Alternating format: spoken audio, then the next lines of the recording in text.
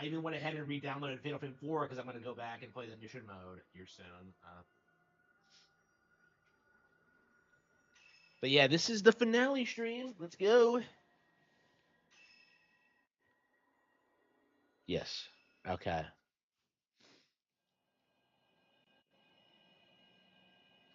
Yeah, it's very nice that we're getting back to it. It was really nice that we got to play this again. I definitely think we're gonna do a retrospective on this because looking back on this, I liked this way more than Xenoblade Chronicles X. I liked it way more than like I think a lot of other games in 2015. But at the same time, there's a reason I didn't come back to it. It's interesting.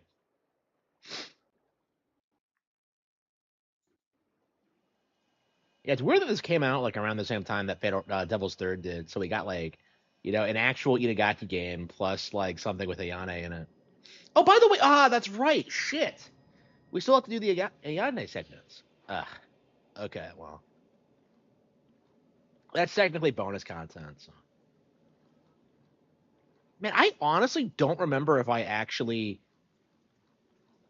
finished Ayane segments or not.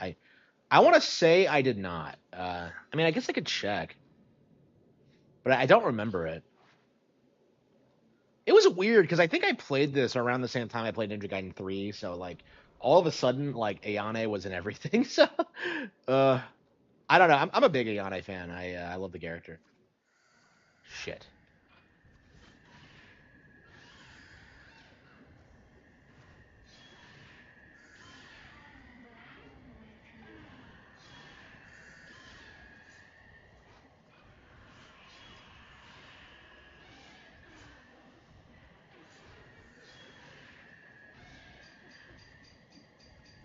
You can't even keep track of like the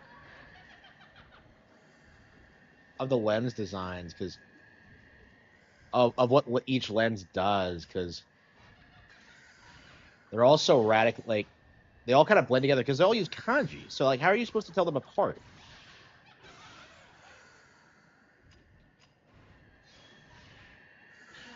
I don't know. I want to say I like four more than this, which is really odd, because I really thought that like I would like this more than four when I came back to it, but four I think has kind of grown on me. Well, when I think about it, like I didn't like four when I first finished it either, and it was with all the replays that I finally got into it, but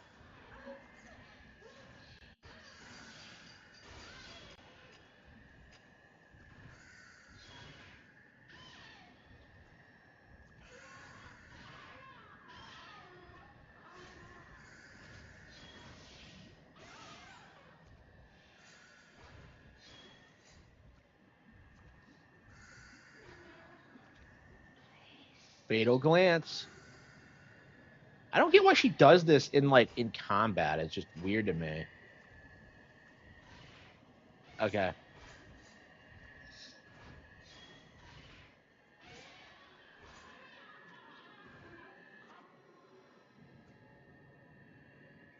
that all of them? Okay. So how does this man like? I don't understand why these couldn't have been divided actual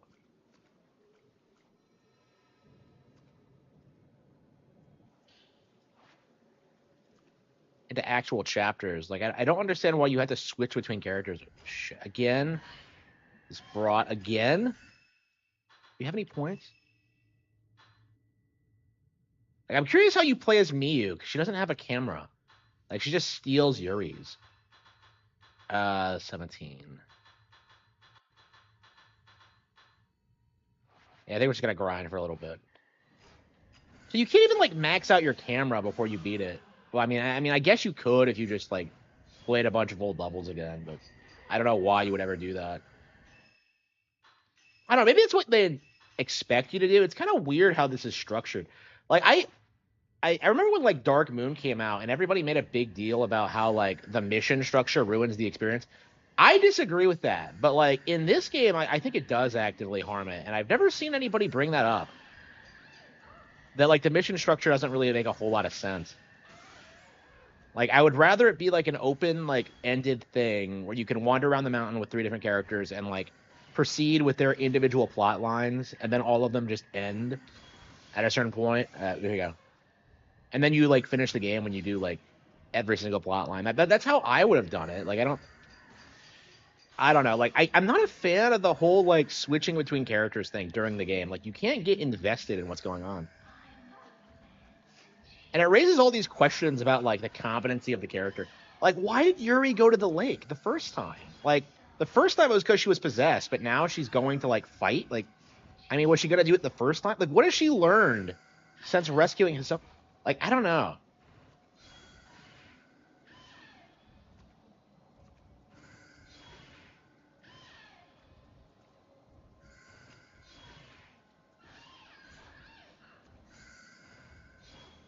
Yeah, I hope we're on track to like get the good endings because I completely forgot how to do most of them. I remember how to do Yuri's. Hers is pretty straightforward, and I think Ren's is too. But like, I I think I might have I think I might have gotten Miu's bad ending the first time.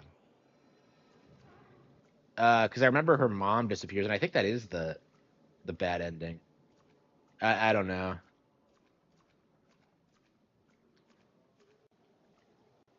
Yeah, I wasn't aware that there even were like multiple good and bad endings. I knew about Yuri's.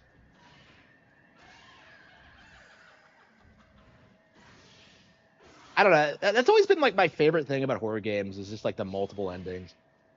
But like I don't know. I've never really played one that really takes advantage of that feature.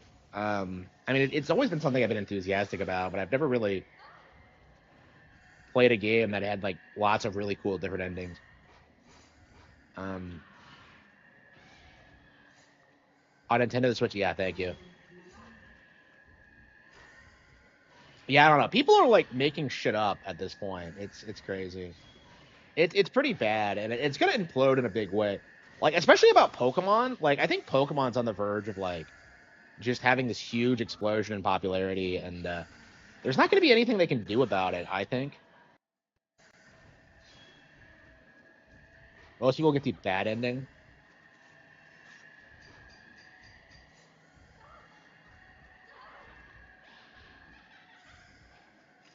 Yeah, I think you have to like try to get like Ren's bad ending, but I think Yuri's is like a 50-50.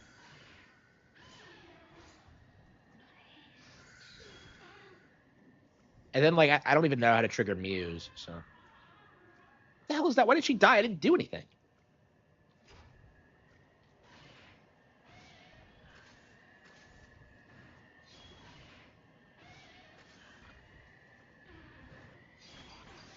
Yeah, I mean that's definitely one of the things I don't like about this game.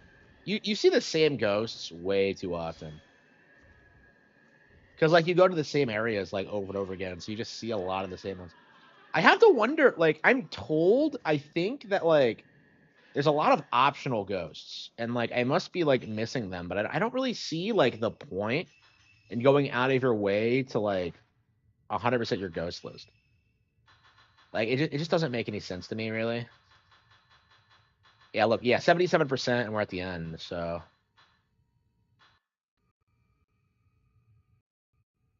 after being placed into a casket, Hisoka was turned into a ghost by the Pale Mistress. Yuri saves her. How? Like, how the fuck do you get turned into a ghost? I thought like I don't understand how ghosts work in these games. Like it's so confusing because sometimes you see like ghosts of people who are still alive, and like sometimes you like bring them back. It's just like what. Yeah, I think that like Ren's bad ending is like he enters a ghost marriage with the lolly. I think so. That's like a fate worse than death. So we gotta we gotta do everything we can. Oh, you just know that like Raging Golden Eagle or whoever like intent gets that ending intentionally. Oh, like okay, but yeah, so we played through 4 and 5 over the past month, and I'm really enjoying these games. It's weird because I played them both. Oh, oh, oops. Yeah, it's one of my favorites. Like I don't, I played this when it came out, and I played 4 when it was re-released, but I didn't really get into them really. I think I'm at the point now where I really gotten into the vibe of them. Like for me, I think that like my issue with them is that I didn't find them scary. But I don't know. I've just kind of like really started vibing with them lately.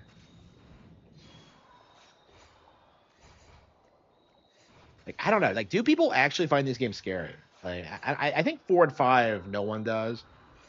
But I'm told like the PS2 games, especially 2, are like super fucked up.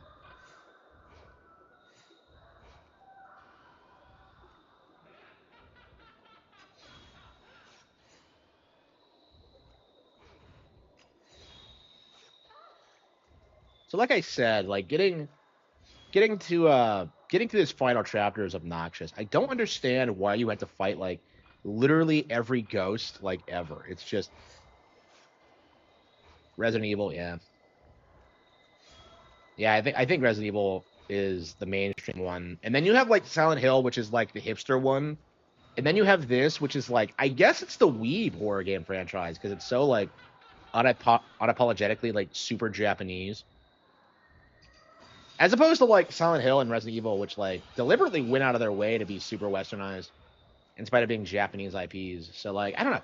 Fatal Frame sticks out, but you can kind of see why it never really became super successful. And there's all kinds of weird like behind the scenes issues too. Like Nintendo owned it uh, at one point. I keep seeing people dispute that, but they definitely published like 4 and 5. And the fact that you had to get like the crazy faces. Yeah, 4 doesn't have anything like that. Like I like the ghosts in this, like some of the ghosts, way more than 5 as like fights and like visually, but like they don't have like the character that makes them interesting.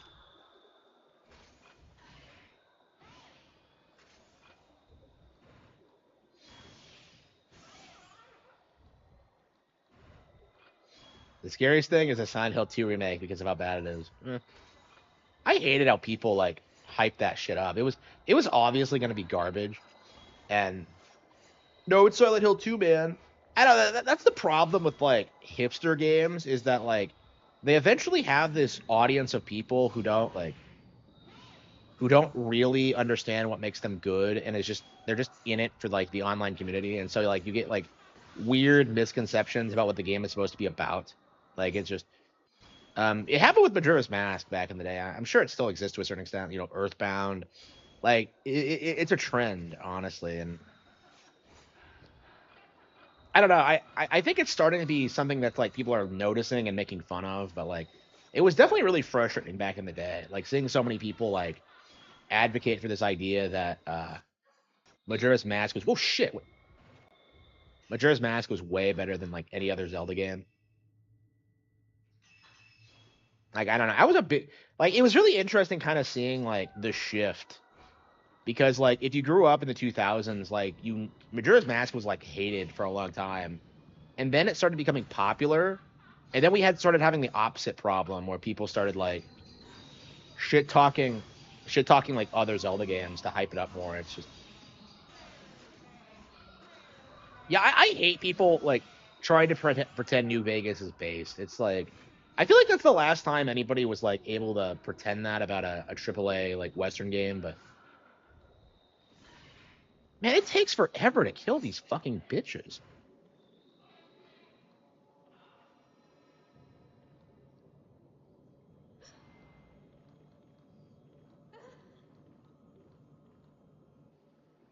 But yeah, I don't think we're gonna play another horror game until 2 remake comes out. No. I wanted to play Silent Hill. Yeah, maybe that'll be what we do when we finish these. Is we're gonna go back to playing Silent Hill 4 mission mode. Not Silent Hill. Fatal Frame 4 and do the mission mode. What I want to see is I want to. I think we're gonna go through like Silent Hill 2 and 3 like before Fatal Frame 2 remake comes out, and we're gonna go through those, finish those for the first time because those 2 specifically has been on my bucket list for years, decades actually. It's like one of those games. So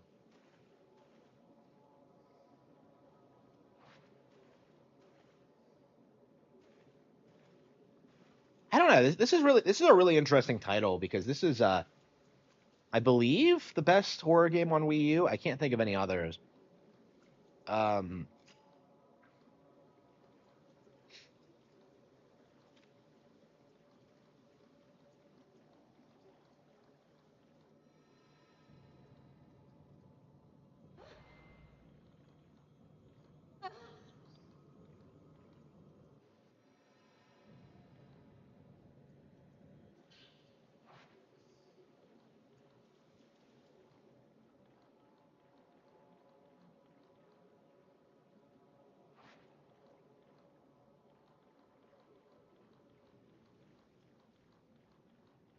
so this is a Buddhist-inspired shrine.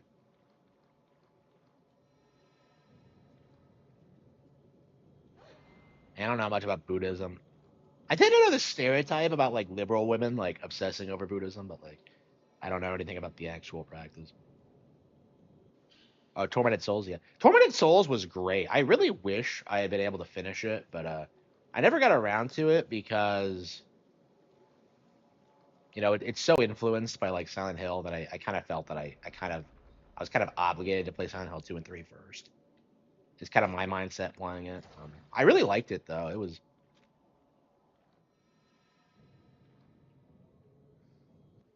Yeah, Tormented Souls is super. Like Tormented Souls was hilarious because it came out around that time when people were pretending that Nintendo was censoring titties out of like their games that release on their platform, and then like so you come here and then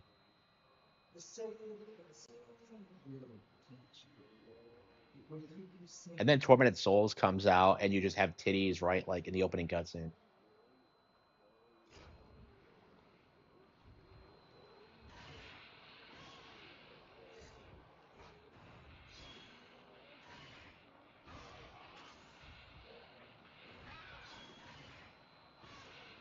Alan Wake, no, don't give me that bullshit. I never want to hear like Alan Wake referred to as like, no, fuck you. I don't. Alan Wake is shit. I'm a writer that can't write. Oh, like it's just like I can't stand that bullshit. Like if you're a writer that can't write, you're not a writer. Like don't give me that bullshit. I don't know. I have a massive hate boner for Alan Wake. I've never understood why people like hype it up so much. It's been one of those things where I'm just like every time someone brings it up, I'm just like no, because I've started it from the beginning several times, and like every single time, it's like this shit is like everything I fucking hate. It's like the most stereotypical like Stephen King bullshit ever. Oh man, I'm a writer and bad things are happening. Ooh, like just like come the fuck. Like I'm shocked he didn't write it. Honestly, it's so similar.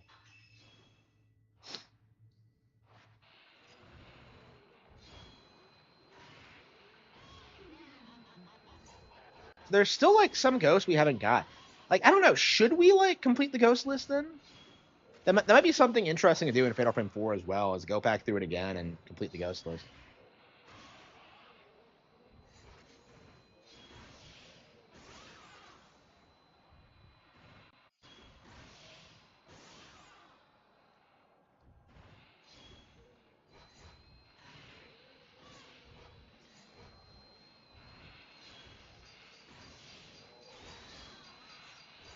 Yeah, well, like it was like that was like the first walking simulator. It was kind of like the predecessor to The Last of Us in a lot of ways, with like that focus on like the cinematics and story instead of like just I don't know. I I don't care for that shit.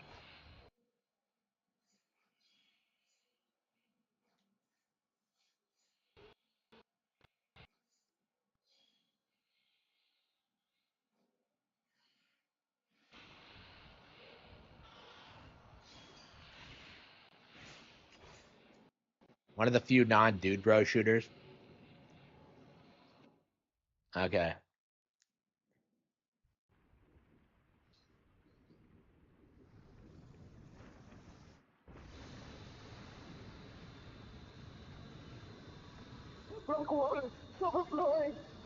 Oh, I see. There's an old man and an old woman. Okay. I was kind of confused by that. Okay.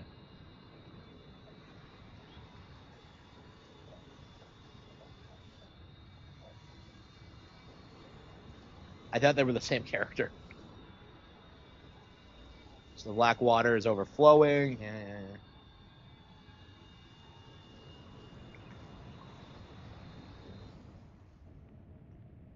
I don't know. Do you like free Mount Hikami from the curse by doing this?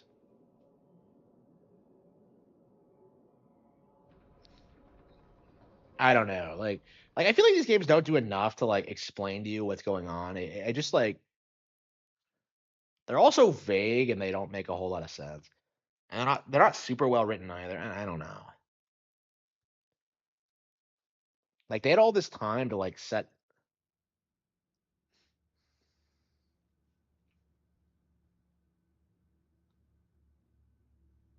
Again, why are these like all the same chapter? Oh, come the fuck on. How the hell did she end up here?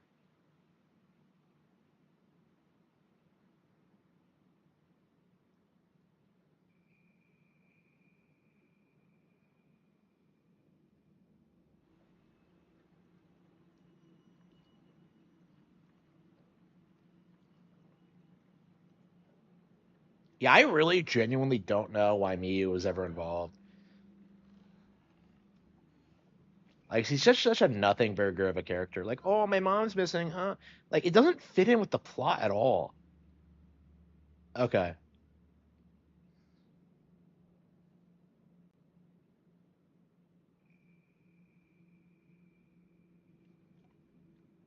It's like that scene in Pirates of the Caribbean 3. Uh, uh,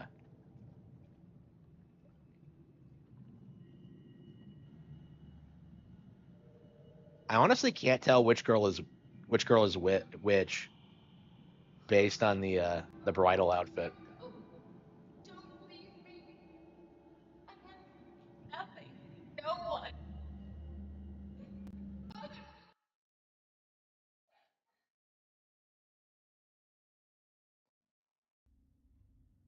I can't believe she was like in bed for like 3 straight chapters. Like what the fuck? I don't understand. That's seriously how they justify Miyu being out of the plot. Is that like, oh, she's just sleeping? Like, fucking really? Yeah, she doesn't do anything other than oh shit. Did she return to the mountain? Oh, wait. You got the camera obscura.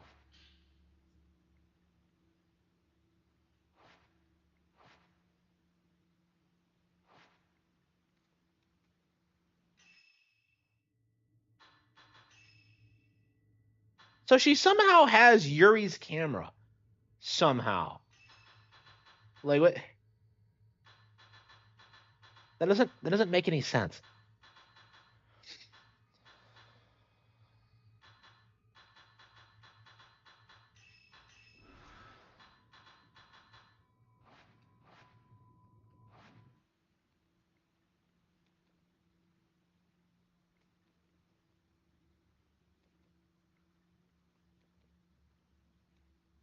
What's with her weird sunken in eyes?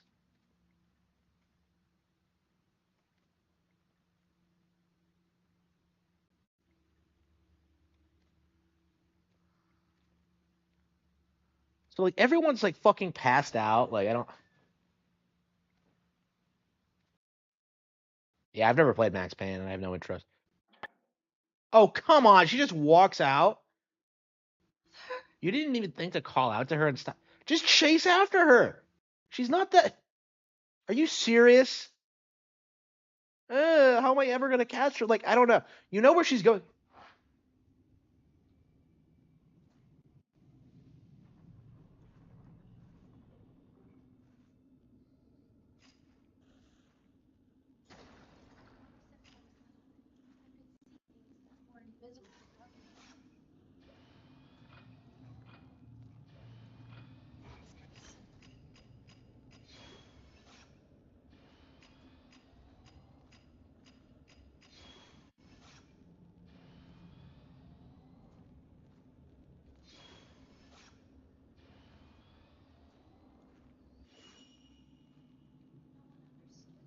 No one understood me except my brother.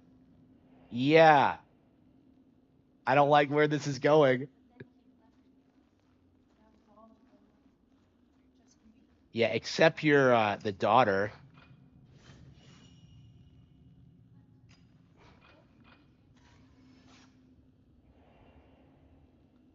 I don't need him to be with me. So like she's a fucking brother con.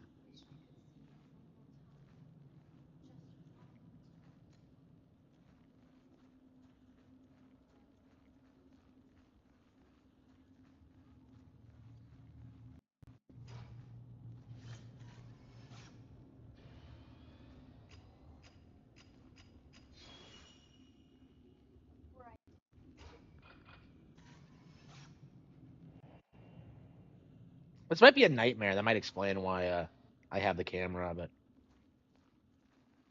like what the hell does any of this have to do with the plot? Like the only thing Mew really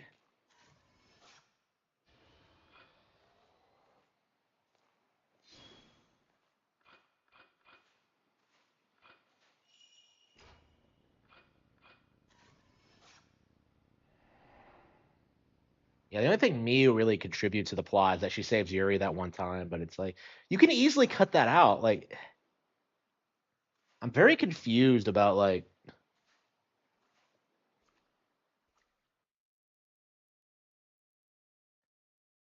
I think in the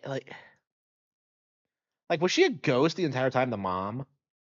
Like she doesn't do anything. It's so weird that you get her back. And then like she doesn't interact with the other characters at all. She doesn't have anything to say.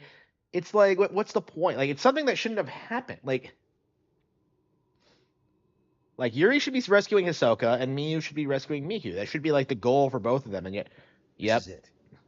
This is where the ghost marriage has been carried out. yeah, fuck me. Yeah, so Miu has the least elaborate like storyline. Rituals join the deceased not with each other, but with the living. Probably, yeah. Like we're finished with Mario Galaxy, so I think we're gonna try it. Yeah.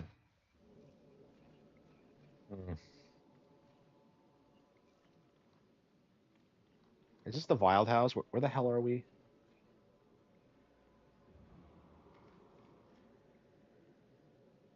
Post-mortem photographs are used as votive What pictures. the fuck is a votive picture? The outsiders, enchanted by these photos, are wed to the shrine maidens depicted in them. Then, placed together in the same box. Wow, and it's gonna happen to you. Shrine maidens. Is this what they were for? Did they long to become a bride for eternity? Oh no, this game is so like, oh no.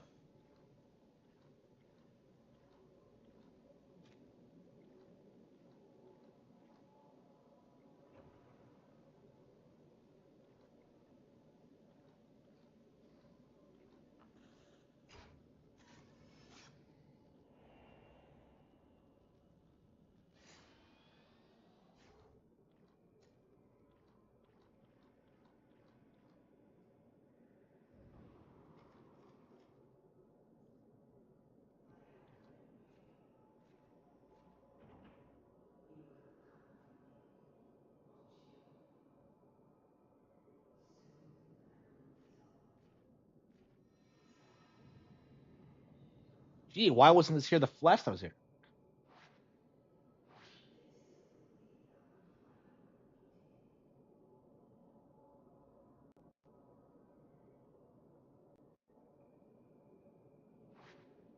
Okay.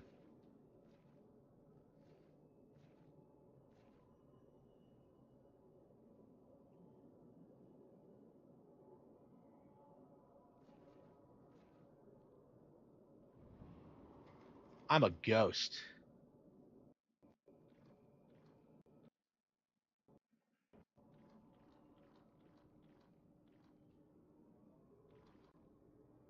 What the hell am I doing now?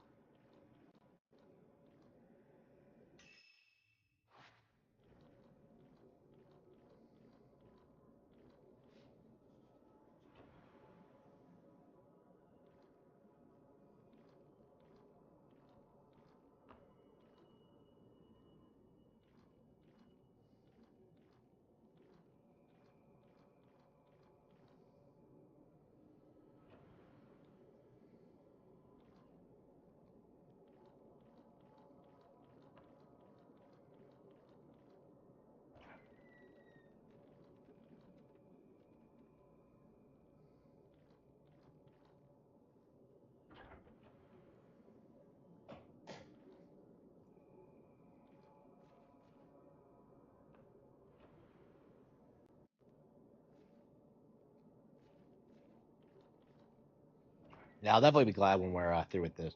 Yeah, like I really like the first half, but like I think by the second half it gets kind of monotonous. Like too many repeat areas and just the plot just kind of.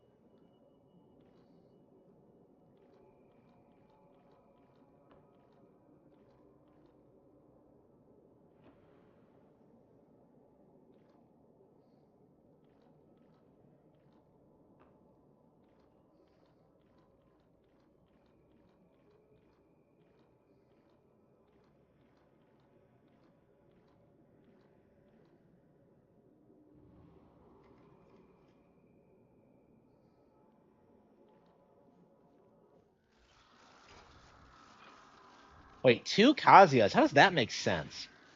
So two of the same ghosts can spawn at the same time. Wait, what sense does that make? That doesn't make any sense. That doesn't make any fucking sense.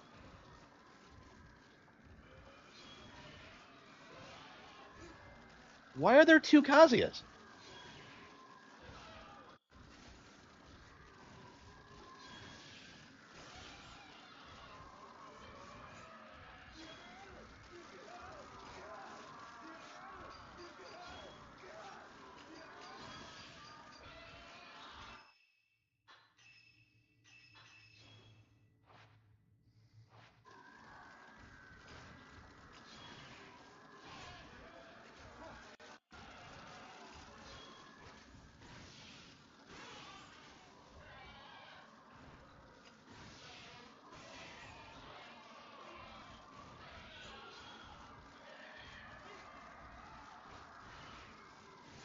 Really cool ending.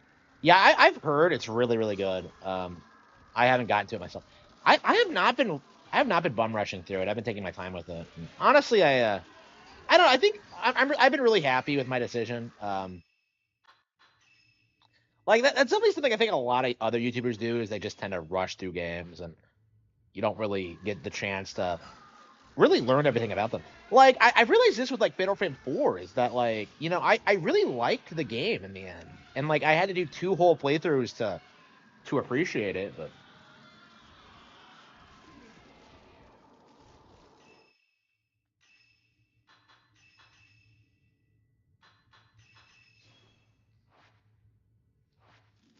But yeah, I think this. I think after we finish this, we're gonna try to bum rush through ZA. We've been kind of a little too slow paced. So I know we're like 8 hours in. It's not that long, right? Like 17, 20 hours for like the main campaign. It's shorter than like mainline games, I think.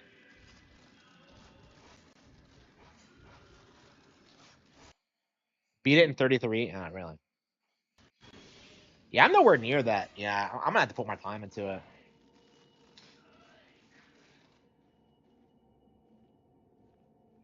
Yeah, like I keep seeing people do that where they're just like, "Oh, the game's the worst ever. It looks like shit." Like, it's just like I don't. It's really not gonna stick. Like everyone I've spoken to who's actually played it has really, really enjoyed themselves. Like everyone. Like the only people who like hate it are like uh Nintendo hate grifters. That's it. Pretendos. Oh, are we gonna see the ghost harem again?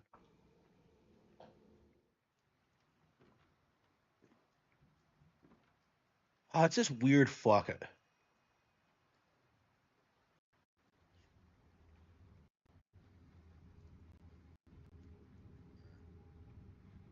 Again, they're just gonna reuse this cutscene, really. Ugh. How good of you to have come. My dear Master Asso, Asso, you are most welcome. asshole. Ugh. why'd they choose to Now depict then, Kirihiko shall we Aso in go the to actual plot? see your beloved bride to be? How did this practice ever take off with creepy fucking people?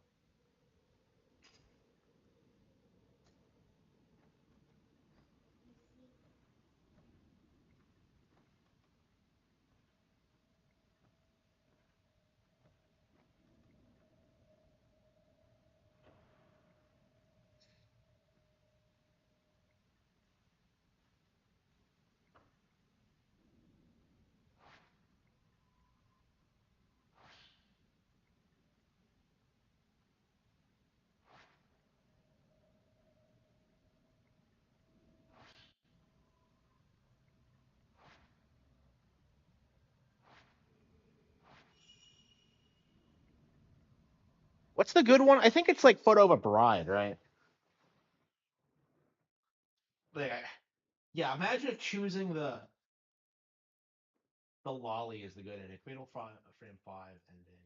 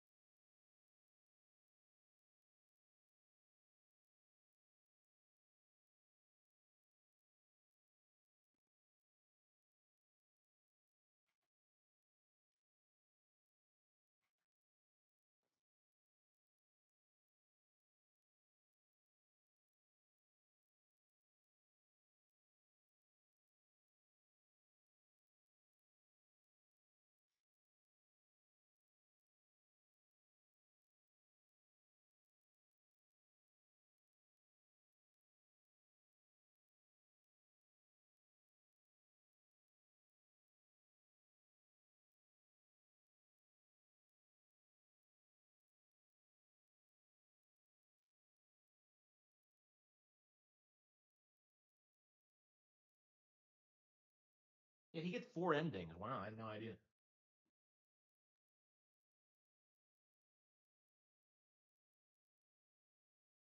And all of them ignore Ryui, which is ties into Ren's unnatural ability to become the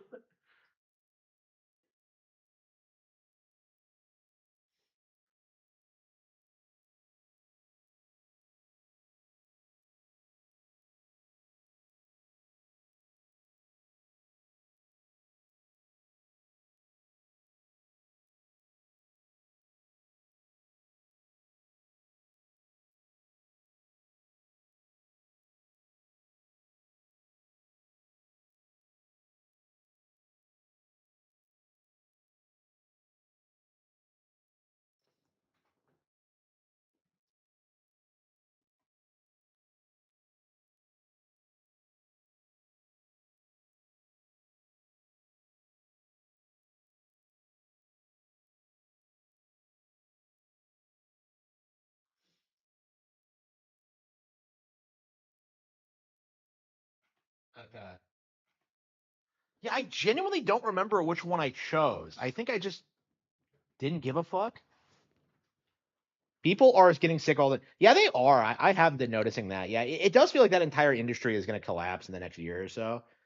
Because so much of what they've been saying is wrong. Just look at that like quote that like that they tried pushing about Miyamoto, like trying to justify emulation. Okay.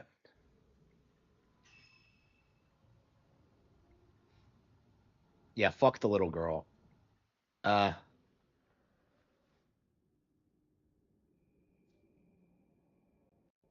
okay. Hmm.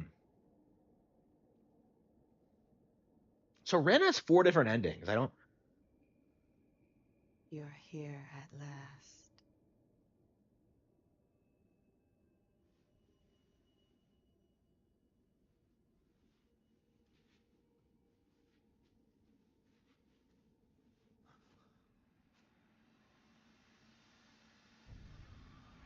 Will you join me in the gun rush? I guess.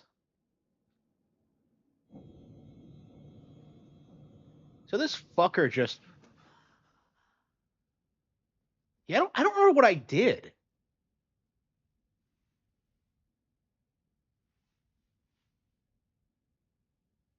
I wanted to see you this one last time. Oh, come on. Yeah, I have no idea what's going on in this plot.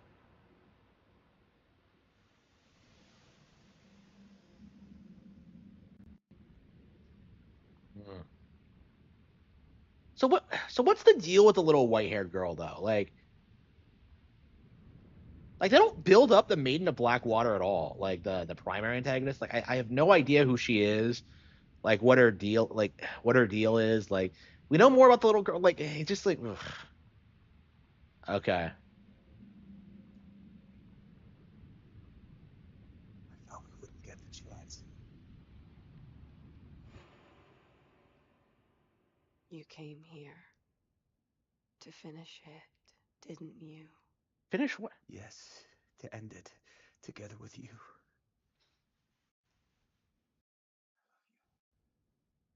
Aw, based.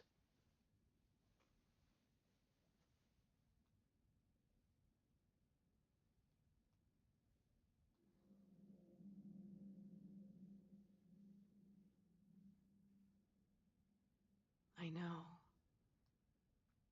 I can see it in your heart. But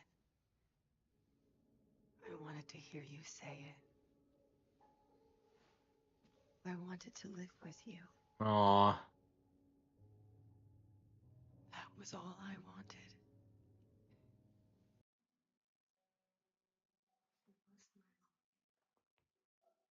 So I feel like Ren is the real protagonist because like he's the one that has ties to like all the major characters. He's like involved with protect like it's a weird plot because Yuri has more missions, but Ren's the more that one that's like more and it's the one that beats the final boss, but Ren is the one that has more ties to the actual Goodbye, my plot. love.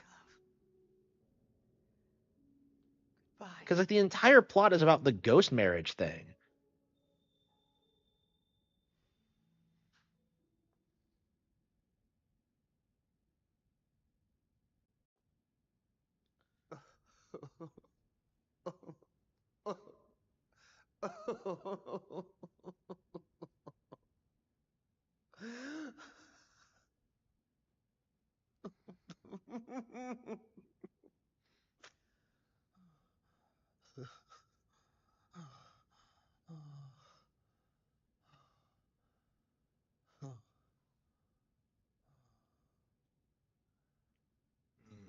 Yeah.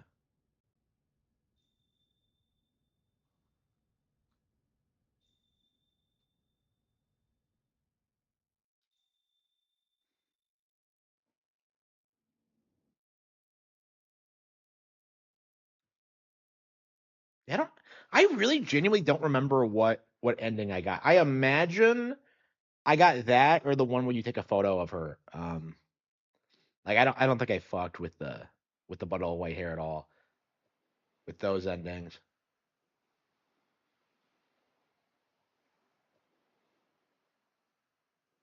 Like I don't know. Maybe we should play through this again and get to like. I actually never did get the alternate endings to this. I beat the game once and then like I wanted to do it, but like this chapter is so unbelievably long that like it just felt like a waste of time, and I never actually did it.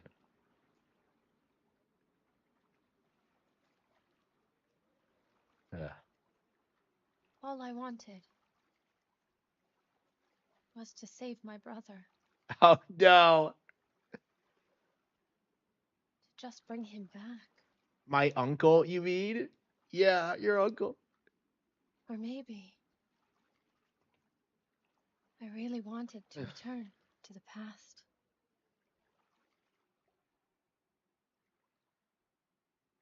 to return to those happier times and stay there forever. You got to think about the future, Mafuyu. I'm sorry, Miku. I wish I had someone I could cross to the other side with. Aw, Miyu. Come on, you're like 16. At least How old you is have she? father. 18, probably. At least you have father. Aw. So Miyu's accepted that she's the product of incest. Aw.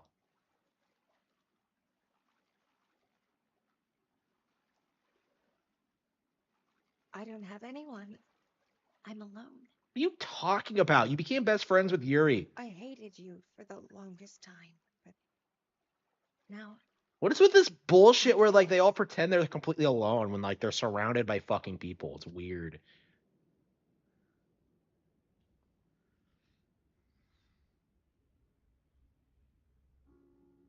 I understand.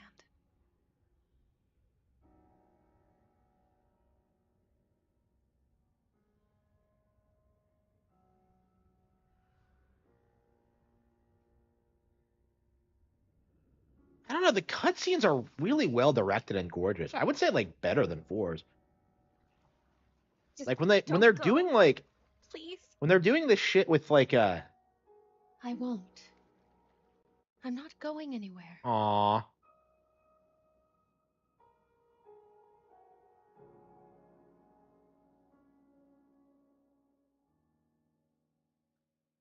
Aw. Oh, it was a dream. Yeah, I was wondering about that.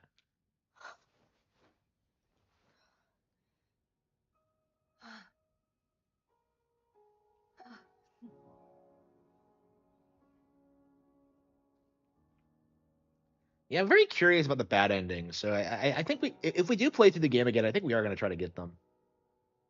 Well, actually, probably not the entire thing, probably just the final chapter, but hmm. Aw. They've been doing this for three straight chapters. Like it's like the sussy looking thing I've ever fucking seen. It's her mom, by the way.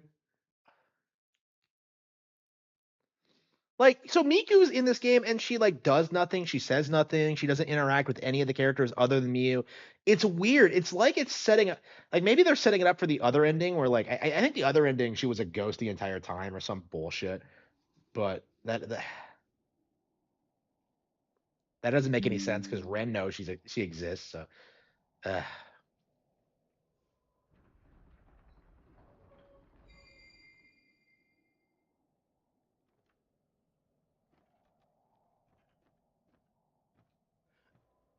okay, so final encounter, Yuri. So yeah. Yeah, I've heard Yuri is like kind of the mascot of the Nintendo era of Fatal Frame because she's in Super Smash Bros. Ultimate. If you don't know,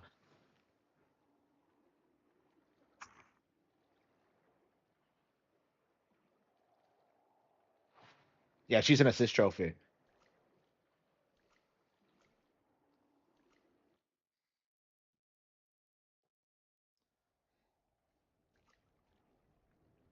Holy fucking shit, we're going to the eclipse.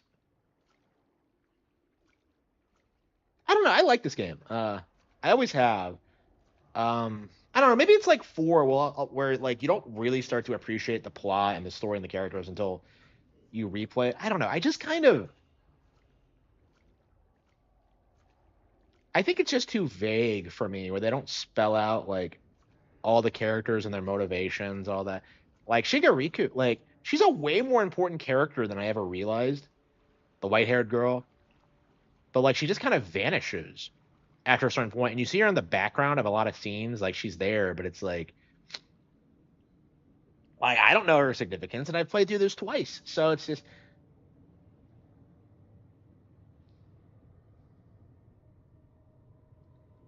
yeah, like the final chapter. Why do you have to walk up the mountain twice with Ren and Yuri? Like Miyu like starts right off at the Twilight Peak, but You've made it here, okay, whoops, okay. to the Shadow Spring.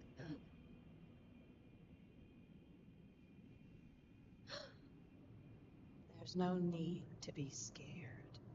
Yeah, so she was luring Yuri here for some reason. Join me in the Black Water. Oh no.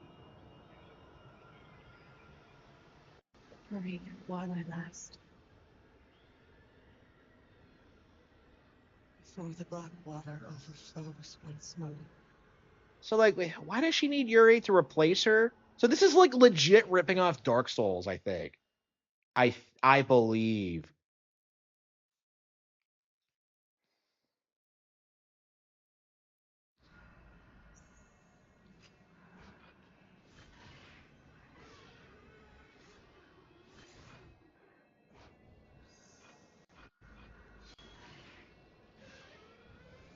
Oh the fuck! Whoa, shit, she's strong. Nani? She's fast. Okay. I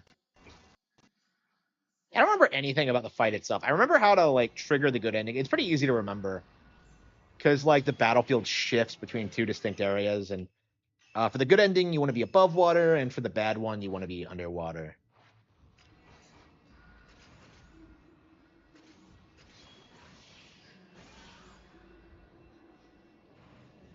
I don't know. I feel like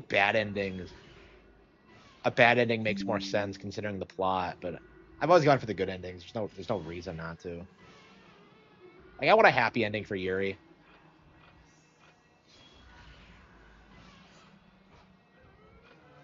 What the fuck was that?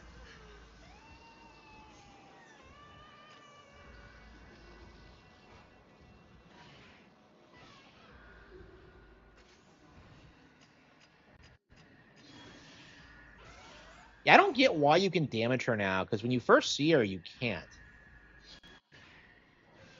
Is it just because you got to where she is? I don't get it. Again, there's so much about this lore I never understood.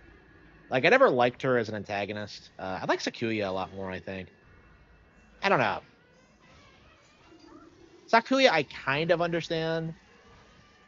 But this one, I'm just kind of like, I have no idea. Like, I don't remember any, like, notes going over, like, who she actually is. Like, Osei Kurosawa. So she's like, I don't know, like, Hisoka's ancestor, I guess? I don't know. I just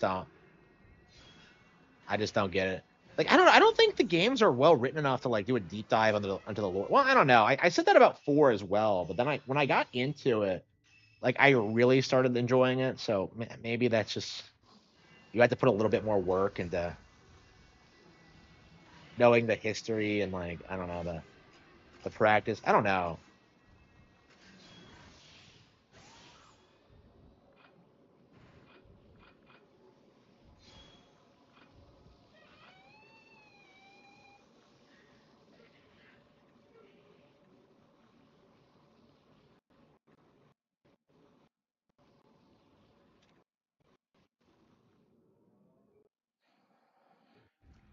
Okay. So I was like wondering, how do you like shift between the two? I guess you just knock her out once and then take her down again. Yeah. So does she have 2 different forms? Am I walking on the water? Is Yuri Jesus? Okay.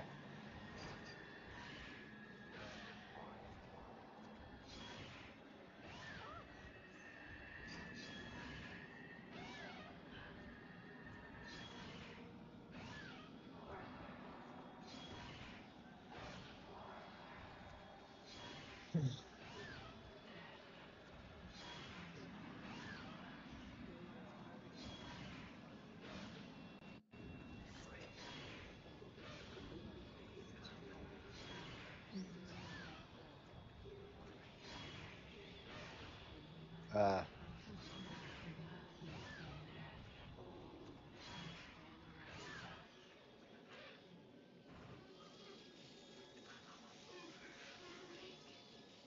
can you not glance her?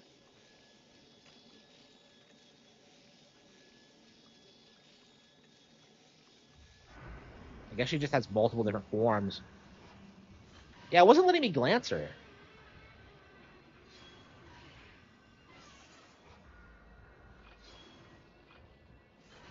Yeah, I don't know. The final boss of 4 wasn't great either, but at least she has like I don't know. She has some memorable things about her, like how you have to use the mask. She has that one attack that you have to figure out how to done. Uh,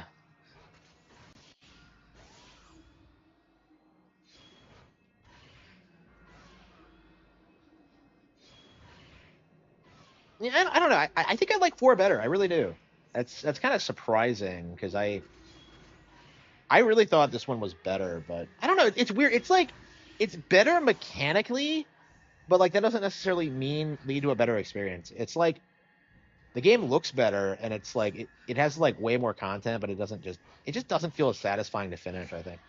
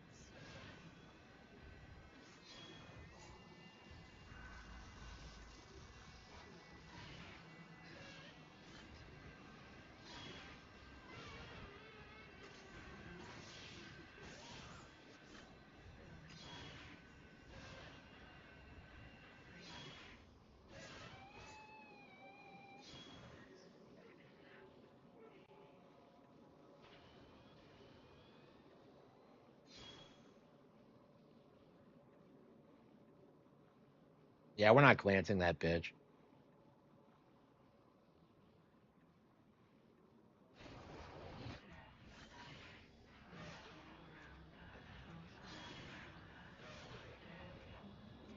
She must have an insane amount of HP. She could just take this many hits consistently.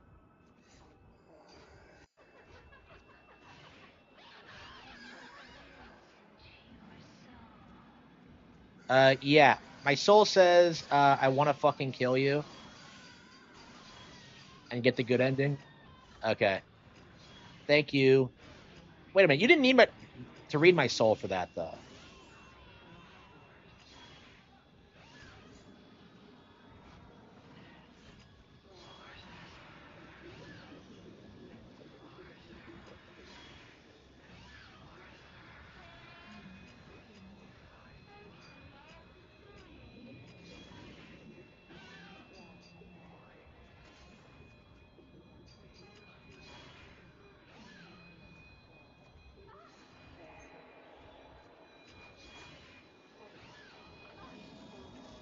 There's so many of these bitches. I can't even keep track of them all.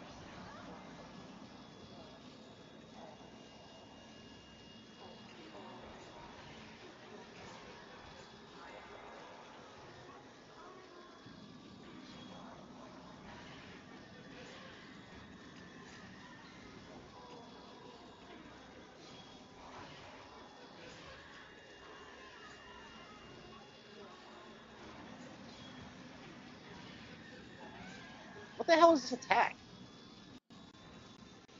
Yeah, she just gently.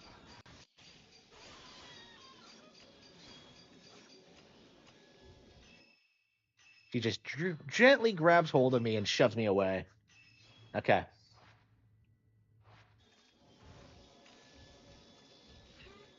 There we go. There we go. Got her. All right, beat the game. I want a hug. Yep. He left the mountain. I too must leave. Ugh. I am a pillar. I must fall through the black water forever. That is my duty.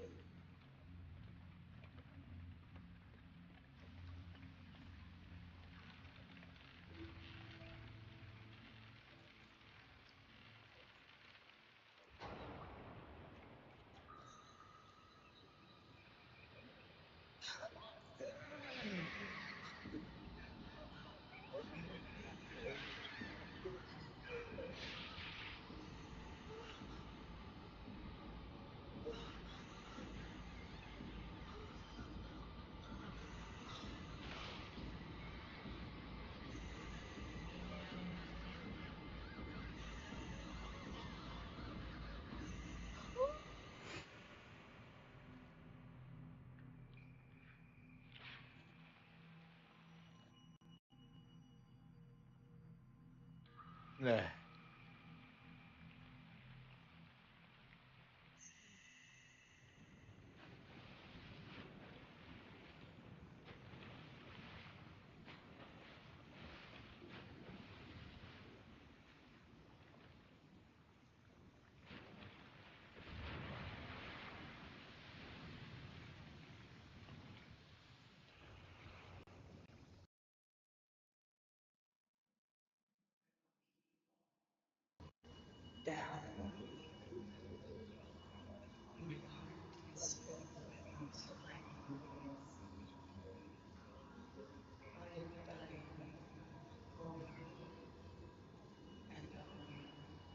Forever alone. So is every chick in this game a femcel? Because they always do this thing where they're just like, I'm alone. I'm completely alone.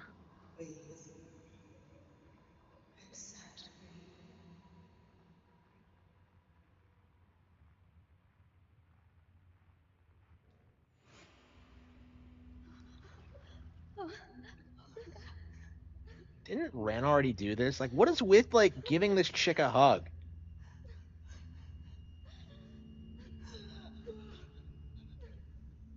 What kind of ghost is out during the sun anyway? Eh, out in the sun anyway. Is she trying to get a tan? Oh look, she's like her clamminess is clearing up. I want to be part of Ren's harem too. Okay.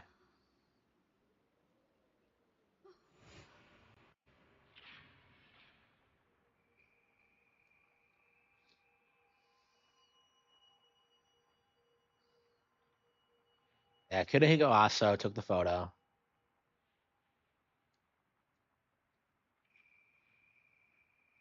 Yeah, I don't think I realized how important this guy actually was to the Fatal Frame franchise when I first played this. Okay.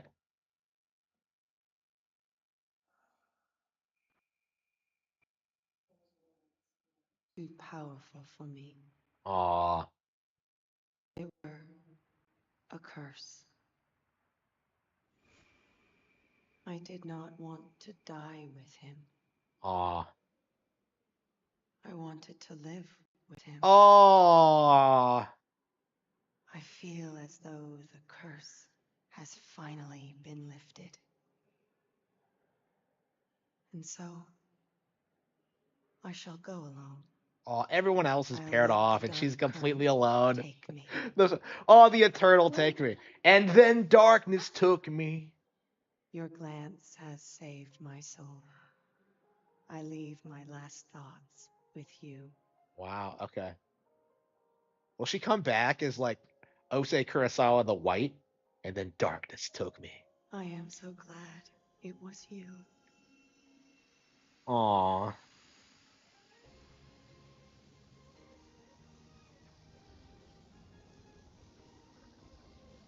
Yeah, 4 doesn't have multiple endings, does it? I think it has like an extended ending if you beat it on hard. I don't know. I would rather have one good ending instead of like these several different like weird endings that make no sense.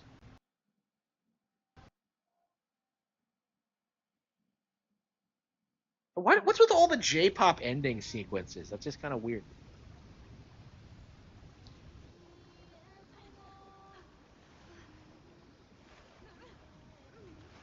So is the lake always just made entirely of black water? Gee, I hope this didn't fuck with the fish. Aw. Holy fucking shit, she's on the dark beach from Kingdom Hearts 2.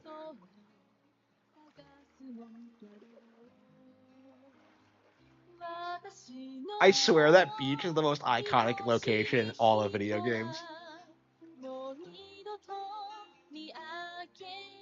Yuri, Yuri, aw. She was waiting for it. And we get to live. Aw. That's so uplifting. I love the endings to these. Okay. I mean, one of these days we're gonna do the bad ending, but okay, okay. I don't know. I like the ending to 4 a lot better, but I don't know. That was I don't know. I like the game. like I do think it's padded. I do think it has weird like pacing problems. The story is all over the place. Like they really need to figure out a way to make it like more accessible because I shouldn't have to go through the game several times reading all the notes to like figure out what's going on. Koei Tecmo Europe. Localization, reshoot, in cooperation with original staff credits. Okay, so that was the original. Okay, yeah, there were not a lot of people working on this. Wow.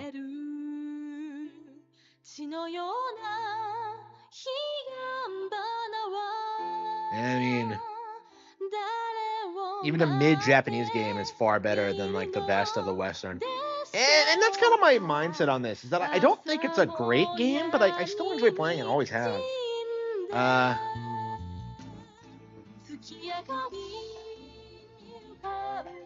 It's okay, like 7 out of 10. I mean, I enjoy it every time I play it. But like, I definitely don't think it's like it's some great underappreciated masterpiece. It's definitely not one of the better Wii U games, I think.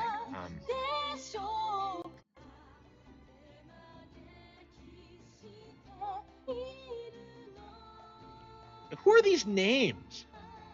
Yeah, I don't know any of these actors. It's in cooperation with Magic Gate, Shirogami, Himatari 3, Koei Tecmo, da. NOE localization. Okay. So you do see like Nintendo of America in the credits. Special thanks. Yep. Co-producers. Yep. Executive producer Shintaro Furukawa and all original staff. Yep. Nintendo and Koei Tecmo Games are the authors of this software for the purpose of copyright. Nintendo and Koei Tecmo. So like you still see Nintendo in the credits, and you're still gonna sit there and try and gaslight yourself into thinking Nintendo doesn't own this fucking game. Like unfucking believable. Now I don't know why they let it go multiplat, but they've retained the rights to it. It's probably just because of how fans spurg out about it. Aw. Don't get up yet. Stay there. You need to rest. Oh, come on. She's gonna spurg out again. How long has she been on this couch? Oh, come on. I'm not going anywhere. Just trust me. Yeah, sure.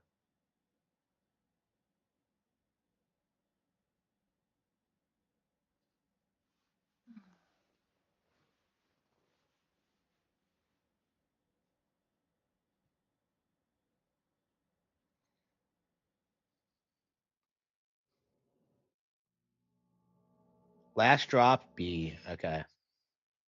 Well, okay, that's Fatal Frame 5. We'll have to do a full review to go over my thoughts of it. Like the interesting thing about it to me is that like Nintendo does still own the game. That's something that I think has been disputed a little bit, but they're in the credits. They own the software. That's pretty clear. Episode percentage. Fine Sumugi. Okay. So yeah, that's another thing. Yeah, so so fucking Ayane has her own fucking campaign. Look at this. Yeah, episode percentage 56%. What the hell does that mean? Like we did everything, right? Does this game not have a mission mode? I thought this game had a mission mode. Maybe you have to clear like yeah, so the credits roll, the story's over, but like there's some weird post game content that nobody cares about.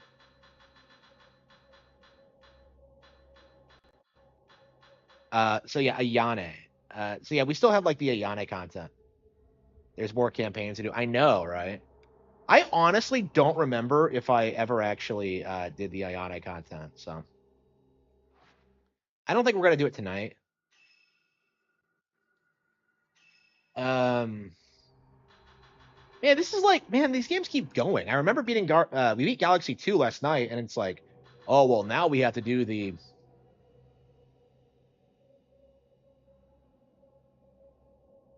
Now we have to do the Green Star quest, and now we beat this, and now we have to do the dumb like Ayane stuff. Like if I remember correctly, the Ayane campaign is fucking terrible, but we'll see. This might be the last time that like holy fucking shit, that's hot. Uh, this might be the last time Ayane was in anything relevant because like cutesy goth. Uh, holy fucking shit, that's hot. Uh, swimsuit. Yeah, the swimsuit isn't as hot. Uh, we also have the Ryza outfit and the hat. Honestly, the Ryza outfit really suits her. Honestly, like that's really cool because Ryza was not a thing when this first came out. So yeah, her cosplaying Ryza.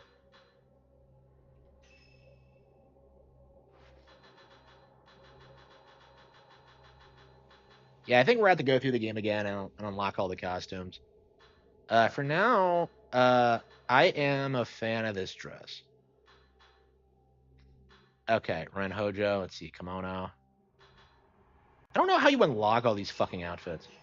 Groom's outfit. Oh, that's Chad. Okay. Miyu Hinasaki. Let's see. Let's see. Schoolgirl outfit, I think. What? Cutesy goth. It's a white dress. It's not goth. Okay.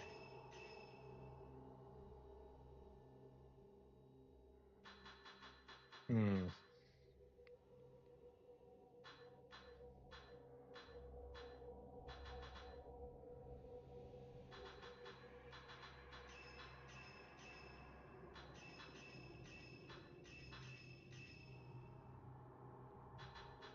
Okay. Cattail. Fucking really? You can do that? Ugh. How do you unlock the other? Okay, the rise I had does not suit that dress.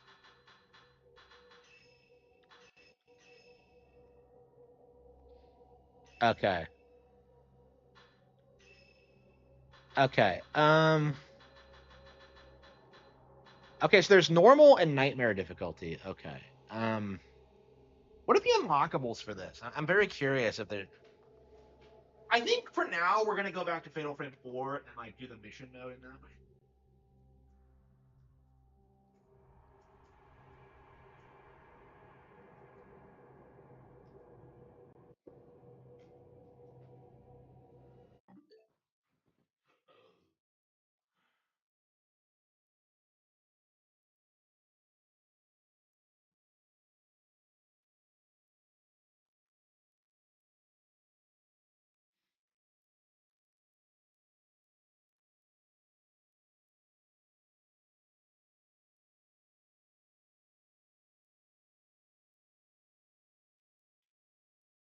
Okay, so you unlock things by getting different endings. Okay.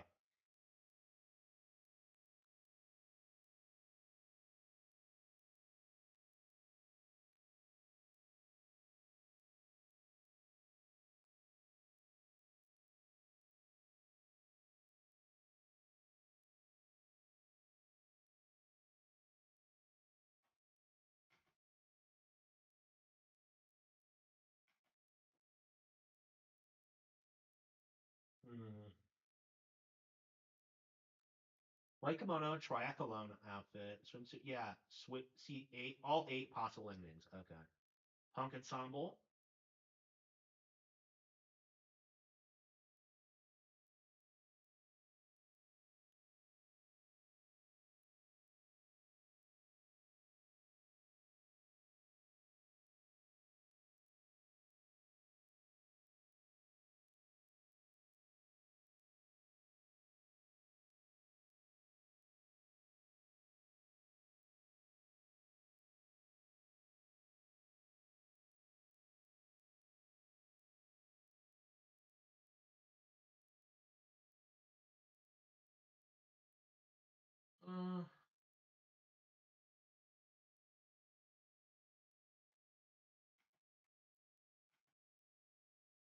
Okay. So I guess should we do?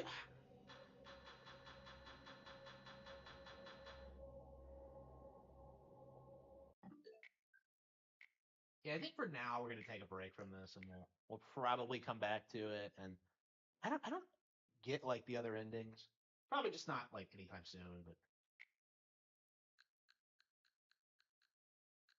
let's see. Okay, so we've done. Okay, so we've done that. Okay, yeah, we've waited long enough, I think.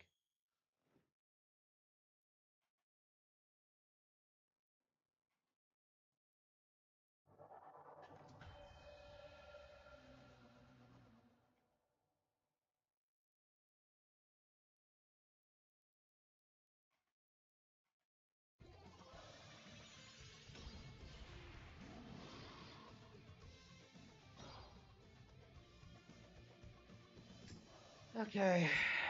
Casual mode, original mode. Okay.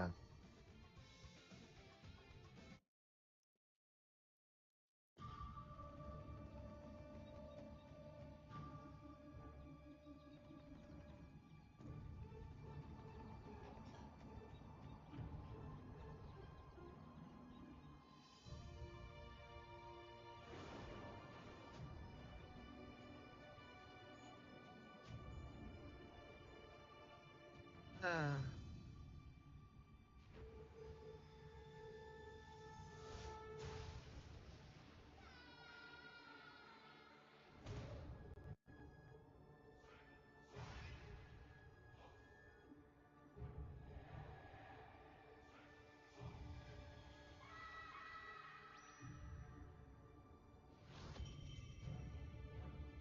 no.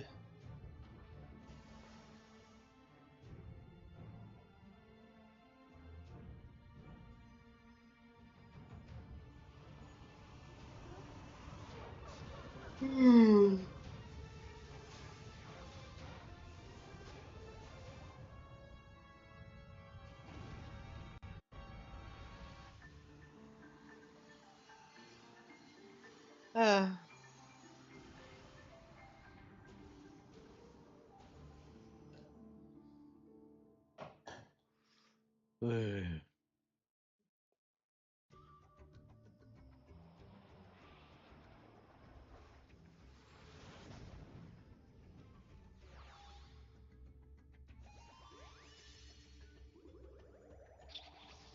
Ooh. Cranky carrots. What?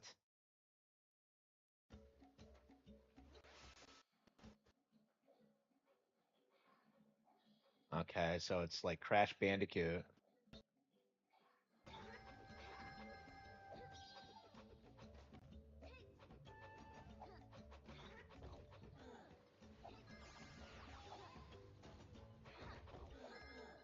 This isn't great as Donkey Kong. Yeah, obviously.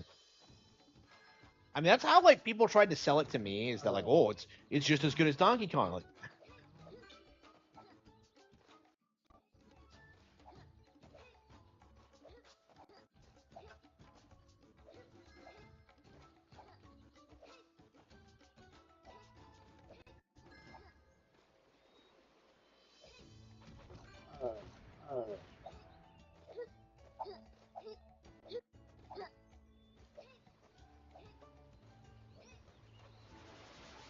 what the hell was that?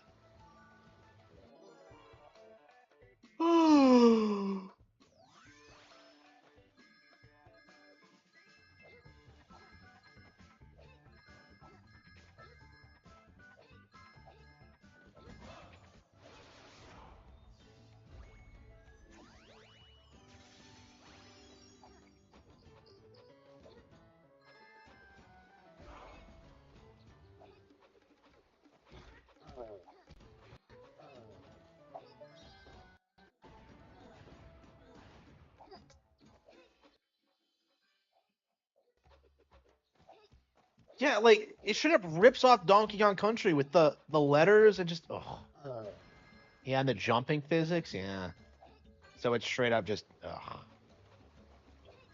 unbelievable.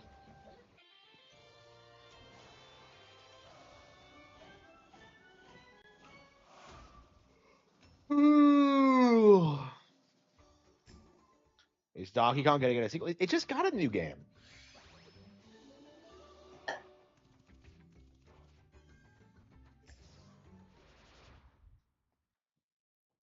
Has better music? Yeah, it does. Yeah.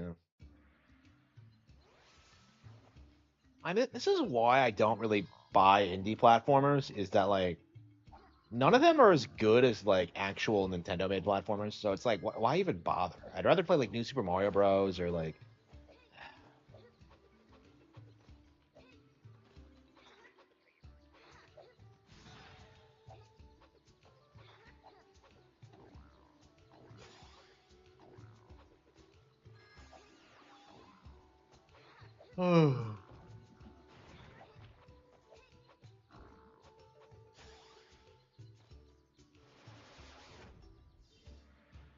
What game will never get a sequel? What?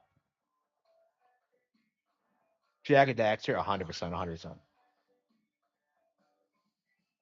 Just like Silk Song. I don't know. Yeah, I think Silk Song is probably better than this. I mean, Silk Song at least has like its unique vibe, and it's just I don't know. Like the developers made their own game. Like this is just ripping off DKC. You got-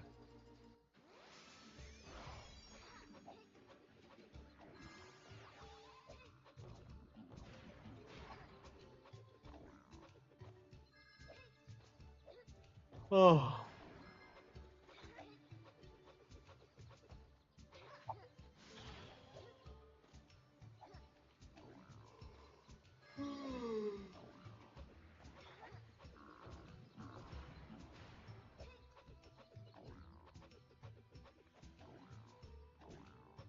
Hollow Knight is better, yeah. Like I love the original Hollow Knight. So like, I think Silk Song at its core is just it just feels really unpolished. Like if they had like you know fixed all of its issues, it could have been a good game. But like you just don't see that with like most indie games that come out. Honestly, like Silk Song is bad because it's kind of over designed. I think most indie games are kind of under designed in comparison. Where they just don't have enough going on. Like Silk Song has like so much going on that you can't care really. It just comes off as like annoying as opposed to fun.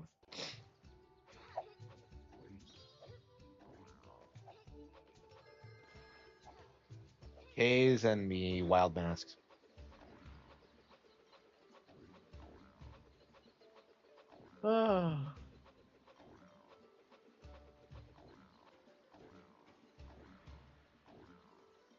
Yeah, the thing with things like this, I would rather just play DKC again. There you go. And darkness took me.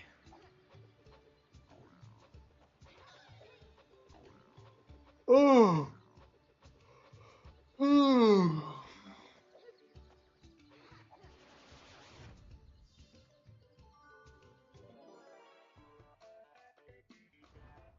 We are not buying any more DK inspired games. Like it's not. I don't fucking. I want to play a real fucking Donkey Kong game. I don't want like these cheap knockoff indie products.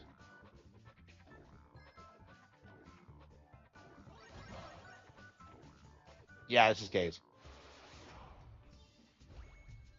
Oh. Oh. Oh.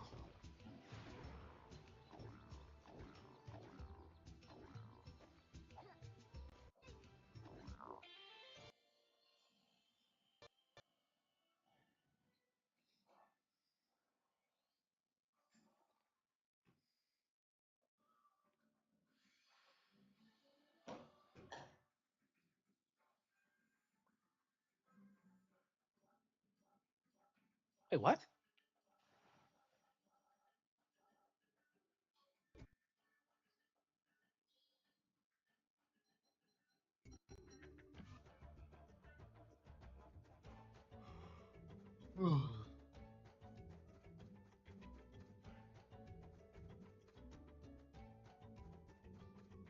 Oh, you went to unlock. Okay, it's an unlockable level. Okay. Don't take suggestions from chat. Yeah. I mean, I typically don't, but like, I don't know. You had people like begging me to play this, begging me, and it's just, I knew it wouldn't be great. Like I had too many like 10 out of 10s to play to like bother with shit like this. Like I don't like indies. I don't respect them. And this is a really good reason why, because it's just a knockoff of some classic Nintendo game at its core.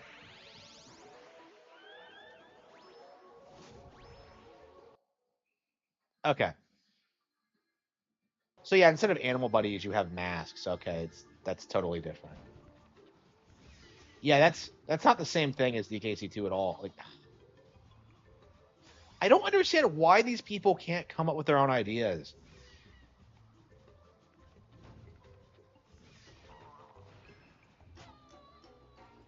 No, absolutely not.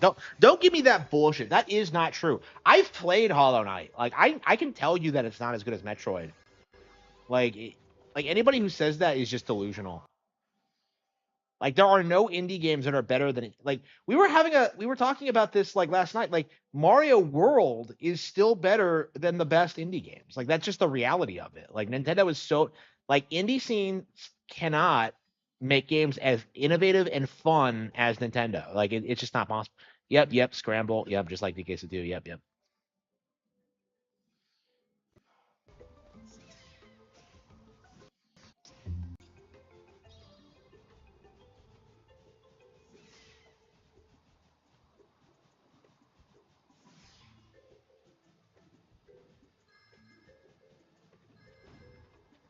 Tomonobu Itagaki,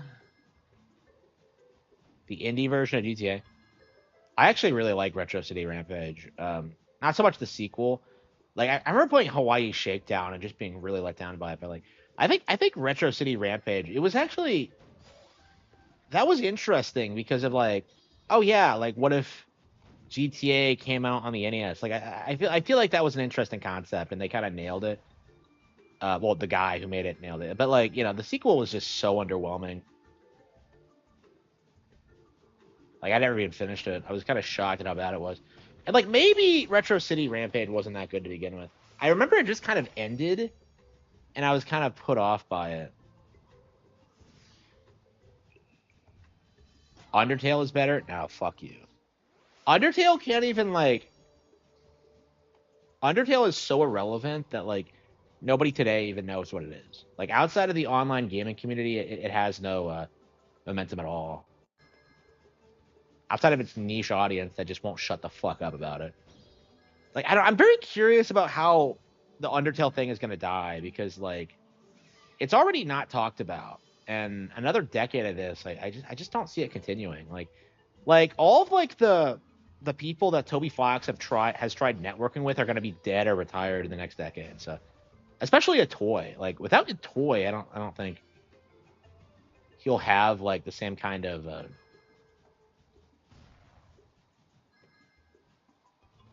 I noticed that like one of the Game Freak leak documents said that like no more guest composers.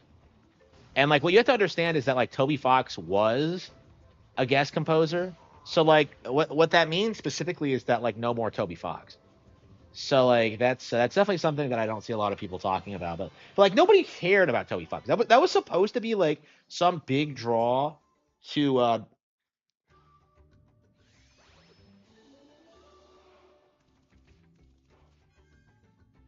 is there further. It's not really a Gen C thing. It's a terminally online weirdo thing. It's like Homestuck. It's like Ruby, Red versus Blue. Like it's not something that would like Ruby. It's not something that would succeed in like an actual creative field. Like it's basically only popular because like well, there's nothing else like it. But like yeah, it wouldn't it doesn't compete against like actual games like it. It's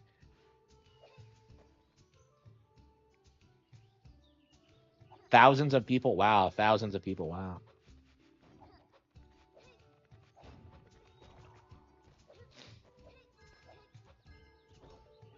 I have more subscribers than Toby Fox has fans.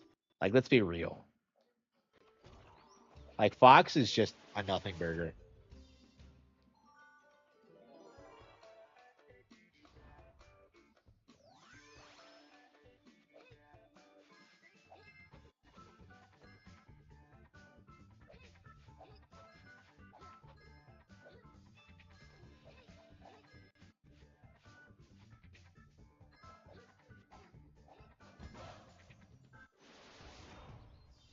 Yeah, I feel like in this industry, people just prop up a bunch of like complete hacks and frauds because there are lots of people in the gaming sphere, like Kiji Inafune who just coasted by based on like other people's work. And then you have like, people like Tomonobu Itagaki who are great, but are just like shunted to the side because of like industry politics or whatever. Like I don't know. Like I feel like just being popular or beloved by the community or having fans, that's not enough to make you like some industry legend. And that's something that Toby Fox is proving like pretty consistently.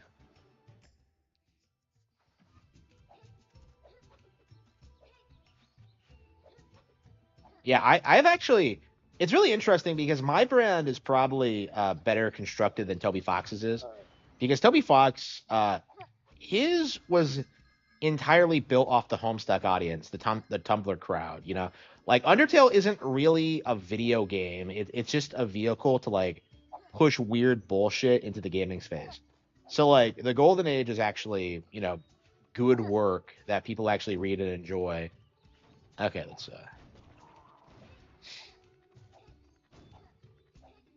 yeah, I think yeah, the last indie game I really liked was Curse Crackers for Whom the Bell Tolls, and I love that game. And it was such a shame the developers were such cocks. Like the way they tried to shit on Zelda was ensured that I would never support any of their games ever again.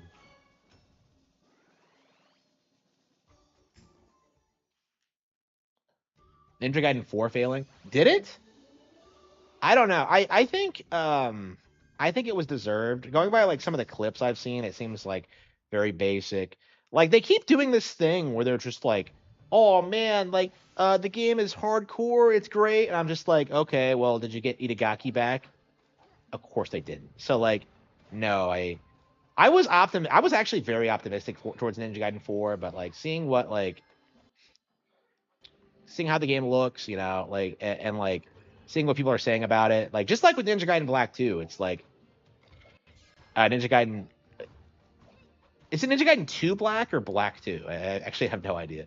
But yeah, like just like with that, people like let off with the idea it's super hardcore, bro. And then like if you're like me and actually play these fucking games, you can tell at a glance that it's fucking not. So like I don't know, they've had a real problem with like gaslighting people into thinking that like Ninja Gaiden has like recovered like after firing Itagaki because it never has. Like it's such a travesty, and I think the IP is just never going to recover at this point. Like they should have just. And like what's worse is that they're blaming like Platinum Games, which is now a better studio. Like they're not blaming Tecmo, they're not blaming like Team Ninja. They're trying to blame Platinum for it, and it's just like no, Platinum is better than modern Team Ninja. This shouldn't be a controversial thing. Like Bayonetta 3 was way better than like any Ninja Gaiden game other than the first. So it's like here we go. So I don't understand why like it's so controversial to say that, and it's probably because like Platinum like has worked so extensively with Nintendo, and it's like the industry still refuses to accept that Bayonetta 3 was good. So then Prime got I know, like it's crazy. People really don't understand like what a talent he actually was. He was so far beyond Harada, it wasn't even funny. Like again, like typically when people talk about Itagaki, they talk about like they're talking about Ninja Gaiden, but like I think like Dead or Alive is also the single best like 3D fighting game series ever, because like it's the one that's the most fun to play, the one with the most interesting mechanics, the one that's like the fastest pace, the one that like has like the most personality. Like Dead or Alive stomps the shit out of Tekken, and like it's something that's been like that nobody wants to admit because like the implications of that are so. It's just something that like the FGC can't bring themselves to admit. And like this is why I have such a hate boner for the FGC, because like they don't care about like how good a fighting game is. They care about like how competitive it is, and that's not the same thing. because like Dead or Alive is just such like it's just such a better game to play than Tekken. Like it's just so much more fun.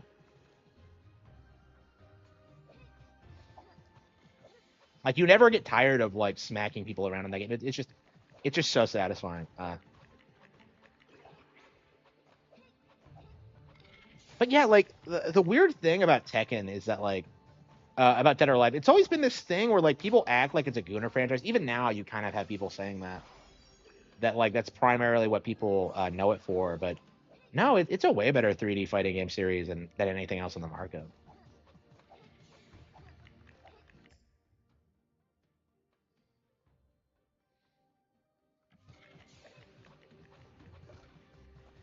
Yeah, yeah. I don't know. All these studios have just fallen off a long time ago. Like Nintendo is like the only one that's still putting out good games. They're the only ones that have like cultivated talent, and like they're I'm sure they're like poaching people like from Platinum and all that. They'll be producing better games, and they have been. Because like I was saying this, I have a lot of problems with Fatal Frame 5, but there's no denying it's 100% better than the other horror games that have come out recently. And I don't know, like, well, the from Silent Hill and Resident Evil specifically. There's no denying it's like it's.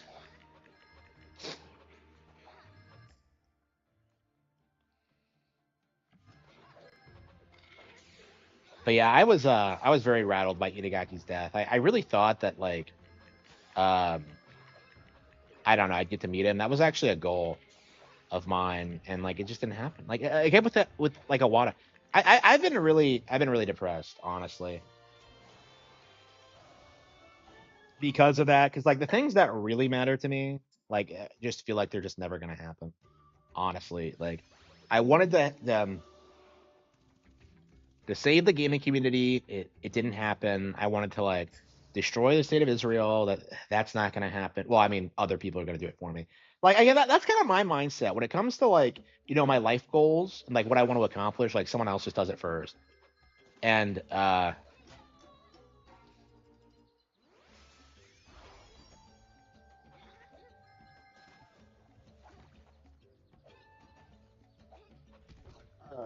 or it's just like it's just completely out of my reach.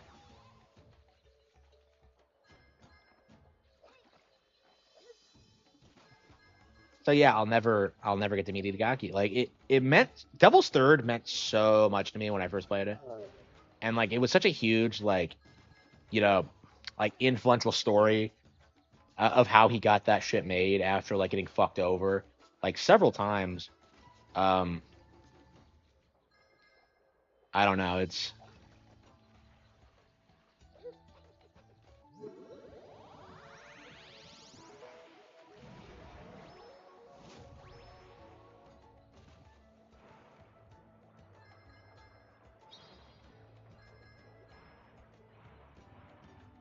Devil's Third. Yeah, yeah. Devil's Third is better than every god, no question. Like there's no question about it.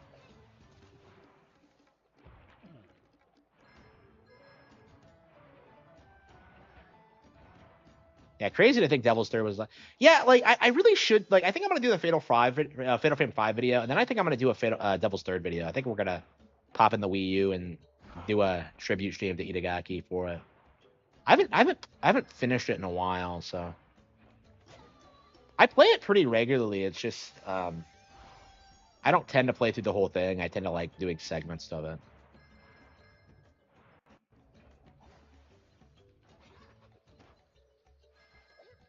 Yeah, I do think Devil's Third is better than like Vanquish at this point. I think it's better than like pretty much every I can't think of any shooter from the seventh gen that's better than it, honestly. Seventh gen is it a seventh or eighth? I can't fucking remember. But like yeah, it was definitely a really underrated game. It meant a lot to me. Oops.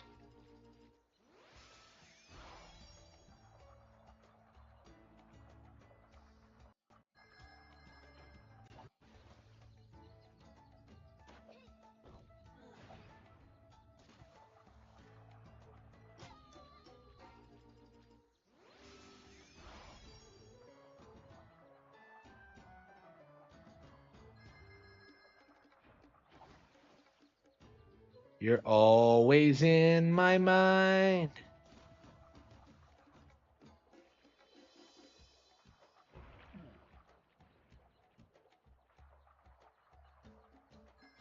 Oh, come on, really?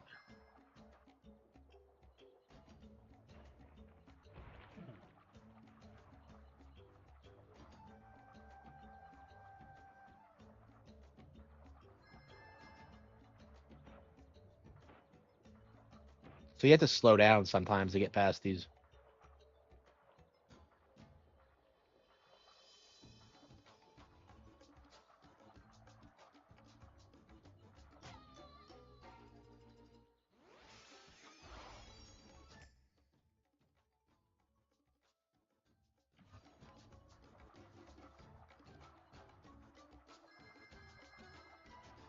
Yeah, what are the Game Awards? Do we know?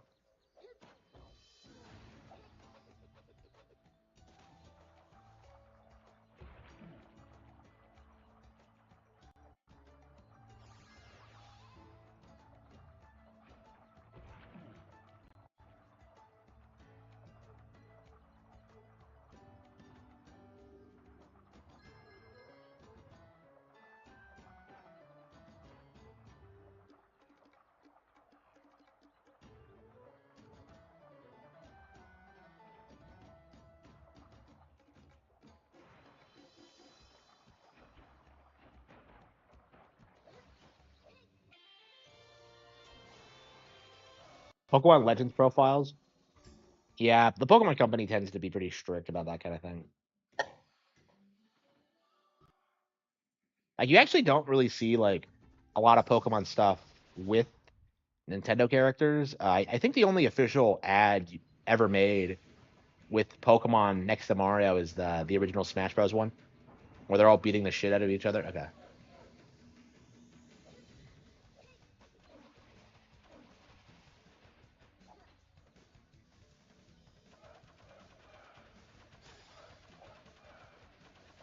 Okay.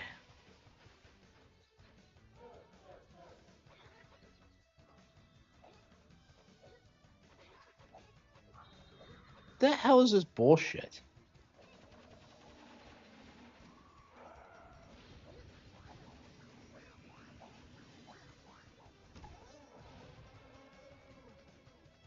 Etika, I'm not a fan. I thought he was a poser.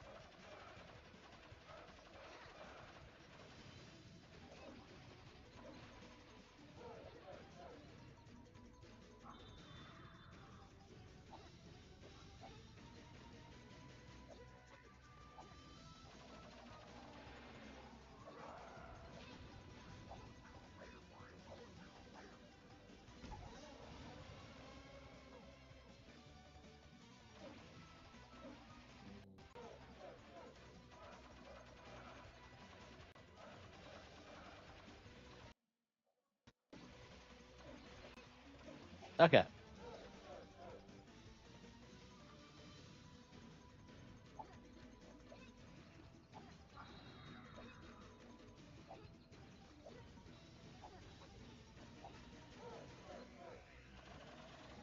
Shit.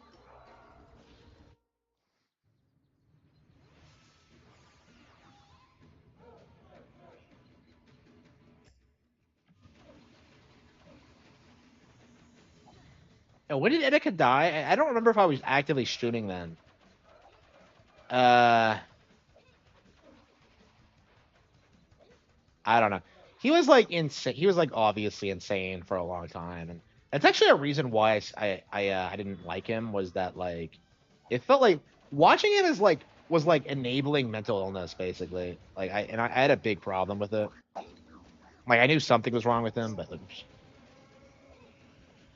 yeah, it's been that long, and he's still like I don't know. He's still iconic. He's like still the Nintendo YouTuber. I mean, you can kind of see why, but yeah,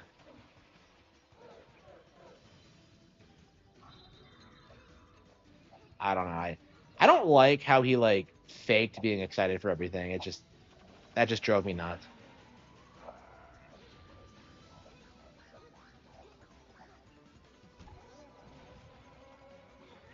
Yeah, I remember watching him like fairly early on. It was Yeah, it was 2014. They announced Robin and Lucina for Smash, and like he did a playthrough of the game. You can actually find a comment for me on like one of the playthroughs. It was about Tharia.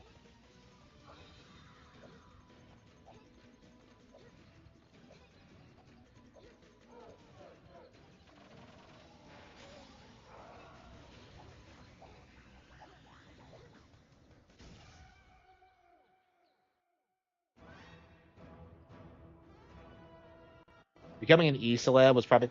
I agree. I mean, like, I don't know. I kind of feel taxed myself sometimes. It's because I'm not in the best of condition either. I've been talking about this a little bit more, but like I'm at the point now where I am very convinced that I'm never ever gonna get better. So I mean I do my best not to let it like to bother me really, but at the same time it's like I really shouldn't be doing anything. Like my focus right now should be on like getting better or like living as well as I possibly can. And that's always been my goal, but like it's just getting impossible. Is kind of my mindset on it. Like I'm successful now. Okay. So like back traditionally, like the mindset was always that like, okay, once I have money, once I move out, once I like cut off my parents, I'll be fine. And like uh yeah, once I have sex, I'll be fine. Like there was that this mindset that like eventually things would get better. And to a certain extent that was true. But like there's also like the caveat where like my problems kind of extend beyond that. And it just it's quite a bit worse. Like things are getting better, basically, is what I'm saying. Like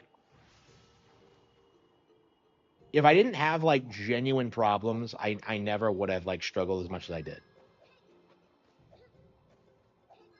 So it's like even now that I'm successful, it's like it does feel like it's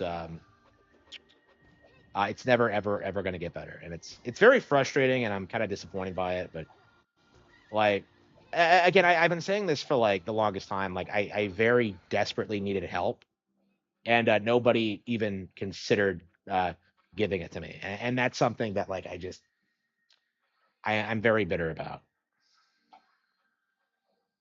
And I repeat, I am successful. It has nothing to do with success. It has nothing to do with like money. It's entirely just the fact that like not a single person cared about me at all, and like did anything for me in regards to like my specific situation. Like just work hard, bro. Just make more money, bro. Like that didn't help. So I don't want to hear it again. Like I'm at the point now where I just don't want to hear it.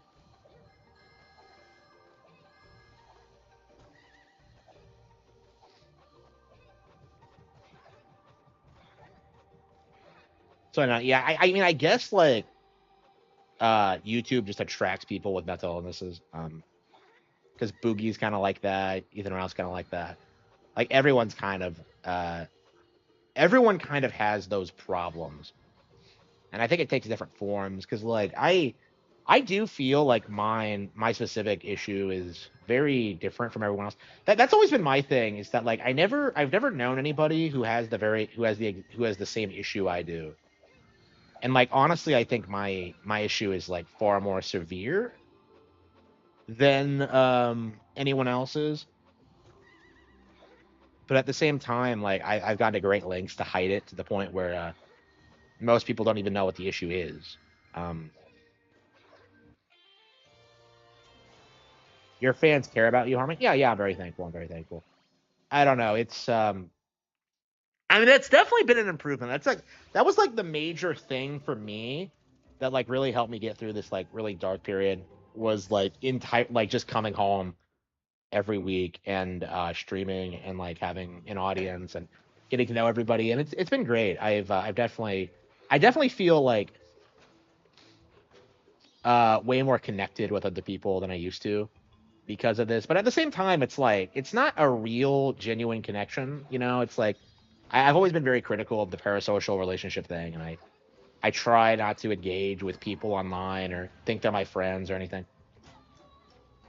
Because you know we're gonna have people backstab me eventually. You know, That was a big that was something that we had to deal with earlier this week. Actually, was that someone decided to snake me, and it just it didn't result in anything. But it's like I don't know that's kind of disheartening that someone would do that. That someone would just like turn on you for really no reason. Like, oh, your suit sucks, bro. Like, well, I like the suit though, but it doesn't fit, bro. But I like the suit though. Like, I don't fucking care what you had to say about my suit. So,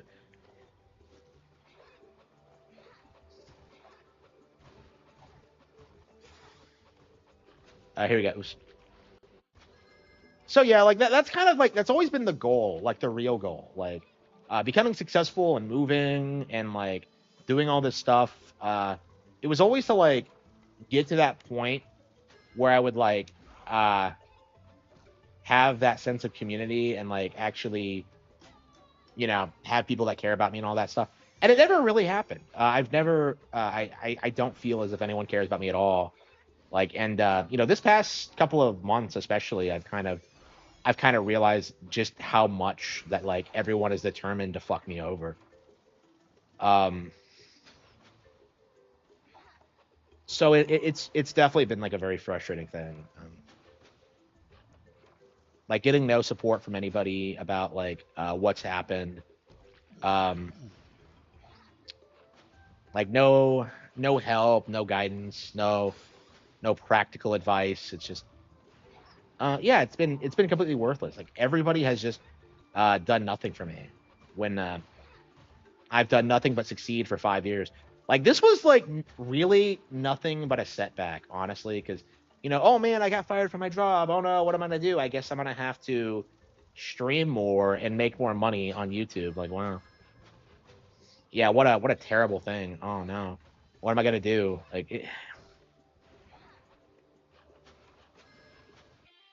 Like I'm at the point now where I can't really fail, but like the reality of the situation is that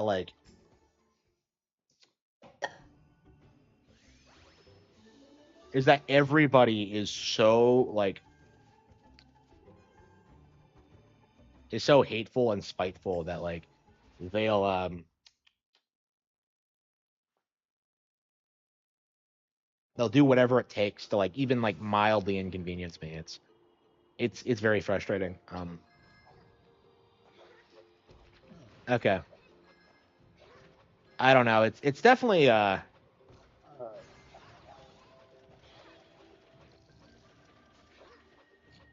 depressing. I do have this sense of like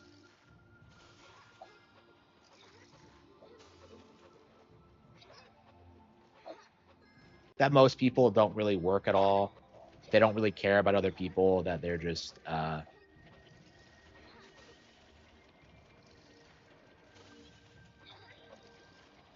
they're completely unwilling to even like try to be nice to you. It's just or to help you with very basic, simple things. Oops. Oops. Okay. Yeah, I'll be very glad when like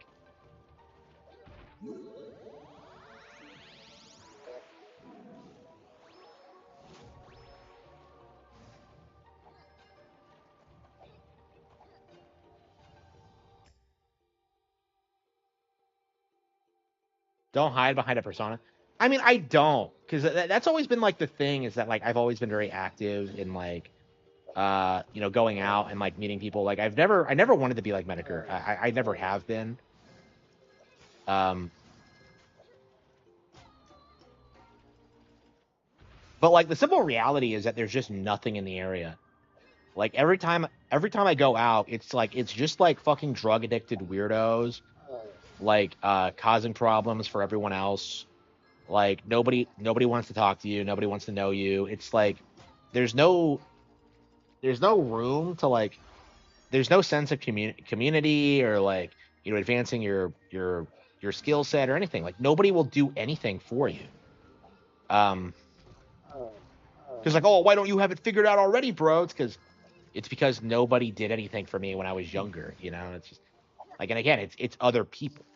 Like it's not because of me not putting in the effort. It's other people who just refuse to do like the simplest things for me.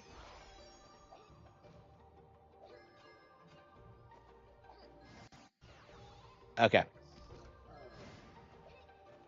Okay. Like it gets really bad when like you can't even go out and like for a scheduled appointment and like get it because like, oh, we don't do that today, but I scheduled it. No, we don't do that today, but I scheduled it. No, we don't do it. Like they'll like fight you. They won't help you at all. They won't help you figure it out. It's just like, oh, you didn't do this. Like, yes, I did. Like it's yeah, they try to fuck you over. Like and yeah, I'll be very happy when AI kind of replaces all these customer service people because they're all scum. I don't want to talk to them. I don't want to know them. But who goes?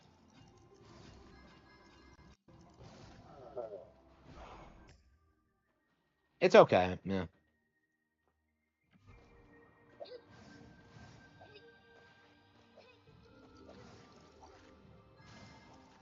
Yeah, it's weird how like people online feel more like actual people where they actually have like real interests and they actually do things and they actually like read books and the like I don't think anybody like in my area like ever has read a book, you know what I mean? It's like every time I'm reading a book, it's like, oh man, you actually read? Oh, like people like it's such a crazy thing to see for a significant chunk of the population that they freak out about it. Like they don't respect it at all. Like you don't watch sports? Like why'd you turn the TV off?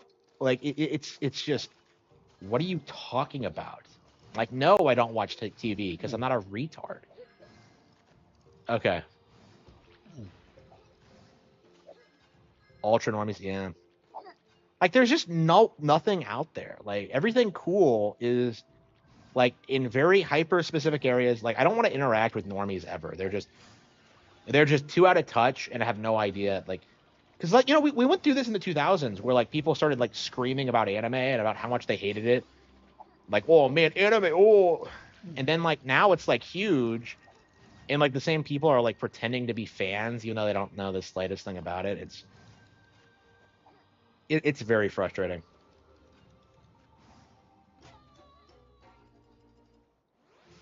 Considered moving, I have, but um like it's such a cost effective location that like I'm very happy with everything in the area except for the fact that like everybody around is shit. Like that's kind of my issue. Like everything's super affordable.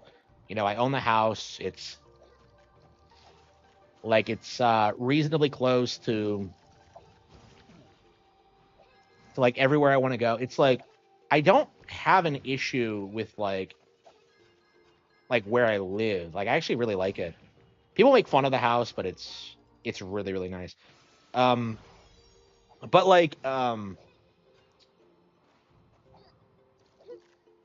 but yeah, like meeting random people like reading meeting people is like depressing because like everyone's a fucking dumbass.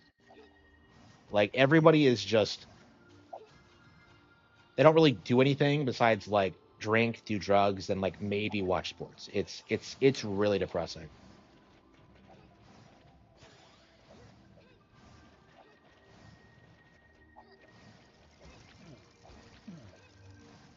Like back in the day, I used to spend like more time on like the college campuses, but like now it's like, well, I'm too old for that now, and it's like I don't know. I just don't like university people in general, and I don't respect them either.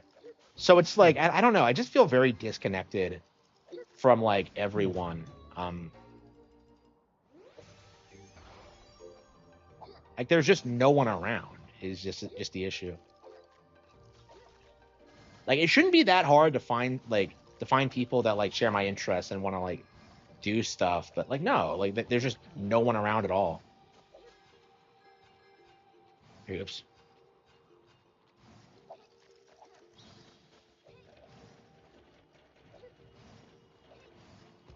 Yeah, it's quite a bit nicer. Yep.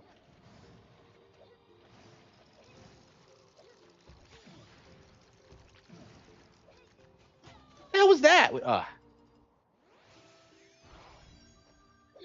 Uh, yeah. So like, I'm not interested in moving because like, what would be the point? Like, oh, I get to live in trendy, more expensive areas where people actually are, but like, I'm gonna lose a ton of money doing that. You know, it's like, I don't know. I would love to like live in like New York or whatever, like an actual fucking like city, but like, I don't know. Like, it's not cost effective. You know, like I like where I am in general, and I don't want to like uproot my life just because there isn't like a single like normal person within 100 miles of me. And I guess this is why like this is the first thing like everyone does is just like move to the cities because like you cannot like if you don't fit in with a small community like you will not thrive here. And that's like that's what I've been like struggling with like my entire life. Um there's just nowhere to fucking go. And like it's getting a little bit better for sure. But at the same time it's like I don't know, like it shouldn't have been this fucking hard. It's kind of my mindset. Like I don't like the idea of like living like my parents do, of just like living in the middle of nowhere and just like not interacting with anybody. Like it's just stupid. It really is.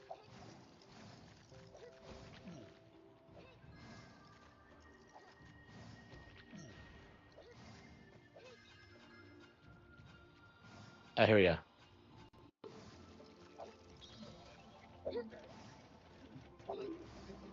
New York is like GTA 4. Well, I'd want to live in that nice part of New York. Is my thing.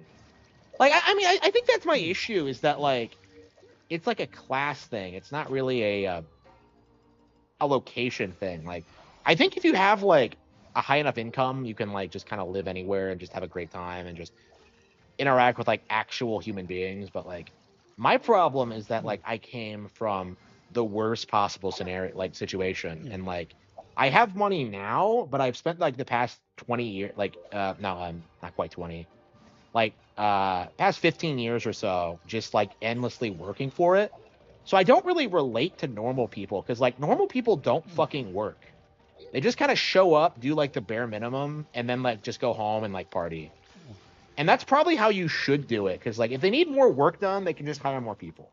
Like you shouldn't be like you don't want like an overworked doctor or an overworked like any of these people. Like just hire more. Like so like they keep talking about doctor shortages, and I'm just like okay, hire more doctors.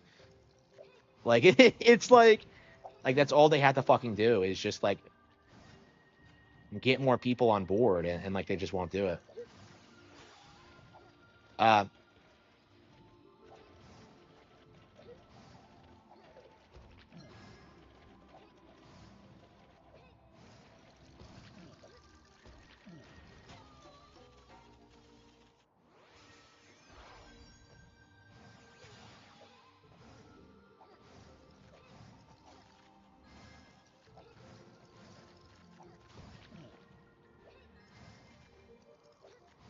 yeah, I'll be glad when like I finally like figure it out because I've definitely been like on the verge of it for a long time, but it's like it really is just because of like my work schedule and just because of just what I've had to do for the past like 6 years in particular.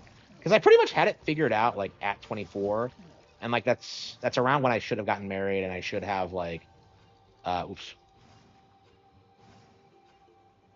I should have like started the next stage of my life, but nope, can't do it. You gotta work nonstop, bro, and it just didn't work out for me. It didn't work out for me at all.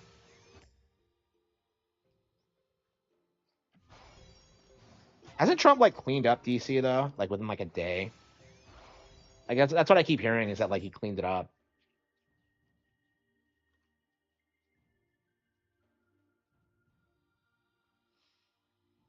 I don't know. I see the cities getting cleaned up in our lifetimes, honestly. Like I think the problem is on the verge of getting corrected.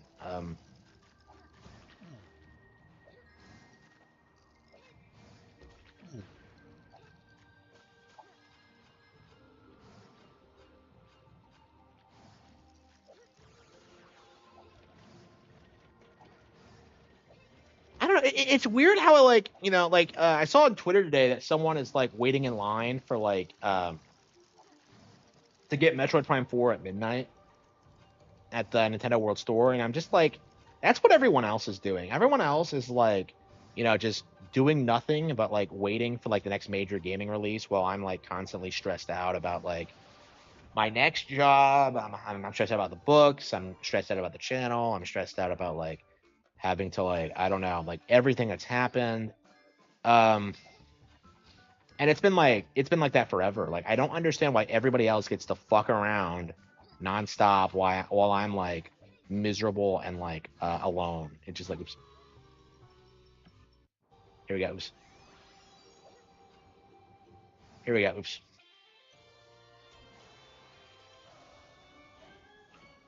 Prime 4 be a bigger failure? I don't think so. I think Prime 4 is going to do fairly well. Prime's a bigger IP than Ninja Gaiden at this point. Like Ninja Gaiden never really recovered after firing Itagaki, I think.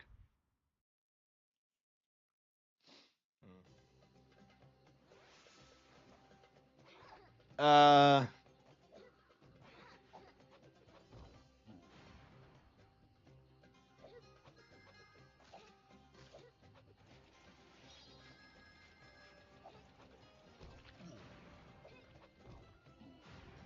boop a doo.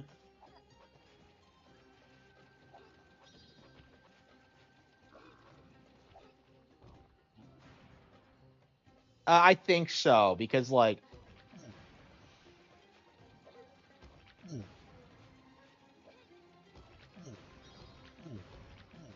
at that point you can hang out with other families.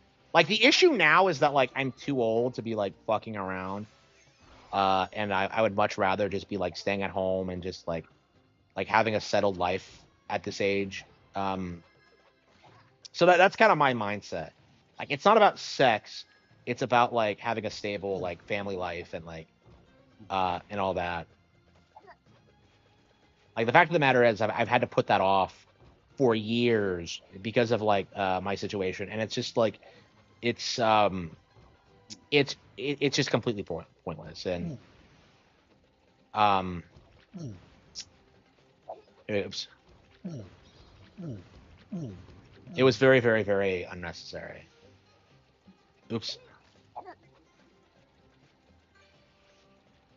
I don't know. I kind of envy like people growing up like after the boomers die, because like it seems like we're headed for like all these like boomer friendly policies getting immediately repealed and people starting doing things for young people again. But like when that happens, I'll be too old, you know? Like I mean, I'll be like the person helping get those laws passed, but like I don't know, like my entire life has been a disaster, like because of those kind of policies, like because of like what these boomers have done to me. Here we go.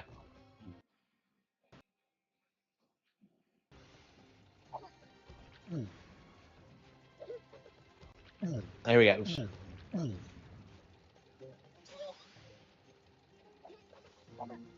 I don't know. I'm definitely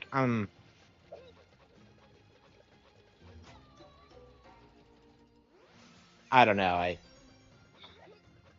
I feel like once I'm like making enough money on YouTube to be like completely financially secure, I don't know. Maybe then we'll be able to make positive changes. But right now, it just feels like everything's been up in the air forever, and it's like I don't know. I'm so frustrated because like I had everything figured out, and like everybody had to like try and fuck me over. And like it's not gonna work. It never has worked. It never will work. But at the same time, like the fact that they try is like embarrassing, and is honestly like something that I just can't stand. And like they just shouldn't be able to do it.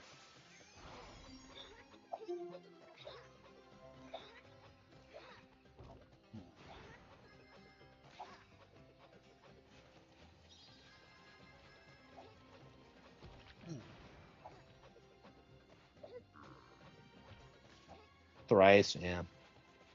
Yeah, I'm shocked I haven't been banned from YouTube, and at this point, I don't think I ever will, because I've kind of cleaned up like all my act and all that. Like I've gotten like old videos like removed before, but it's very very uncommon. Like my most recent strike, and my community guideline strike, they're gonna expire in the next couple of weeks. So after that, I'll have a clean record. So Like I don't know. I think a lot of the edgy shit I was talking about in 2020 is a lot more mainstream now. So um, like I don't know.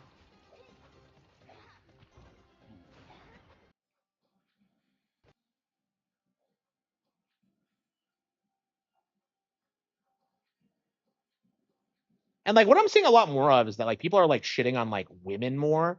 It's becoming more like mainstream to like to shit talk women like when they start complaining about men. So like hopefully that keeps like going. Hopefully that keeps continuing. Like I don't think it's gonna be how it was ever. Like the feminist grift I think has reached its natural conclusion. So make a video about Israel. I'm not really an expert on the subject. And like honestly, like Israel isn't really like a controversial topic right now because both the left and the right like are well the young left, the young right like agree about that. It's only like establishment boomers that are trying to like desperately protect Israel. So and like they're not gonna live much longer. So like I saw Ted Cruz today going on stage and he's like, "Oh, we have to work with Israel because they have like this intelligent network and the like you can I don't fucking care. Like I don't fucking care what your cope is. I don't want to give money to Israel." So, yeah, they can like fuck off with that shit. And I think that's one of those things that like the left and the right can just agree on. So I think it's definitely going to happen in the next like 20 years or something. Like Israel's in a very bad position. Like the experiment has failed. The Jews will not have their homeland.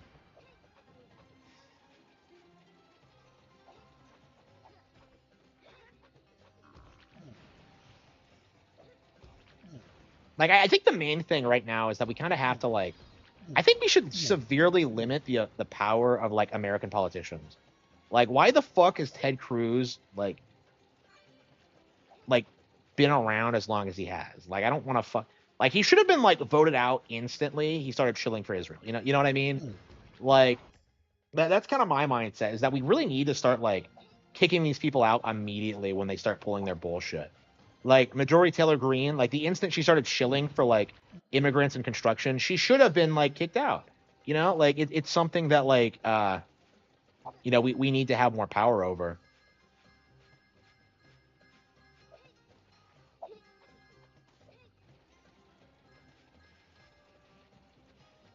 Yeah, it's a major grift for sure.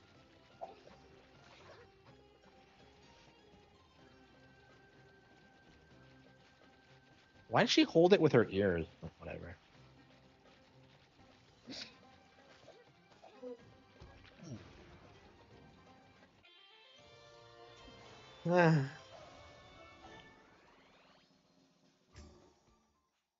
But yeah, it does feel like we're in the middle of a culture shift, and it does feel like like there won't be any like shaming for it, because I think that's what they did back in the day or whatever is that they would shame you to like believe certain things, and like we're at the point now where like nobody's gonna take it anymore. So I mean that's kind of happened to me like several times. So it's like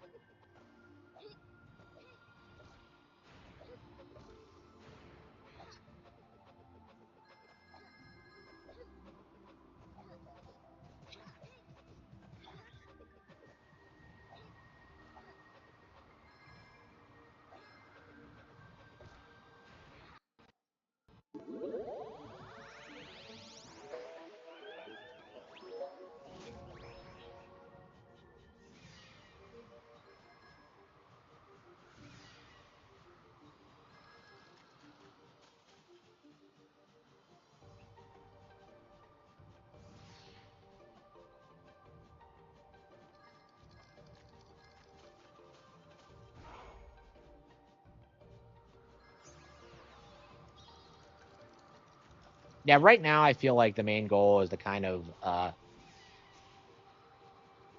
like I'm pretty much set financially. Like the main thing I have to do is just expand my audience further.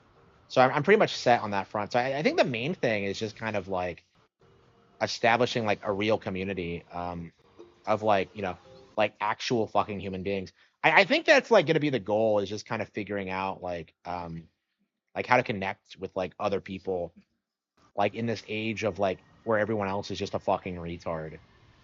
Um, because I think traditionally, like what everyone does is that they just go to college and just find someone there, and like that you kind of have to do that because it's the only way like you're guaranteed to find like be around people that are actually like going to have a future, or like are working or whatever, or like reasonably. Like if you don't go to college, you're just surrounded by retards all the time. Like I had to learn that the hard way. Like you kind of have to do it. That guy who made a video. Yeah, they keep trying to call me a pedophile, and like I don't. It's just I don't know why. Oh man, there's a child in a book. Oh,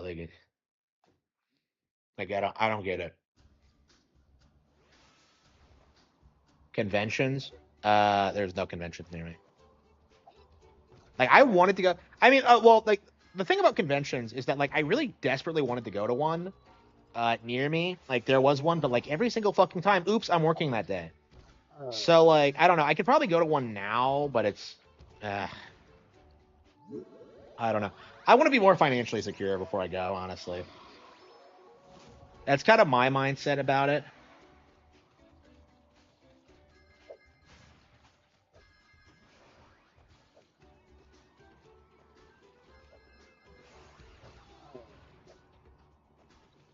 So yeah, I want to do it for sure, but it's like I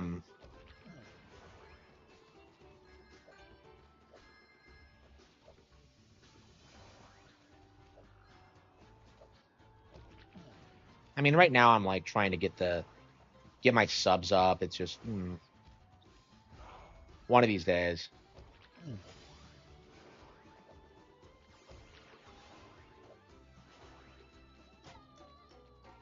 Don't do what Angry Joe does, like bang cosplay chicks.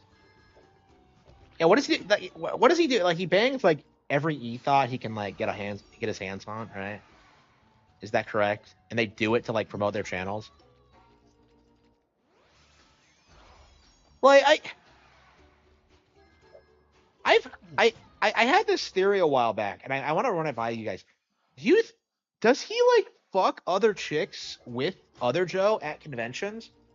Because like I remember one time he's like on stream with other Joe, and he's like talking about Swedish women, and then he turns to him, and he goes like, "Oh yeah, we've had Swedish girlfriends, right? Right, Joe?" And I'm just kind of thinking that like he's specifically talking about Per Luna, right? So like was he like saying that he like that they both fucked her?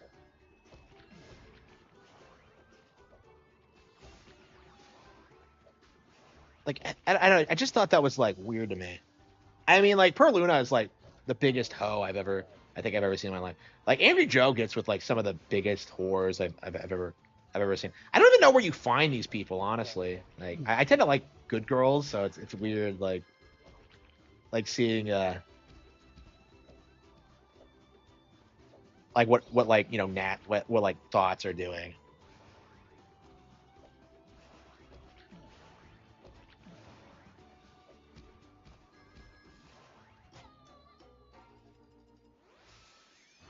RTR tries to do all the time. Yeah.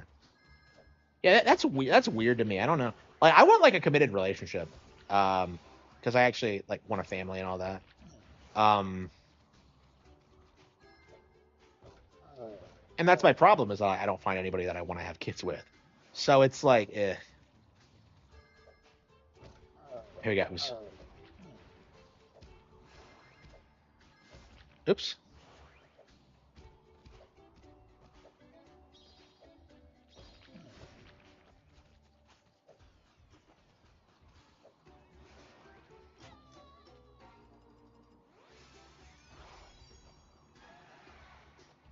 Yeah, I don't know. Like these conventions seem like they're just fucked up. I remember like reading about how bronies were selling like clopper porn at like conventions intended for little girls, and it's just that's just weird to me that they would do like be allowed to do that. Yeah, bronies haven't been around in forever, have they?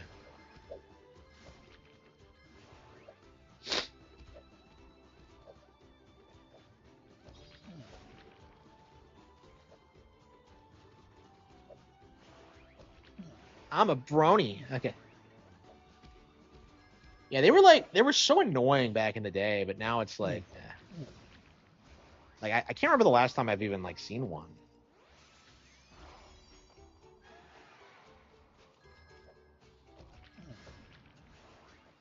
Yeah, I've never been with another YouTuber, unfortunately. Like it's just like I don't know. There's like one chick that I really like that I would like. Oh yeah, I'd like to, and she's getting married. Tear. Okay, so it's like, I don't know. It's just I've never met another YouTuber, so it's like, uh,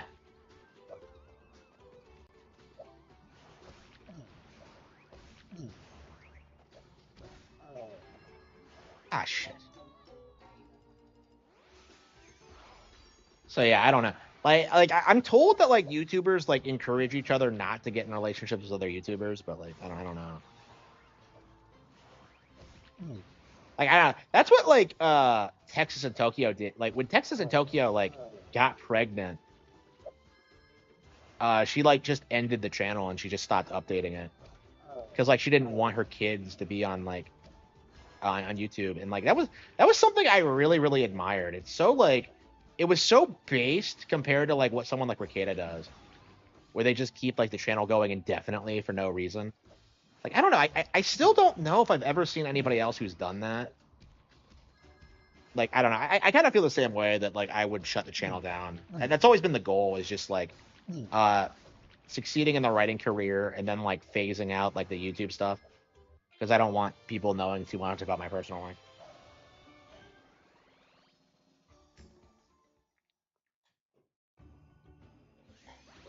Like I don't know. I don't like Ricada's kids never come on stream, but like they occasionally like make an appearance, and it's just kind of weird when they do. I don't like it at all.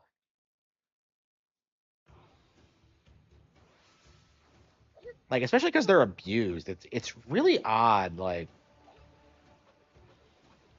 looking at these kids and like knowing that they're like their parents are like drug addicted retards. Like we saw this the other day where like Nick was like when we were streaming his show, he's like he starts talking about how his kids get bullied at school for his parents like for their parents being druggies, and like they get laughed at. Like they're getting bullied and he like laughs at it. It's like what a fucking douchebag. Like no sense of shame at all. Like he really thinks he never did anything wrong. It's just they love it. Yeah. I don't know. I've never told anybody about my channel. I don't really want to.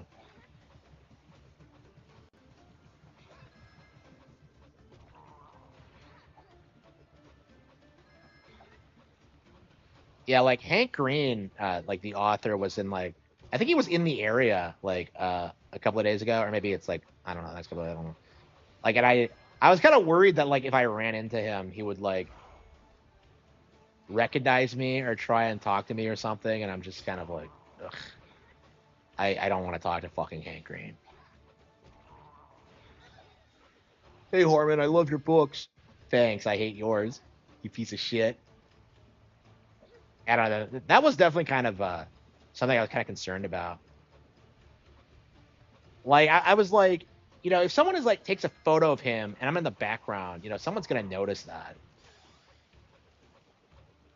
It's gonna be like one of those cursed images. Like, look at me, I'm so progressive, and then I'm like right there. Like, I'm just like, okay.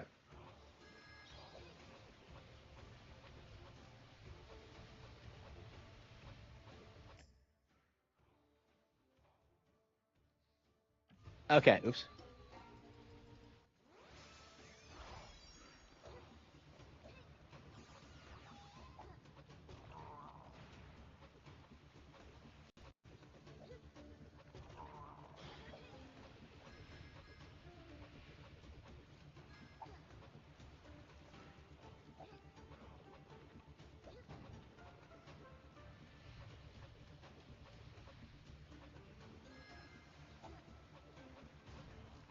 Siphon Filter? No, I've never played it. I don't know any PS1 games really, like nothing other than like RPGs and maybe some horror games. Speaking of PS1, we really need to play some. We really need to play some Final Fantasy Tactics. I almost like played a little bit of it off stream, and I just couldn't bring myself to do it.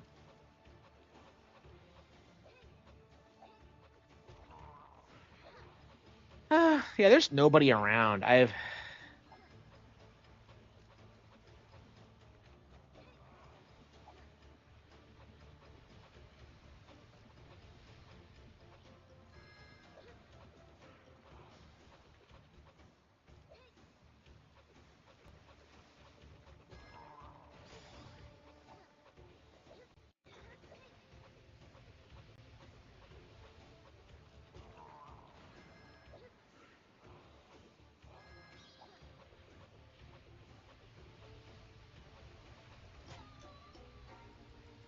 better than Silk Song. I guess. I mean, that's not saying much though. Silk Song was like Silk Song, like it had shit pacing, and like there was just nothing. Like other than the bosses, like there's just nothing in Silk Song. Like you're just wandering around for 50 hours until you beat the final boss. That's it.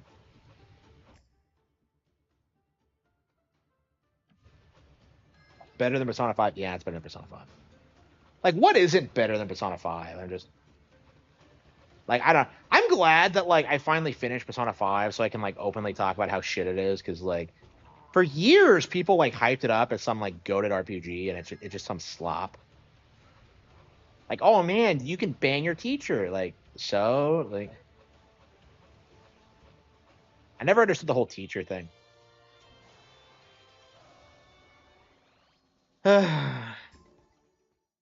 Persona 4 isn't better than 5, really. Like 4 is like the game that made me interested in the franchise to begin with, so like I don't know. I do want to play 4, but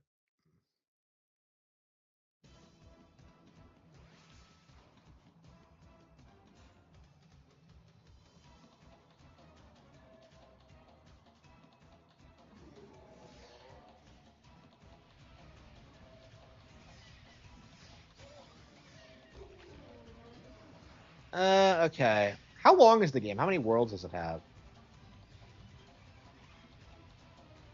Yeah, I think we'll finish it at least. I mean, it's nice to play an indie game now and then. I just wasn't really in the mood for one. Like, I have so many, like, other games to get through. I would not have bought it if it wasn't, like, on sale for $4. This game's on sale quite often.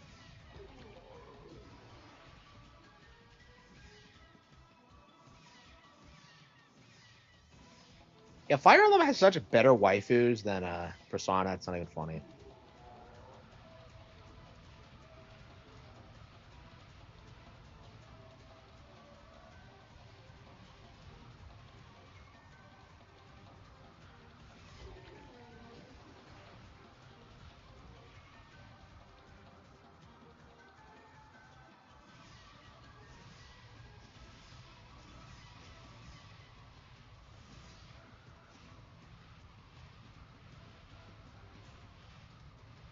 Yeah, I agree. Like, I've paid, like, way more. Like, Chronos the New Dawn, I paid, like, $60 for, and this is better than that.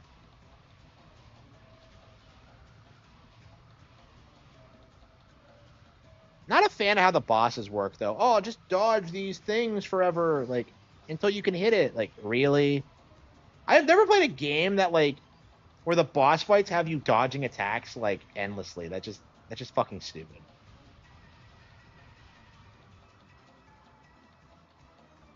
Vigilante likes Chronos and Udon. Well, Vigilante fucking sucks. He's a retard. He has shit taste. That guy rents games from GameFly and tries to gaslight you into thinking it's a good deal.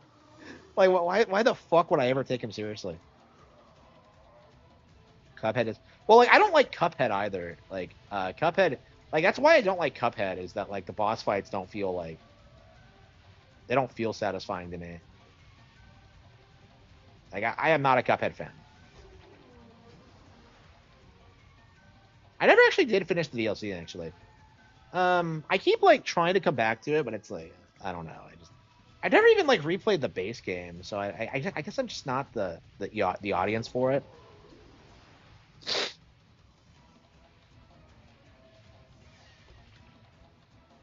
Yeah, I thought Cuphead was super overrated when I played it, and you don't really see people like shilling it now, do you?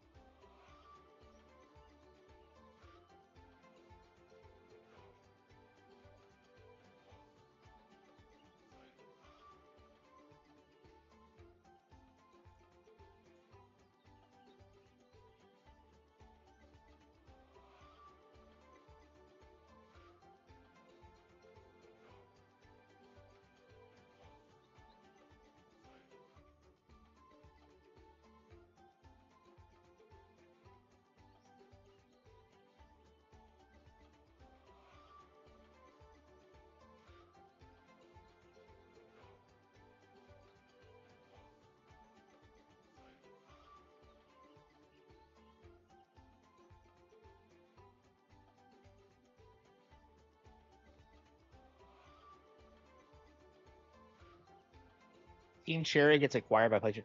I don't think PlayStation is like relevant anymore.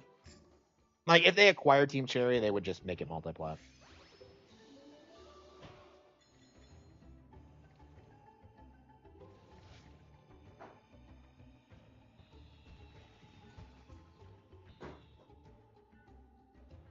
I don't see that happening. Like, why would Team Cherry ever sell out? It doesn't.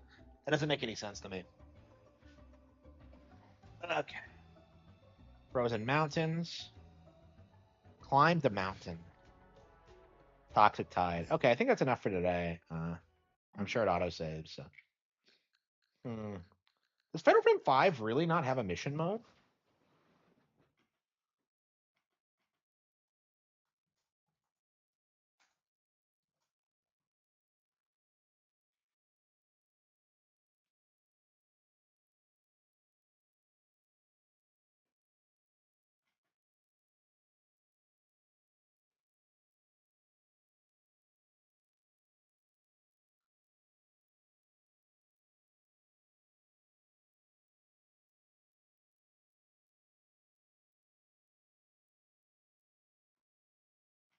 Oh, there's no mission mode in the original. Okay. I thought there was a mission mode. Okay. Weird. Thoughts on Case? It was okay. It wasn't the greatest thing ever. Okay, what do you guys think? Tales of Symphonia? Oh, we got to do Mario Galaxy 2.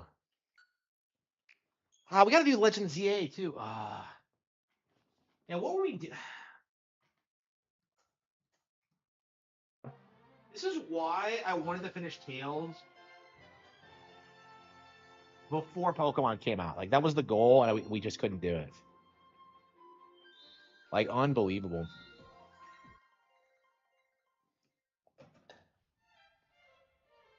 Okay, so we're gonna casually play through Super Mario Galaxy 2. Like the goal will be to finish it before the movie comes out, but I don't know how likely it is. Acquire the Jap.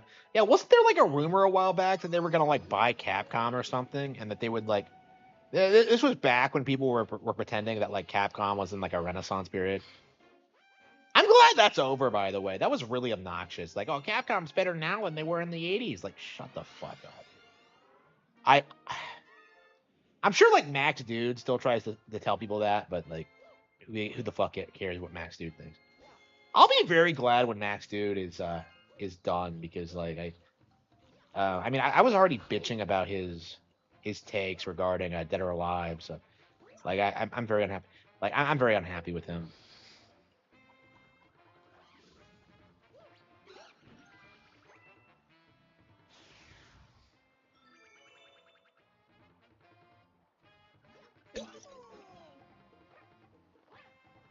So yeah, I think we're just gonna casually play through Morning Galaxy 2.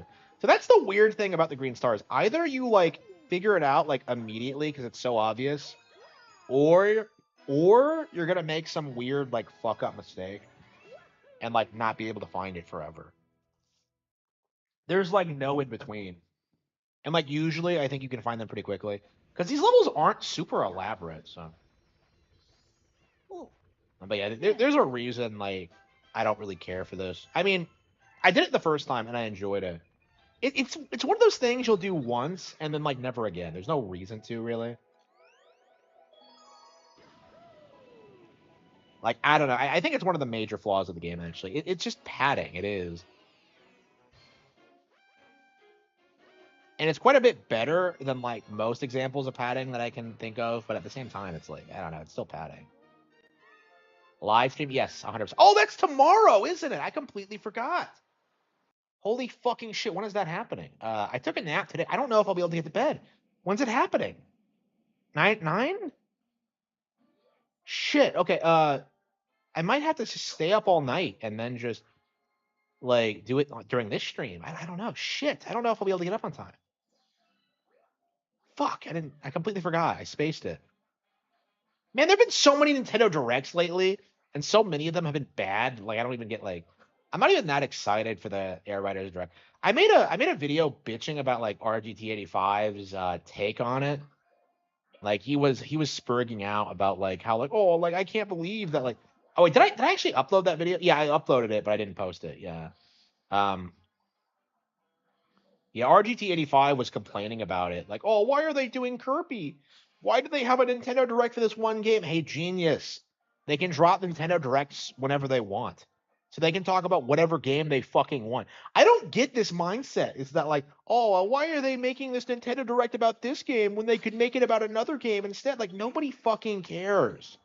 Like, what is this bullshit argument? I don't get it. Man, I watched so many like cringe RGT85 videos today. It was insane. He's like sitting there like spurging out about Pokemon. He's trying to like I don't know gas people up. Like he's shitting on like Pokemon YouTubers because like Pokemon YouTubers have been like the big like they've killed the narrative basically because like these guys are like going out putting like hundreds of hours into these games covering them extensively and like RGT85 like complaining about Windows beat 'em ups complaining about Windows isn't gonna like deter their audience, you know what I mean? It's just his Pokemon Crash Out was hilarious. Like I'm just so sick of seeing people complaining about Pokemon. I have. And honestly, I was actually going back through like the Hero 7, like the old website, which by the way, I realized today I actually got like a hate mail letter from the Black Baron himself for some reason. I don't know what he was mad about, but he did call me a faggot. Like let me see let me pull it up. It is 100% prepared black by the way. Like let me see if I can find this. I'm going to read this out loud because it's like keep in mind, this is very specifically for the Hero 7. So, like, I don't think this was, like, in regards to any. Yeah, this was, like, fucking, like, yeah, this was, like, in 2024, like, April. Like, all your takes, wow, good thing you killed yourself and this blog. All of your takes were flat out wrong. Lamio, typical white trash faggot. You don't deserve to live. Like, what is he talking about? Like, I don't know. I don't know, like, what set him off that much. Like, I don't know, like, cause I haven't updated that blog in like a couple of years, like several years. I would have loved to keep doing it, but like I made the transition over to blackcatbooks.org.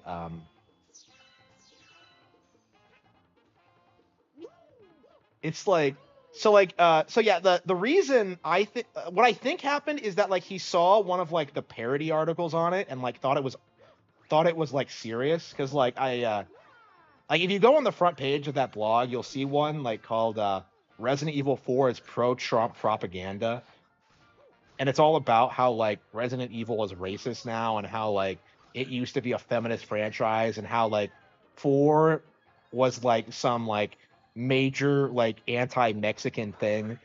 Like it's like I read through it today and I'm just kind of like this is so fucking funny. But like I think he must have saw that or something like it and thought it was real. Like yeah, but I haven't checked like that email account that it's tied to in forever. So I went on there today and I saw that. I just thought it was so fucking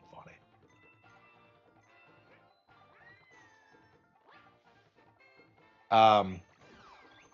But yeah, that account isn't tied to me in any way. I mean my current account. It, I've confirmed it's me several times, but like it wasn't. That was before the YouTube channel. That was actually like what I wanted to do. Like like back in the day was like make a satirical video game website. And like the Hero 7, like I don't know, like a lot of people still spurg about it, like Undertale fans especially.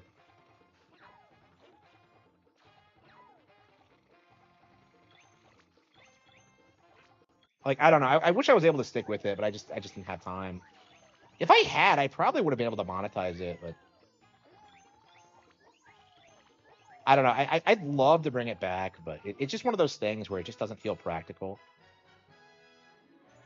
Like I tried bringing it back with blackcatbooks.org, but it wasn't nearly as successful. And like honestly, I probably should have just stuck with like the old website. I don't know. Maybe I'll just like use that one and like I don't know, just keep updating because that one is still up. Like Black Cat Books doesn't exist anymore, but that one is still up, and that's like I think that's the oldest content I've made that's still online because everything else just gets taken down for some reason. Like people ban me and delete stuff, and like forums go down. So I believe that's like the oldest shit that's still up. The one where Mario should have a gun. I don't remember that one. I don't remember a ton of the articles. I remember the Star Fox one about like the furries who like hated Star Fox Zero. And I remember like the Trump one, the Resident Evil 4 one, because I just read it again, but I don't remember a lot of other ones. Yeah, that was basically what it is. Yeah, and I was very happy with like what I was coming up with, but like it was, I don't know, I just wasn't able to stick with it. I mean, that was kind of like that idea was working. You know, I was getting like all this attention, people like it, like or get mad at it or whatever. It was really fun, and like I just wasn't able to stick with it. Which is something I'm very disappointed with. But it's just I don't know. It was way more important to me to focus on like the books and all that.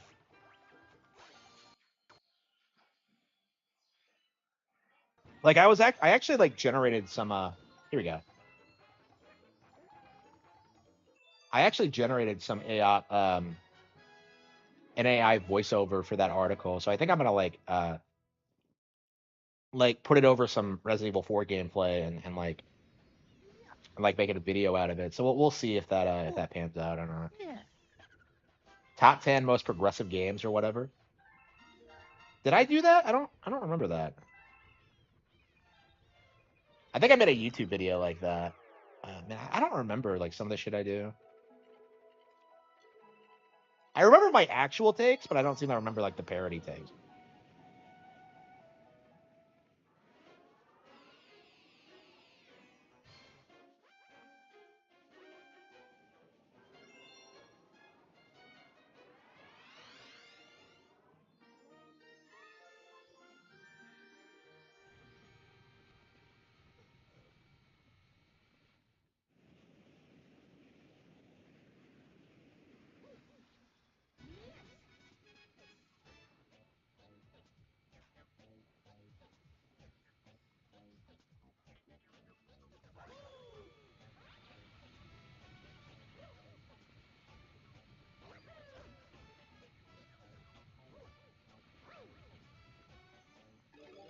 Starting my deck. Wait. You bought a Steam Deck? What? What? Why? Okay. Oops.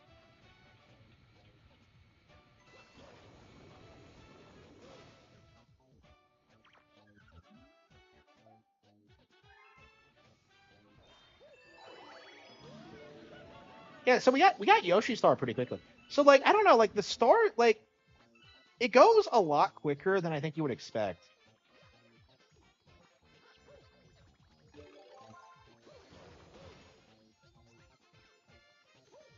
Elden Ring not selling. Yeah, I remember. Yeah. Yeah, they were trying to make it sound like it was like the best selling game ever made or something, and it just wasn't.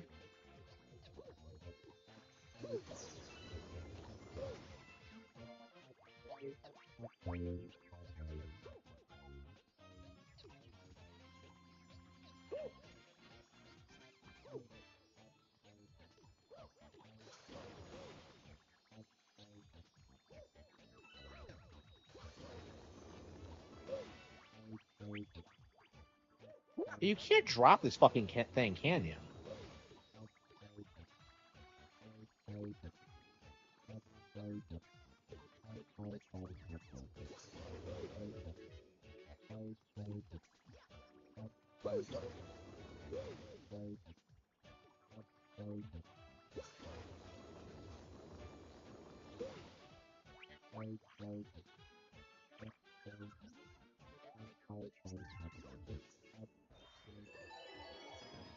Okay, so what I think you do is that you drop the thing and then you like jump on the tiger.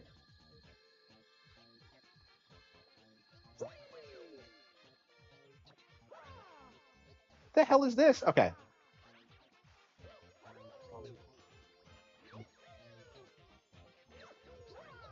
There we go.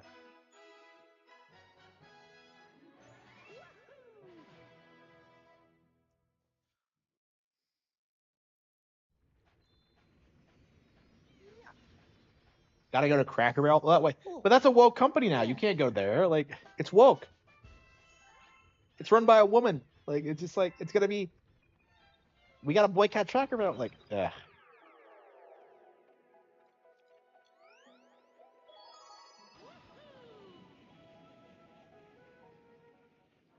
Yeah, I still have not touched a Steam Deck. I see more Switch ones in public than I do Steam Decks.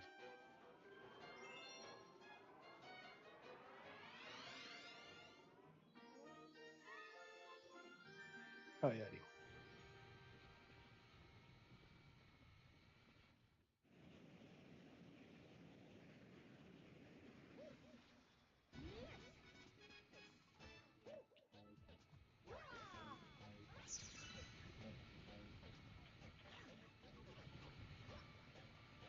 Yeah, I don't know. I feel like the Green Star Quest it is tedious.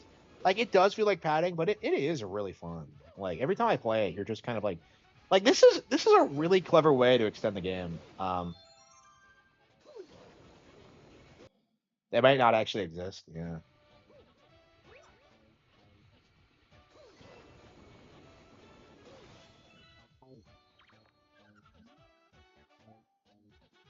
What commercial? The only commercials I watch are like the mouse commercials over and over again. Because like I don't know what the fuck it is. It's like that commercial must be like hypnotic or something. Because I just don't get it. Like Mousu. Like what the fuck?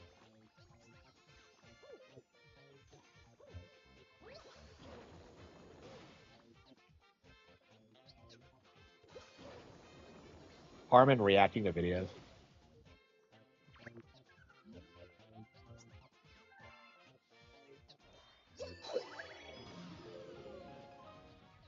Yeah, see, like a lot of the stages in this are so linear and basic that it's pretty like self-explanatory. Sometimes you can always hear, like they're small enough where you can always hear them, or like sometimes you can see a shadow or something.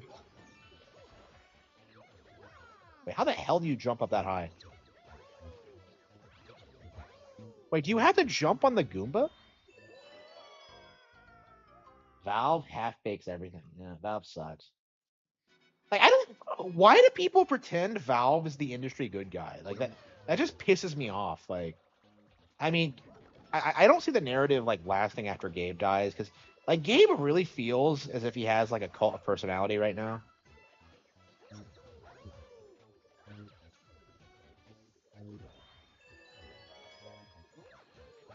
Yeah, how the hell do I get it? Oh, can I triple jump up there?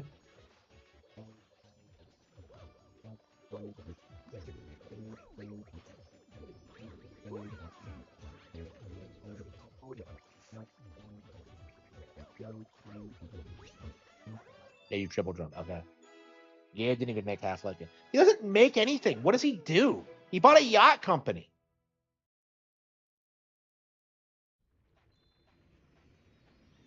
Like I don't know. I don't know. Like can we agree that like Gabe is like the George R. R. Martin of gaming? Because like where's Half-Life 3? Like he's on a fucking boat, like not doing anything for gaming.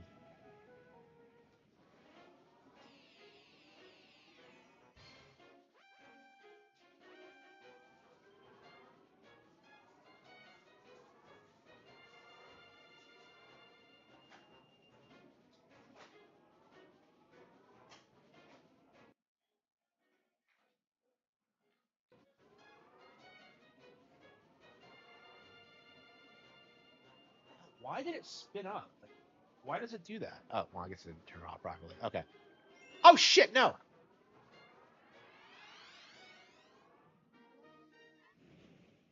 One one quote from Gabe that was completely wrong. Which one? I mean, they seethe about like incorrect Miyamoto quotes all the time. Like you still see people like who think that like the Donkey Kong Country quote was real. A Harman interview skit, yeah, yeah. Oh, that's right. Gabe Gabe committed suicide when I interviewed him, didn't I? Oh wow, didn't he? Yeah, I was gonna do a Ricada one, but I couldn't like. I tried getting like my AI bot to like imitate his voice, and like I don't think it sounds convincing enough. Uh, and then I tried doing like a Randy Stair one, and like that was so edgy that like YouTube wouldn't even let me upload it. I don't know what it is. I don't know what the fuck I did. Like I might upload it to my Patreon. Oh wait, no, I think I might have deleted it actually. Yeah, it might be lost media now, but that like that was man, that was crazy. Dickers, DSP, and Mercada. Yeah, I think the AI is gonna have to improve a little bit. Do an RGE interview on Lolly. Aw, I don't know, man. I talk a lot of shit about RG. I don't know if I want to like go up against him though, because it's like for me, it's like he's a nobody. If I give him more like,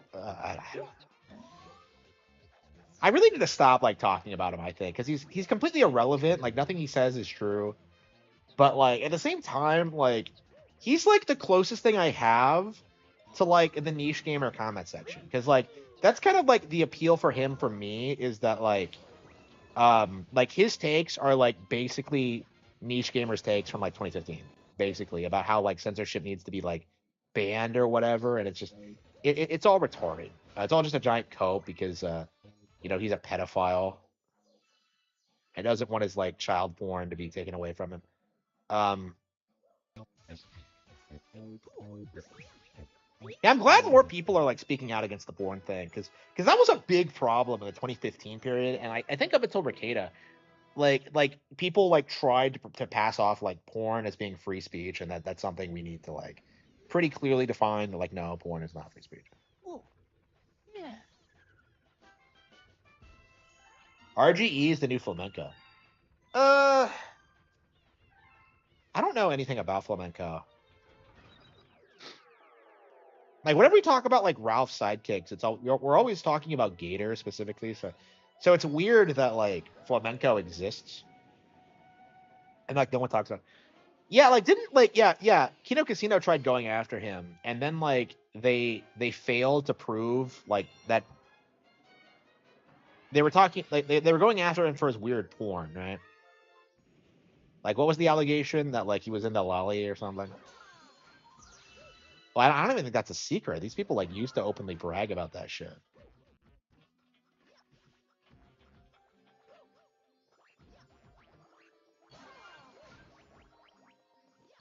Yeah, you can always hear the green stars. So all you have to do is just like play through the stage normally until you get to it.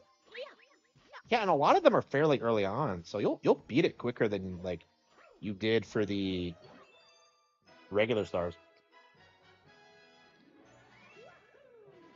Yeah, is Flamenco still around? Like Bibble's gone, Gator's irrelevant. I don't know what Flamenco's doing. Like he became a VTuber, right? He kind of has that like Toby Fox dog thing.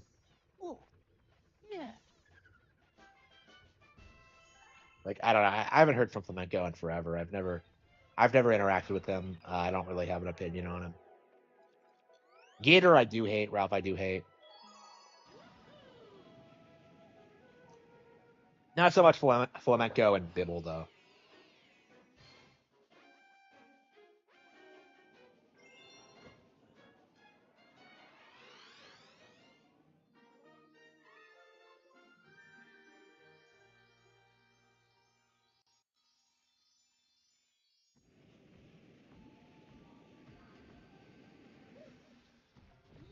Okay.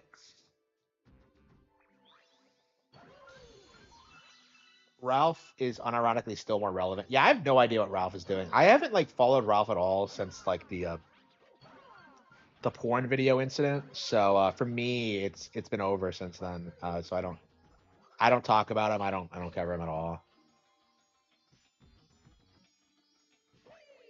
Like Hito Casino talk about him in like, on occasion, and it's just like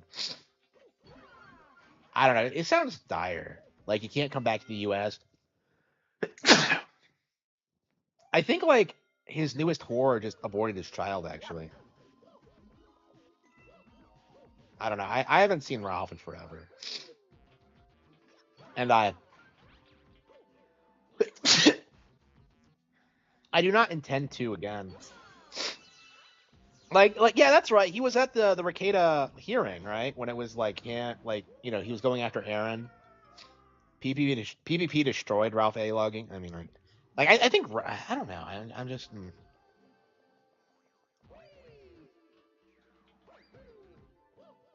yeah, I don't know.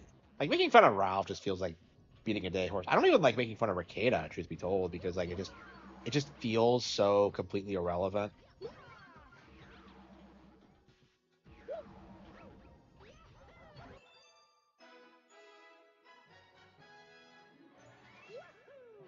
Yeah, fucking no, like fucking Ralph is knocking up more chicks than I am. Fuck. Like I don't get it. Like I don't know. I guess if you're like irresponsible, it's not that hard. But like I don't know. Like I really want to like do it the right way. Okay. I don't know, man. I wouldn't have fucked Denzel. I don't fuck prostitutes like he does. I don't live in Colombia or wherever the fuck. I don't know, man. I think I'm living a better life than Ethan Ralph. Just so we're clear.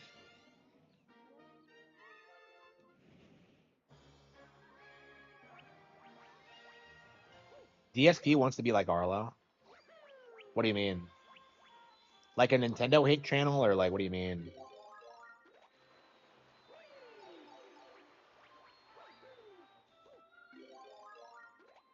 Zero inhibitions. Yeah, that's kind of my thing. Is that like I'm autistic, so I tend to have like a lot of.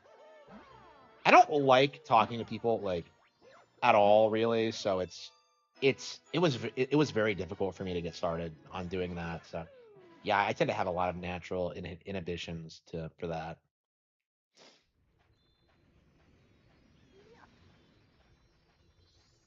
Oh, yeah.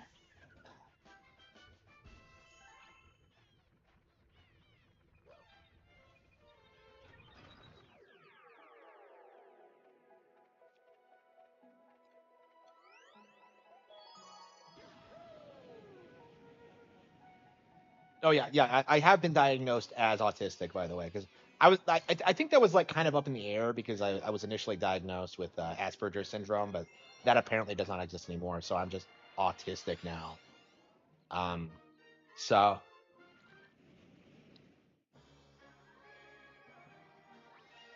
so I don't know. That's I mean I've always kind of referred to myself as autistic, so it's not really a big deal. But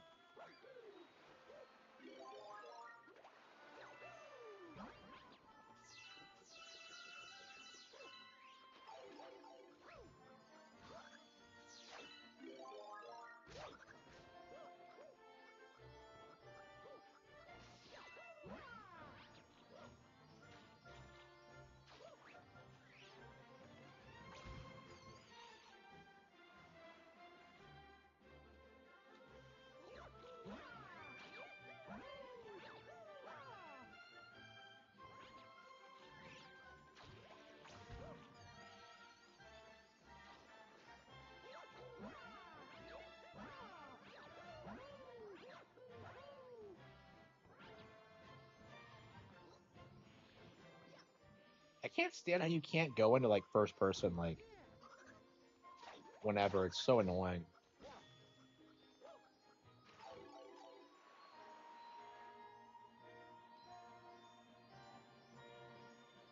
Yeah, I think it must be on that cloud.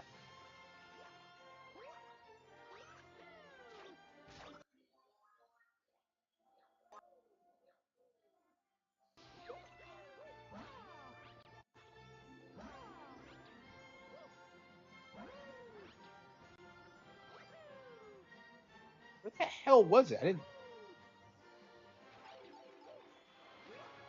Wait, is it the one in this cage? No. Yeah, yeah. Can you get that cage somehow?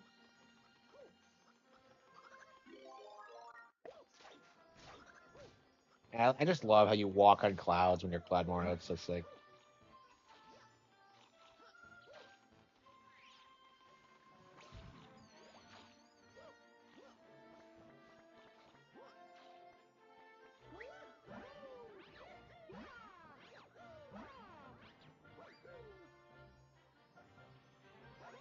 Okay, there it is. Okay.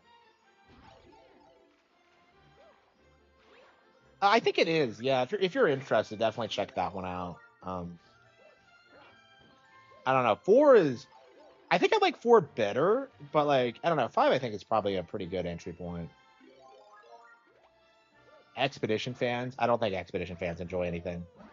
All they care about is grifting and like being trendy. Yeah. So Fatal Frame. Yeah, if you're interested, definitely check them out. I think they're pretty solid games, both of them. Like I'm told the first three are better, and I don't know because I haven't played them. But I like I've grown to really love four, and I think over time I'll love five more.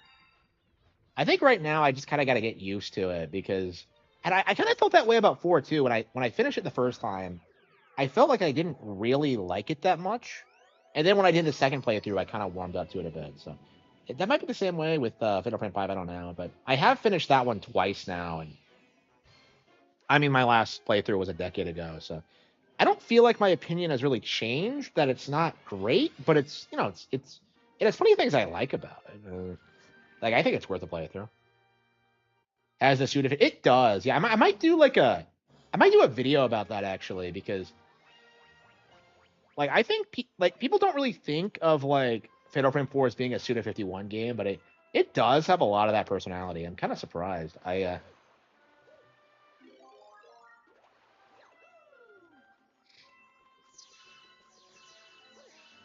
Yeah, playing Fatal Frame 5 again, you can kind of tell the difference in like the ghost designs and how they're presented and all that. Um it does feel like a Suda game. That might be why I like 4 so much, but because like I really thought that like 4 was kind of disappointing when I first played it, but no, I've grown to really like it. A Halloween game, yeah. Hey, you can't go wrong with either of those. Like I don't know if there's any better option for a Nintendo fan. Nintendo does own the IP, by the way. So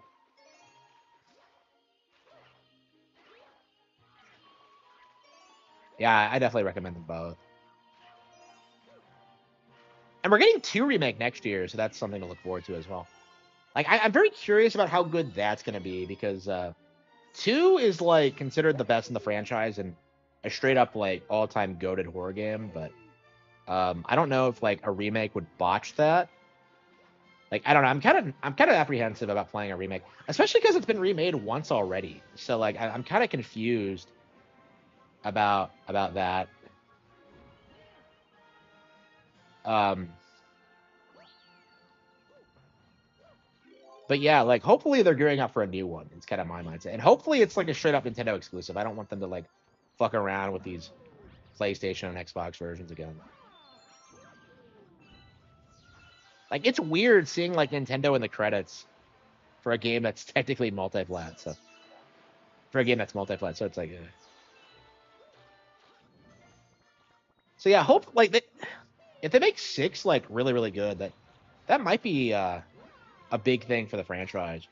Like if they turn it into like the best like horror game we've seen in the past forever, like Fatal Frame, like I could see Fatal Frame 6 being like a better Silent Hill F because like Silent Hill F, it really does feel like a Fatal Frame game with like the female lead and like the vibe of it. So I think it'd be really interesting if Nintendo could cut Konami in that sense, especially since like Konami refused to put the game on a real console. I can't believe they put out a fucking Silent Hill like sequel before we got Silent Hill 2 remake. That just makes no sense to me. That like I think we should have gotten like a Silent Hill collection like this year. Honestly, like we should have gotten something. But no, they put out remake, Silent Hill 2 remake. They put out F and like I don't know. Like it's crazy that we live in a world where they just randomly drop a new Silent Hill game and like nobody seems to care about it. Yeah. Like it sold a million copies, but it's not going to be a classic. Like people are already clowning on it because of its like feminism and like the stupid shit that happens in it. The final boss of Silent Hill F is a wedding dress.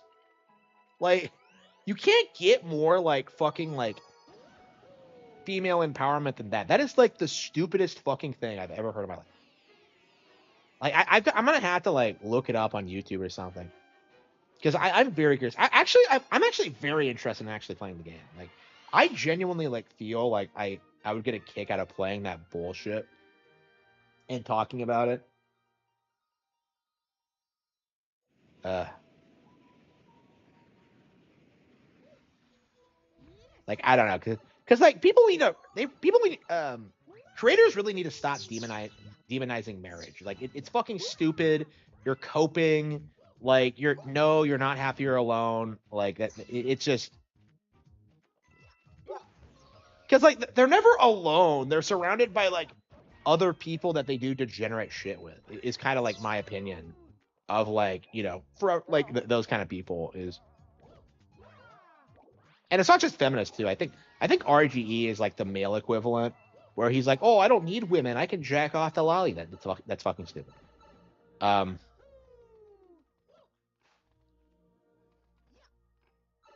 So yeah, I'm very curious. Um, like when Silent Hill F is going to come over because it's definitely going to happen eventually. But I think I am going to check it out. I'm very curious about it. Yeah, MGTOW is just dumb. Like you should be like,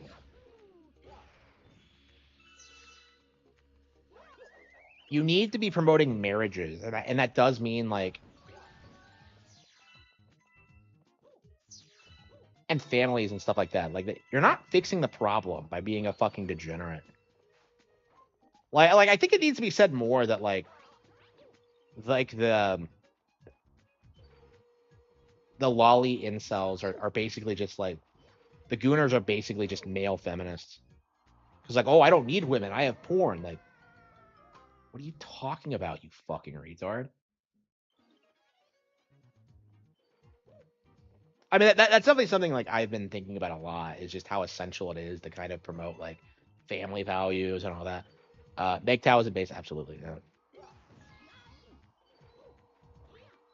Yeah, I don't know. The way it presented itself initially was that like, oh, it's incredibly base because we're against feminists, and it's just like, I don't know. This is how they try and like get people to like keep like, they just they never fix the actual problem.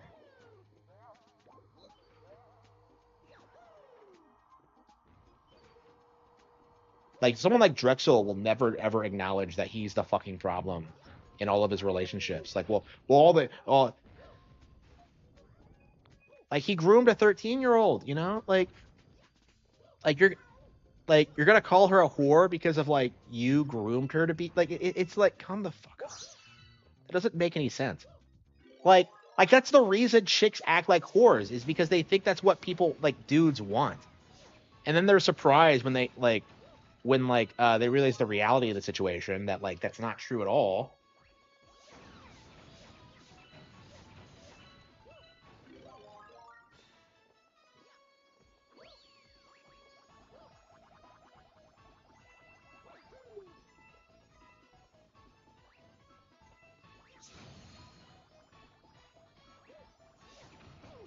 Oh wow, I remember the star back in the day. Wow. What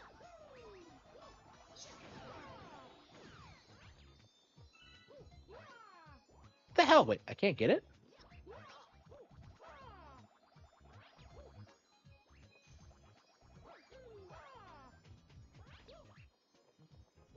Yeah, I like before Silent Hill F, I was like straight up saying that like Konami was probably like the most based Japanese company because like I didn't think they had like that many like westernized like people on board. I thought Kojima was behind most of that, but no, like Silent Hill F I think is like probably the most woke thing we've seen come out of Japan in recent years. Playing Z on, oh, man, I gotta get back to ZA. I'm so busy. Like we started with 123, didn't we? Yeah. Yeah, so like the green stars don't take long at all because like so many you don't have to beat the levels. So like a lot of times you're just going through it until you find it. So yeah, we're almost done with World 1.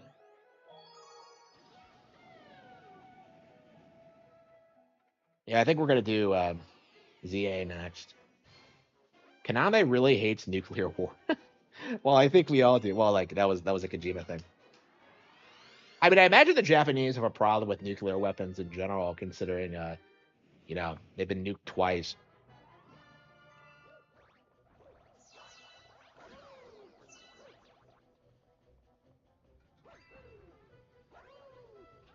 The Green Star Quest. Yeah, I think it's something that a lot of people write off. Like coming back to this is interesting because like I can see why I haven't done it in like since the game first came out, but at the same time, it's objectively really good. Like you get a really cool payoff when you do beat it, and like the quest itself is really fun and memorable. It really makes you appreciate the level design.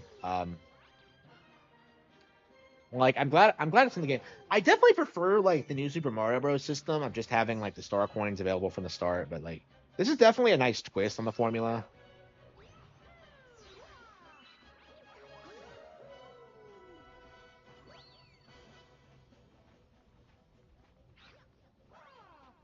And it really kept me playing for a long time. Those Stranger and Freaks missions. What the hell? Okay, yeah, the Stranger one was like the one where they rip off that Mark Twain story. Uh I don't know what the Freaks are. I've actually never actually read that. I don't know. I'm not a big I never I've read I read Tom Sawyer growing up. Never read Huckleberry Finn, which is what everyone says is way better.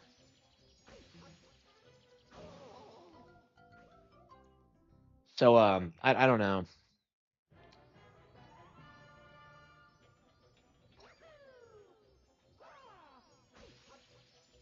Like I actually have a copy of a Tom Sawyer that I'm going to read here soon. So I'm gonna try and go for Huckleberry Finn next. I don't know. Oh, yeah.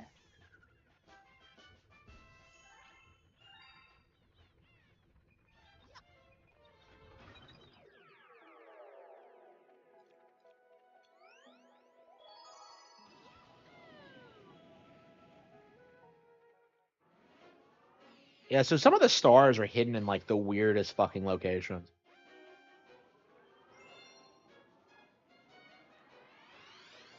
Like when you get it, when you wrap your head around the typical formula, they're pretty easy to find, but like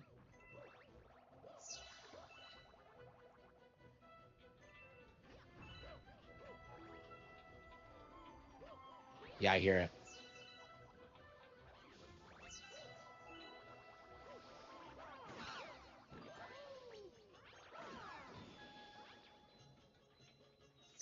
The RDR1 is like one of the most overrated games of all time. So I'm definitely happy we're getting to the point where like people are kind of aging past it. Like, well, like RDR2 is way better because it has better graphics. And like, yeah, I don't know. Like that was really obnoxious. I really hated that. Like for a long time, people would try to tell you that like John, what is his name? Yeah, that the protagonist is like what was one of the all-time great video game characters, and like it was just something that really frustrated me because it's just like it's a generic Western story, and not even like a really well told one, honestly. Like any um any classic film from like back in the day would like outpace it. Like the only thing like RDR had going for it was just like being a video game.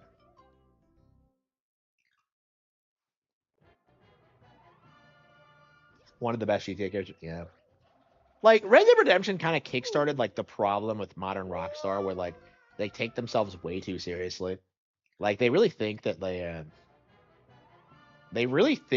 they're like telling like serious stories, and like it's just oh GTA 4 was kind of like that too, but um like Red Dead Redemption especially was just this really weird game in that sense where like you're supposed to like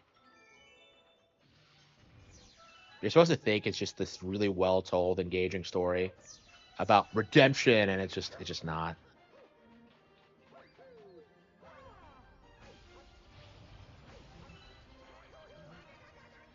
Like I don't know. I thought I've always hated Red Dead. So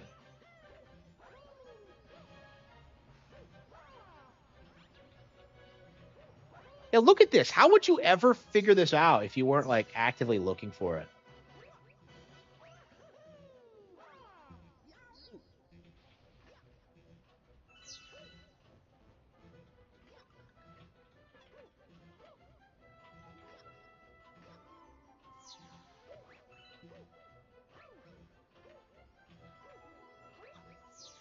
Yeah, you really had to explore every single nook and cranny for these green stars.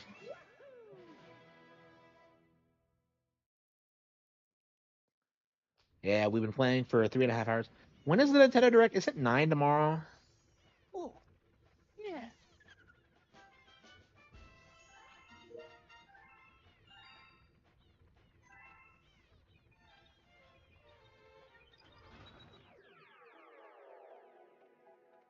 Oh wow, we skipped one.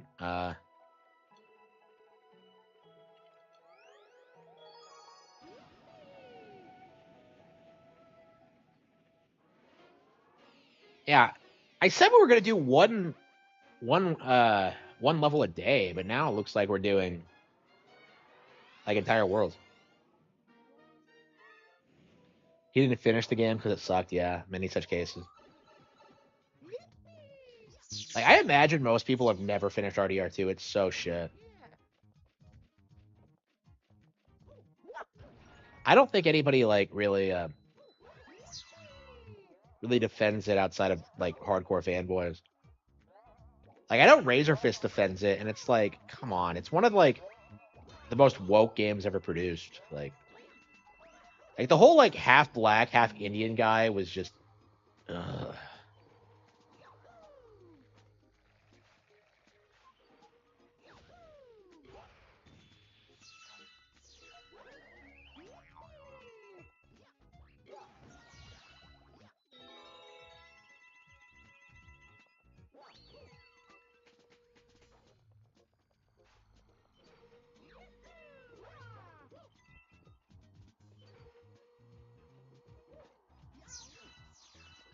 Yeah, like the people who own the company were writing the scripts, and you can kind of tell after a certain point that they stopped like being authentic and were more about like pushing political agendas.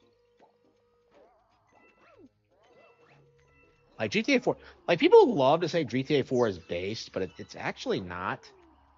Like like even playing it now, you can kind of see like it has that liberal slant to it.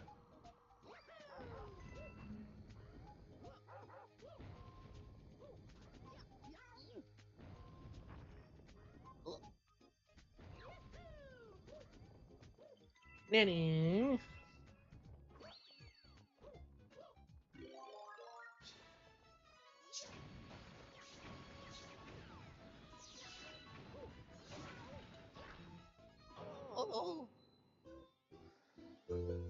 Yeah, not having planes is based. I know. Like, how are you going to commit acts of terrorism without planes? Even GTA 4 is against terrorism. But okay, like seriously, not having planes should have like killed GTA 4 instantly. I don't understand why, like the audience let them get away with that. Like even as a kid, that confused me.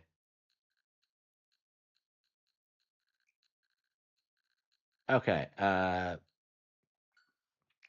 yeah. So apparently, Fatal Frame 5 does not have a mission mode. I looked it up. I thought it did, so I was kind of being kind of iffy on like whether I wanted to go back to like Fatal Frame 4 or not, or like I think we'll be playing both up leading up until Fatal Frame 2 remake comes out.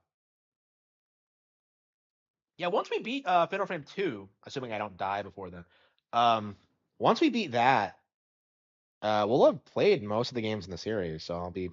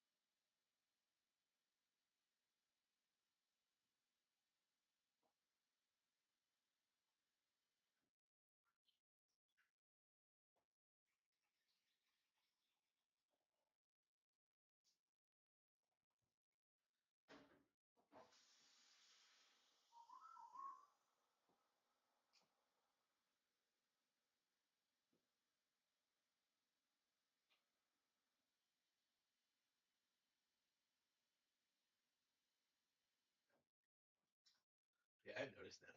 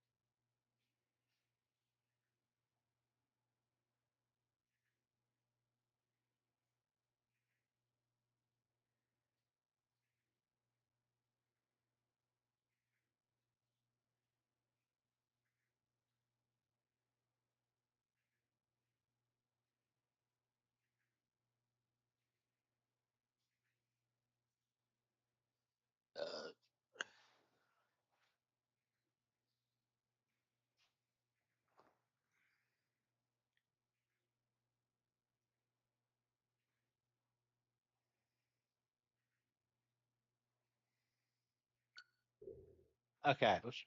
Uh,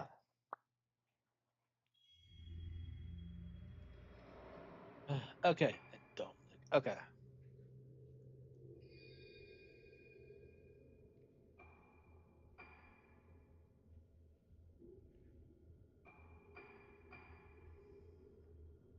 What the fuck is a no damn?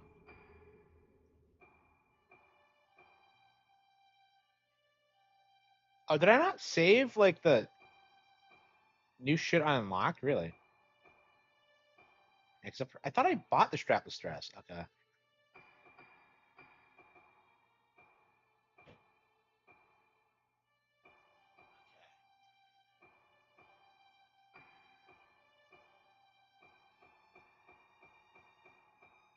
Yeah, we have most of everything, I think, but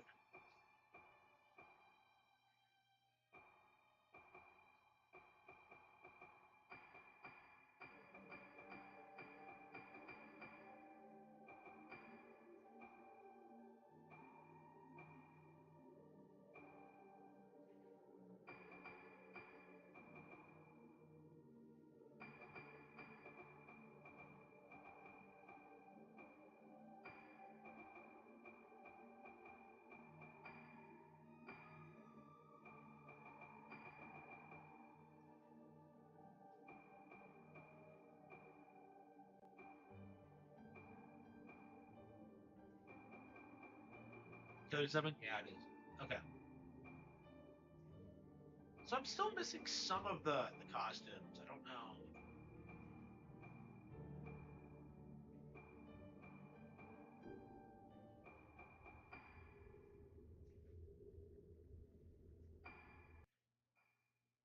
Yeah, because I unlocked them already. I guess I just didn't save it last time I did it. Okay.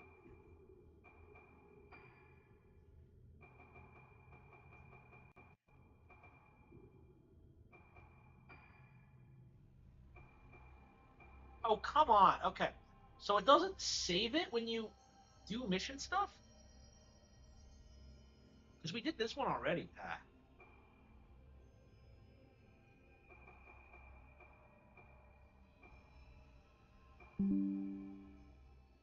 I don't know. I don't.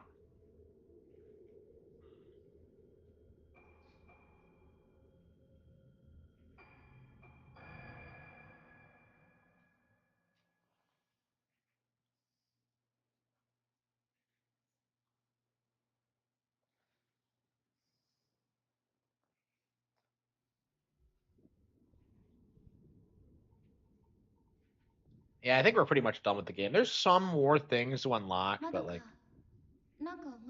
there's a better ending on hard mode, and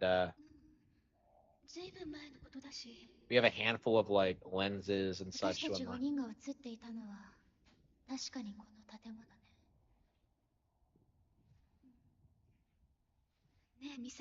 Misaki, why are you wearing a bikini? 写真の場所でも何も思い出せなかったし。もう帰ろう。私の言う通りにしてればいいの。This game looks so much worse than 5. It's kind of jarring going back to it. 私たちを見てしまった。今私たちの We're 番だ。 next. We're friends, which is why I never cross paths with the protagonist やめてよ。 throughout this entire experience. Okay.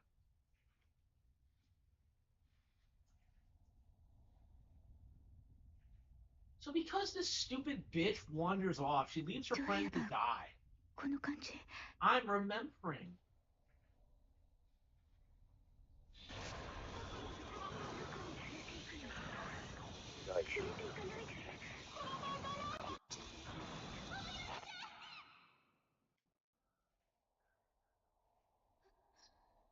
And she just wanders off. She zones out, and somehow, like, how the hell do you fuck Madoka Sukamori? So like, this chick gets axed off in the most embarrassing way imaginable. Walk using L. Like, so like 5 girls get kidnapped, and you only get to know 3 of them, and like this one gets fucked like really quickly.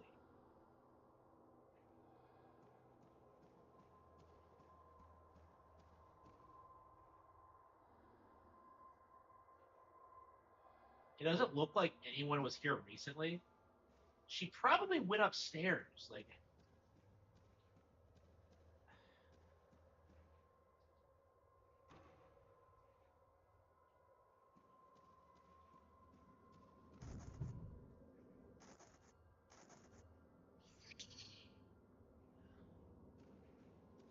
why did they come here without Ruka?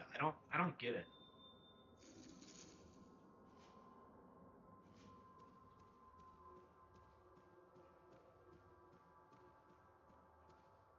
I don't know. There's something about the lower quality visuals that make it like more appealing to me. You blessed us with the best cosmetic. Like, thank you. Misaki's flashlight. But wait a minute, doesn't she have her own flashlight? これ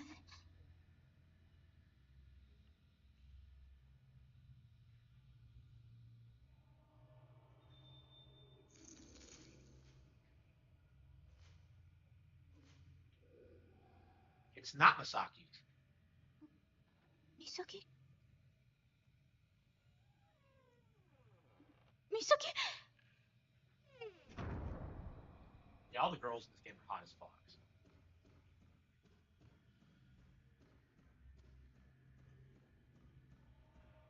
Yeah, five remaster did not.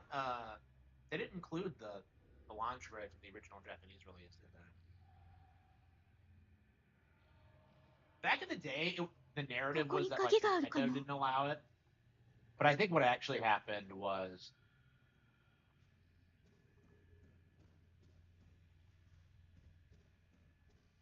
that the lingerie was licensed from an actual brand, and that they just weren't allowed to use it again.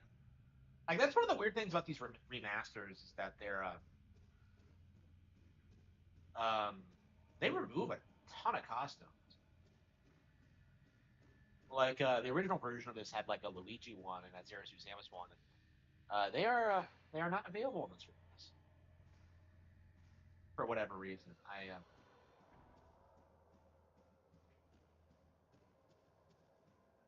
don't know. I'm very curious. Like, what would this? How well would this game have been received if it actually came out in America?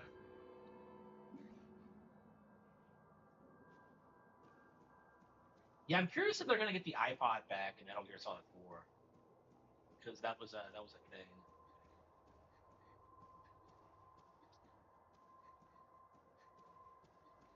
Who do you play as after this, Ruka? Surely it's Ruka.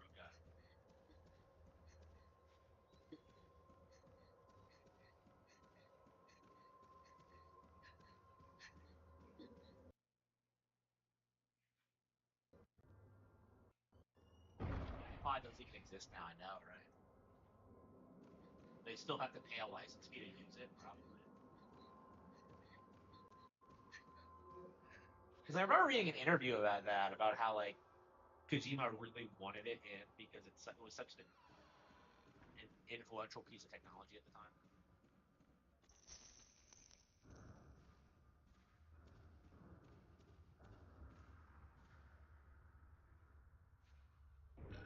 Go back to your room.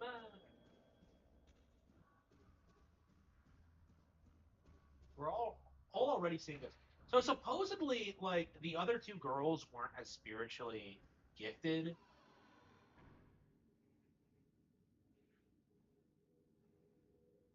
Apparently, Misaki and Ruka were way better than.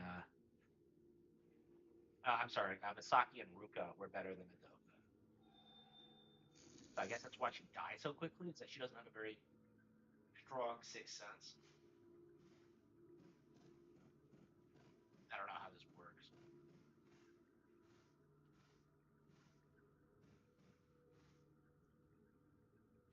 Yeah, this is my third playthrough in this in like a month. So it's odd that I've spent like this much time playing it. And you backtrack a lot in this game, but it comes off like a lot more natural.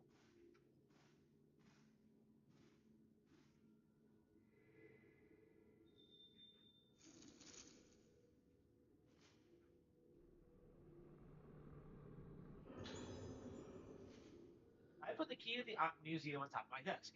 There are a lot of irreplaceable objects in the museum, so please take care to keep the door locked at all times.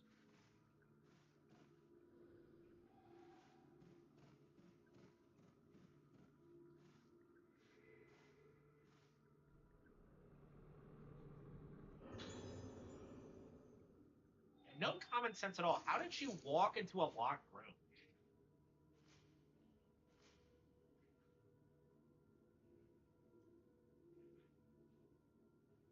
And we never do get. Do we ever get an explanation as to like why Misaki blacks out and ends up on like different sides of the map? Because she does it a couple of times.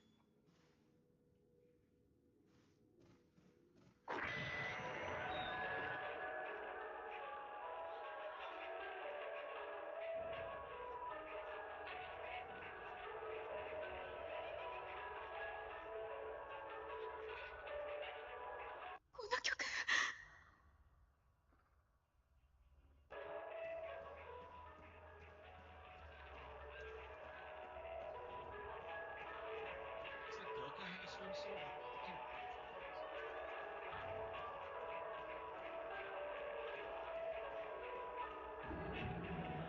Oh, it's this bridge. What is with that expression? I don't understand. Like every time she, yeah. So she only appears in the early games. So I don't know who she is. Like she comes off like she should be a lot more important, but she's just not. 思い出せない。 Like you 思い stop 出した seeing くな her い。 after the first couple of chapters. 早くここから出ないと。美咲を探さないと。 I mean, that's one of the things about this game that I think is better than 5 is that like it generally like gives you the ghosts feel a lot more better paced. Like you don't see the same ones over and over again, like you do in 5. I don't know. It's really interesting kind of talking about this because like 5 feels like it's such like a technically advanced game with all its great visuals and all that. But like I just think I really like this more, honestly. It just feels more natural and grounded. Like 5 just there's just so much about 5 that just doesn't sit right with me. Like this feels like an actual like horror story in a lot of ways. Like 5 just I don't know. Like it's too much. Like it focuses way too much on the characters that you don't care about. It is MGS formula. Yeah, I've heard a lot of people say this game is the worst in the series, and I don't know if I agree with that. I think 5 might be. I don't know. We'll see. Yeah, how could it be the worst in the series when the 3DS one exists? That's like 2 hours long and takes AR. It just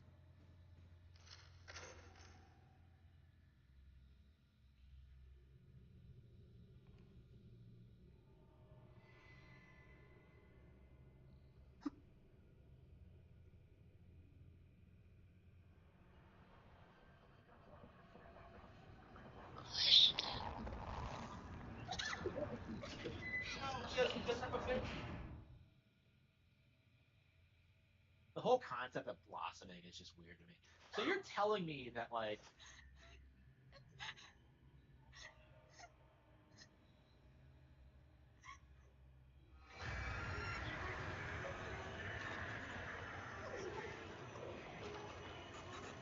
only I could just walk through this room. Wait, I thought it was a different ghost. I thought it was the dour looking one.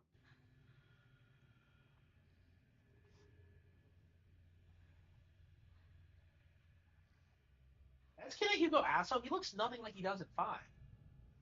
Whatever.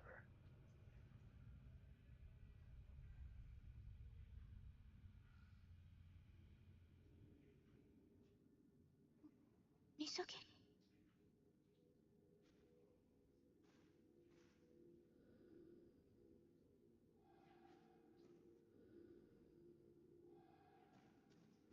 So they have a museum for Kinehiko Asso, and they have like an actual functioning camera obscura.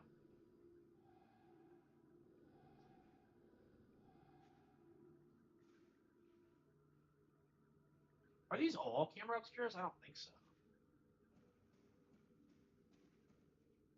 Yeah, this chick gets her hands on a camera obscura and immediately dies.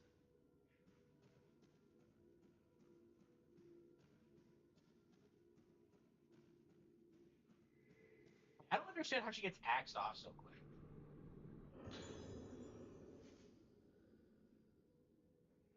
Like she just kind of gives up. It's ridiculous.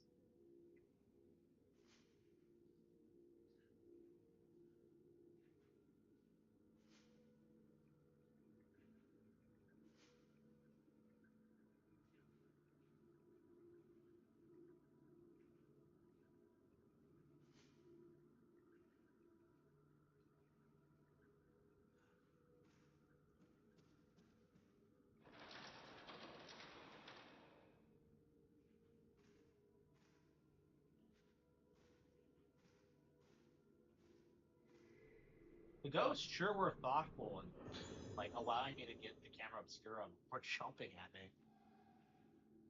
Okay.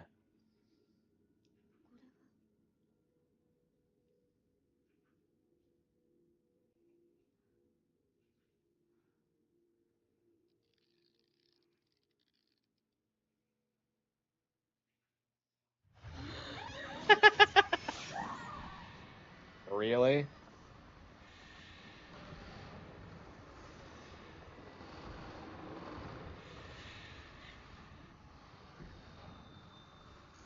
The camera obscura is a special camera with the power to view and seal away the inconceivable. When a wraith appears, you can seal it away with a. Look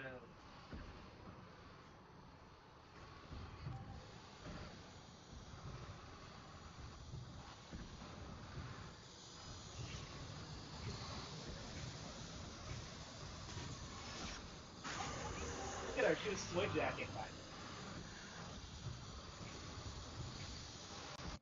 Like, who is this?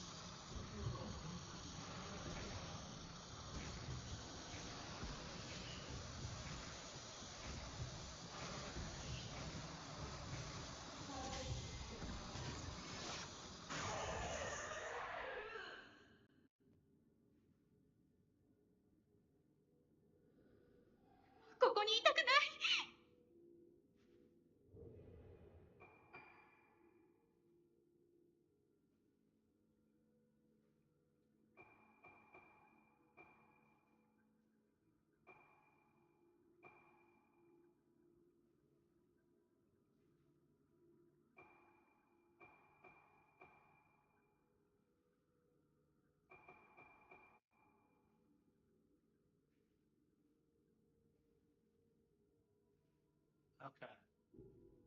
Forgets her own name and wants it back.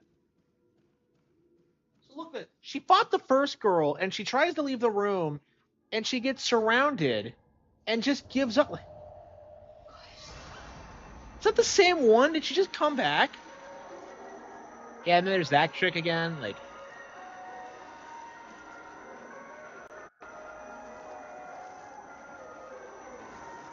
yeah, so she just gives up. Like, huh? Oh, come on. What a. And this game's cutscenes are weird because they just kind of end suddenly, and you don't see anything good really. Like, I swear, throughout the entire thing, you never see more than 2 ghosts on screen at once. Like, so she got jumped by 3 ghosts, and like throughout the entire thing, Ruka never has to deal with that. It's just weird.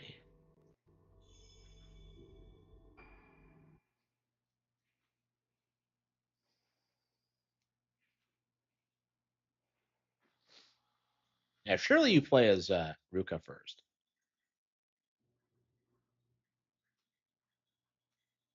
誰も覚えていないことは存在しないことになるのだろうか。私には Hell yeah, she's a piano girl. 小さい頃の記憶がない。私がいた島のこと、住んでいた家のこと、そして父のことも。私たちが神隠しにあった以前のことは何も思い出せない。一緒に見つかった4人もあの時のことは覚えていない。かすかに思い出せるのは一つの旋律。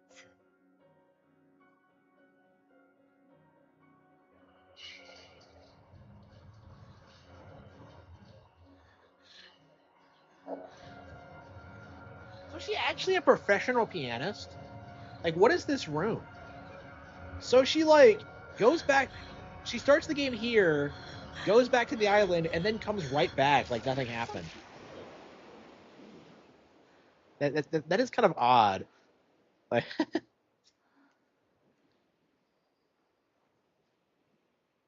つもここで途切れてしまう。音楽とともによみがえる記憶のかけら。この記憶は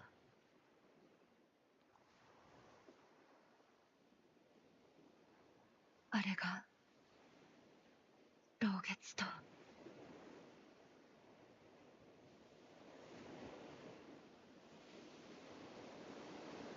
二人の友達が死んだ。 Marie and Tony. Her friends, yeah, that she never talks about her. 神隠しにあったうちの二人。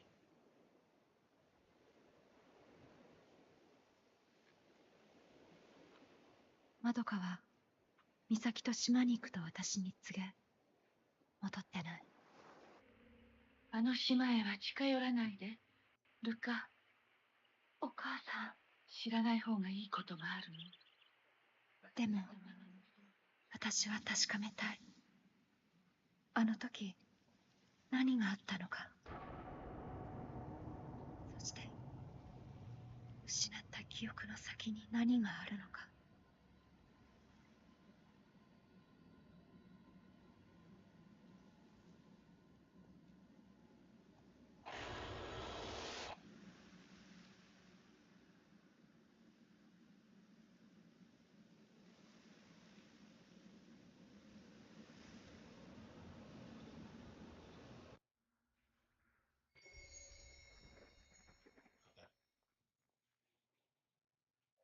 So in a lot of like the pre-rendered cutscenes, she's always in her default outfit. You don't see her in the, you don't see the goods until like actual gameplay starts. So.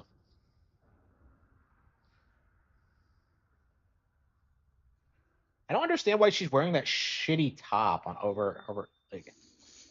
Okay. Like, was this game censored? Okay.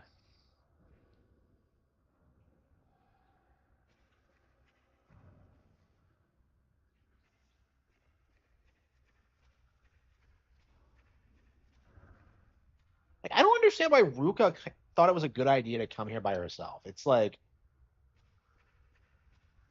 I don't even understand why she wasn't there to begin with. Like, it's like, why didn't Ruka come immediately? Because Masaki and Madoka came.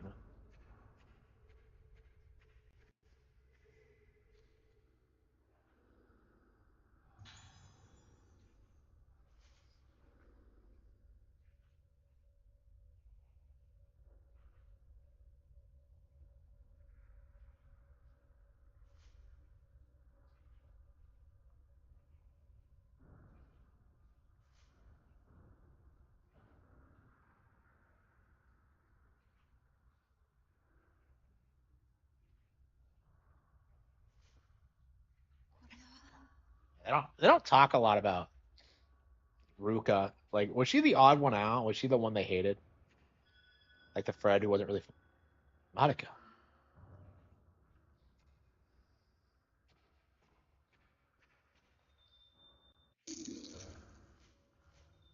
Maybe if the maybe if Madoka could have saved, she would have survived throughout the events of the game.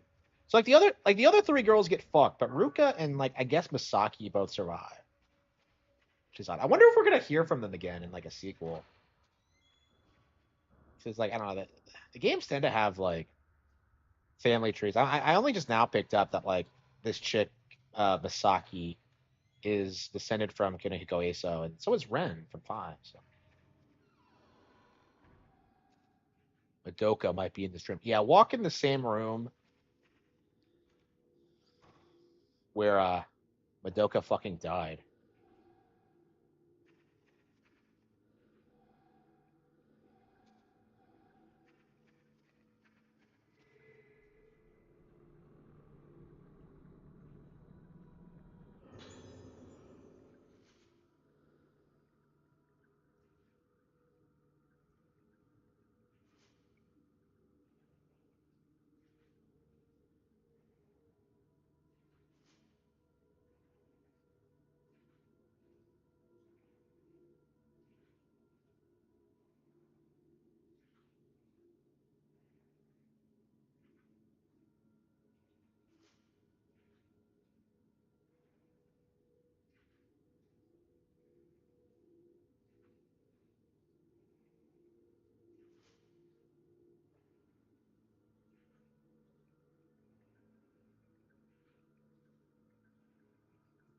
Yeah, I feel like this game is better written than 5.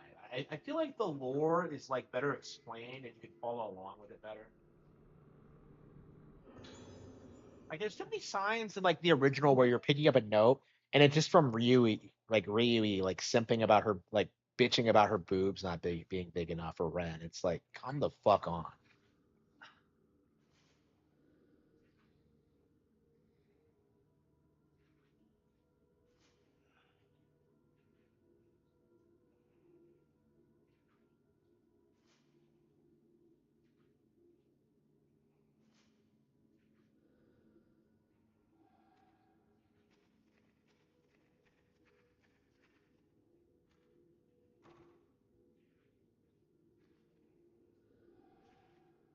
It's awfully convenient that you got the camera.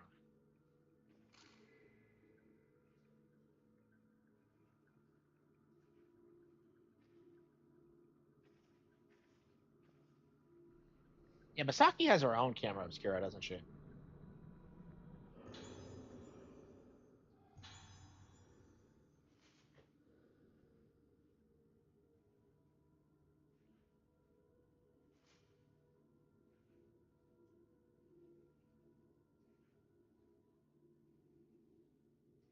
Like when I heard the tune Ruka Bro, I remember things, but not clearly.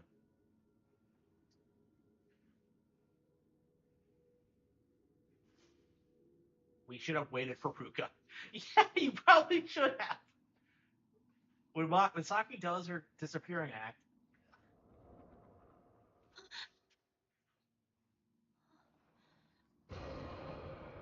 Hello.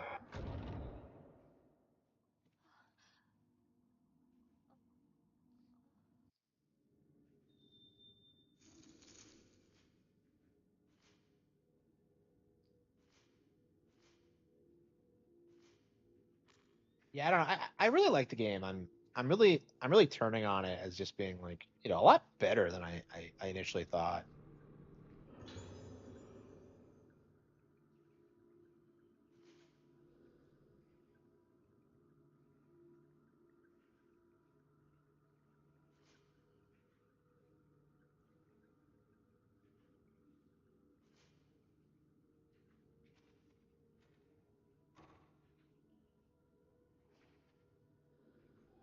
It's not even locked.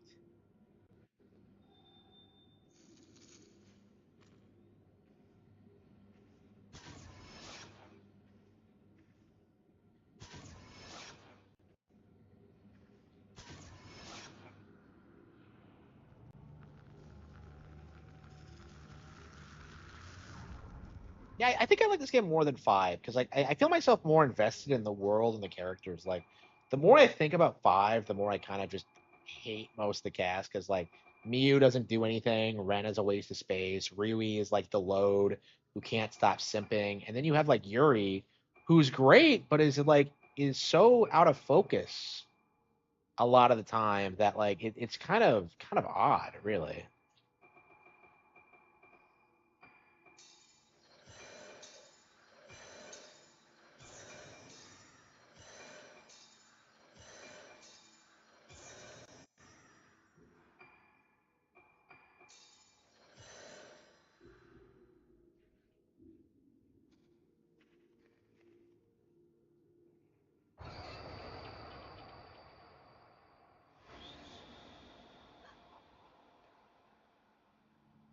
Yeah, I swear that girl who looks to at the beginning was the dour face chick. So is it different on different playthroughs or what? Yeah, because it's the nerds that jumps out here. Hello.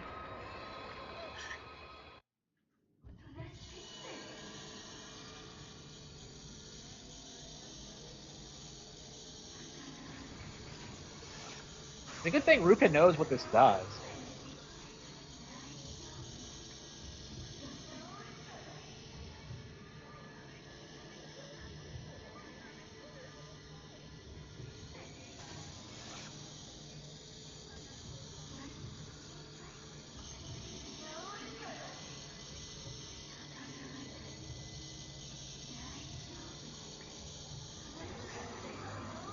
They seem a lot faster on hard mode.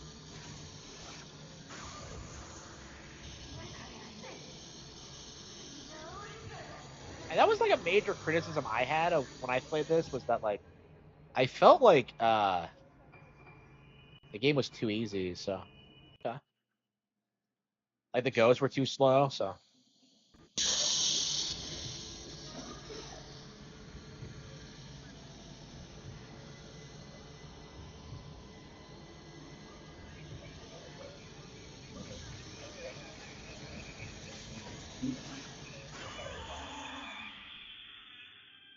yeah, the ghosts early on can't like survive blast from a powered up camera. So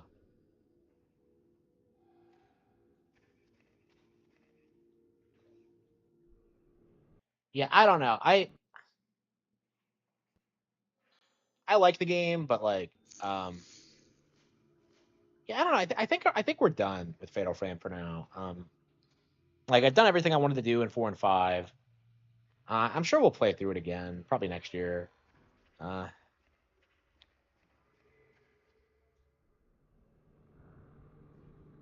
MGS2 remake. Oh, that'll be the day.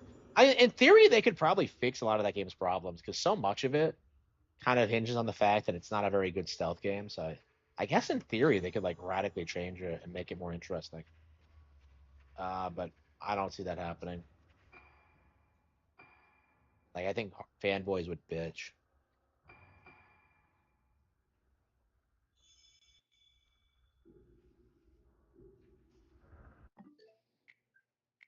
Yeah, I think we're done with the game. I don't really see the point in continuing to play it. It's just uh there are more things to unlock. There's more things to do. I mean, I feel like I've done everything I want to do in that in 5. Well, 5 we have like the Ayane quest, but I think we're gonna wait a while to do that. Like I never have been that enthusiastic about it. Yeah, honestly, I think I want to play 5 more as opposed to playing 4 again. Like I don't know, like every time I play 4, I just want to play more of it. It's just it reminds me a lot of playing No More Heroes for the first time, where you just kind of like go through it over and over again and learn more and more about the setting and the world and the characters. Okay, it does feel like a Suda game, honestly. And I've heard a lot of people say otherwise, but like I'm kind of surprised at how much I don't agree with that, honestly.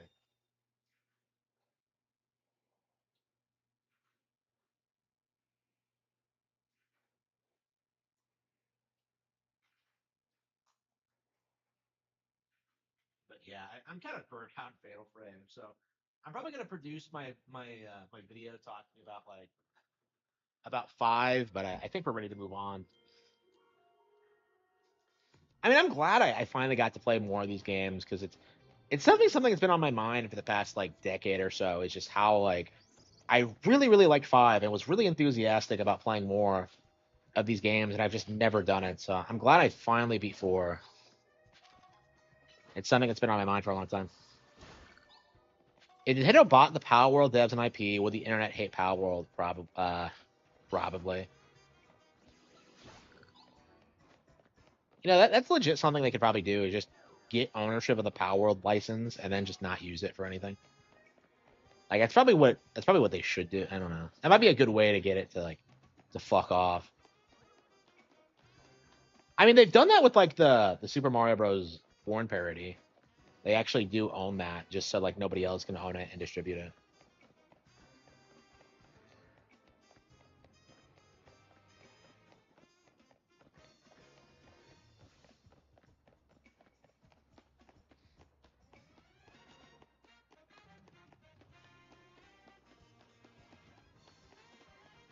Oh, that's right. Yeah, we were battling, weren't we? Yeah, we wanted to grind.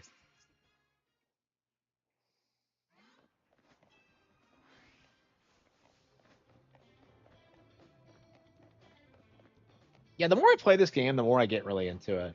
Like especially after playing so much Fatal Frame, I really love like the chill vibe of it. I see a lot of water types. Yeah. Yeah, I don't know. I really don't want to play online because I just know I'm gonna get wrecked. Skrelp? That's a seahorse Pokemon. That's not horsey. It's weird how Pokemon has been going on so long that they have like different Pokemon based on the same animal. Well, I guess there's different species of seahorse, right?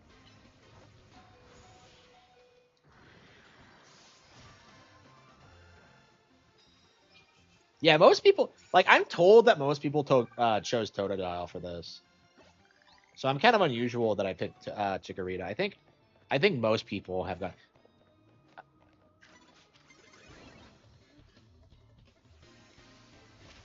I think most people like went for Totodile or Tepig. So, like, I saw a lot of seething about Meganium when they first confirmed that Chikorita was in this, because like people really hate Chikorita because of how useless it is for the first two gyms in Gen 2. So I guess it has a really bad reputation. I've always really liked it though. I'm playing this again. I kind of do. It's weird because I haven't used a Chikorita in forever, but it's definitely like I definitely prefer the Totodile. So Garbodor. Wait, do I have any Psychic types? No.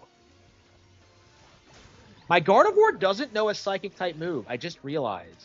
She has Magical Leaf and Dazzling Gleam. I treat Gardevoir like a fucking Fairy type as opposed to a Fairy Psychic. I really gotta start thinking about that. Mega Ambor looks like trash. Yeah, I really like Totodile and Meganium's Mega Evolutions. I saw people seething about Meganium's, but I really liked it.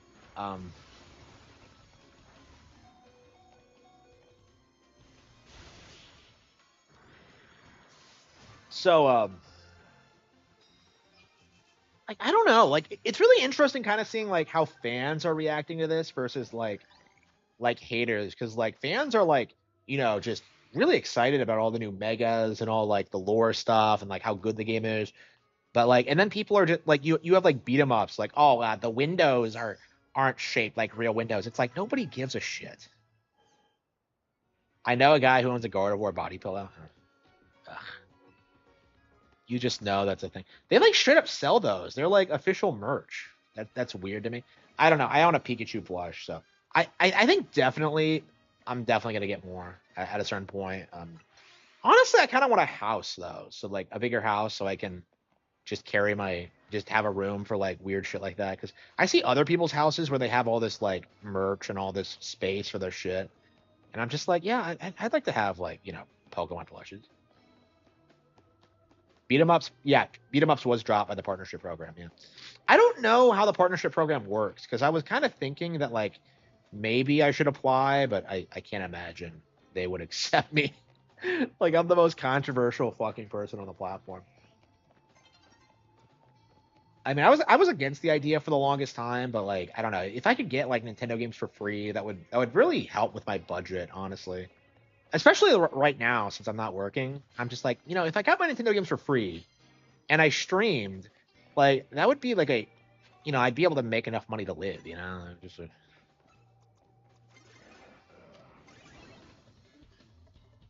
So it's like I don't know. I think that's something I'd be interested in, but we'll have to see.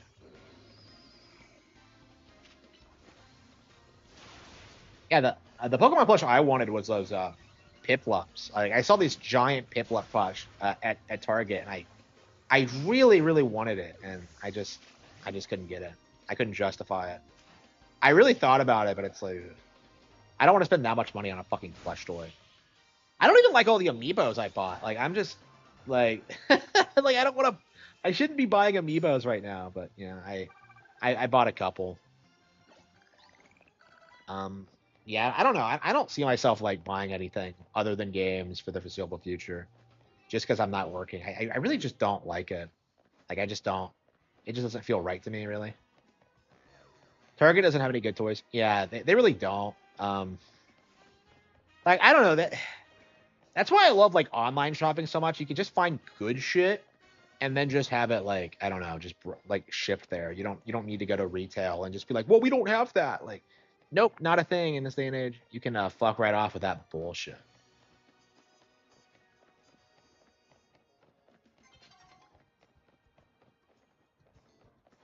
It's nearly daybreak.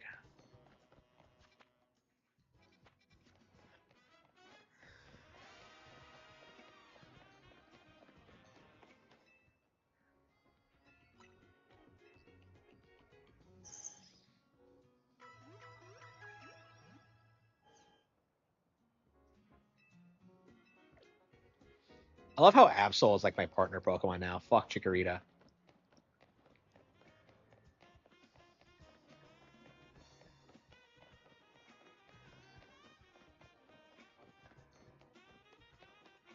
Yeah, playing this is like it's gonna be really fired up for Gen 10 because Legends Arceus got us like gave us those like open environments, and then Scarlet and Violet gave us the straight up open world. So I think it's very possible that like we might see like real cities in Pokemon before we see them in like the Elder Scrolls. And that's kind of a big deal because like if you look into the lore in Skyrim, like the reason why the cities are so small and depopulated is like, oh, we've been raided and a bunch of people have been killed. Like, oh, it's because of the war. Like they just don't want to program an entire city. So I think Pokemon might be more advanced than like most other RPGs in this sense. Gen 10 will come out, yeah, next year I think it's gonna be. Man, it doesn't feel like Gen 9 is that old because people still like bitch about it, but yeah, like eventually they're gonna have to deal with Gen 10, and like nobody is gonna think like Power World is bigger than Gen 10.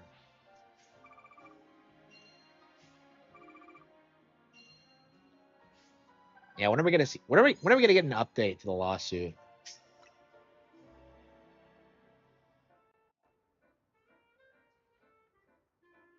Oh, I don't know. I should probably get to bed. Yeah, we'll get up tomorrow morning and like do the Kirby Air Rider stream. Who are you? I asked you a question. Who are you? Okay. Uh,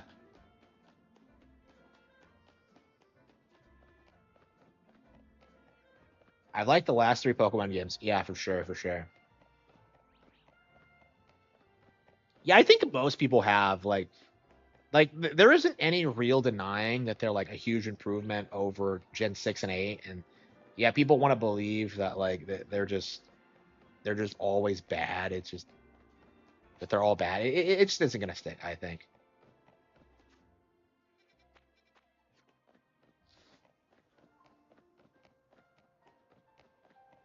How do I get on top of this house?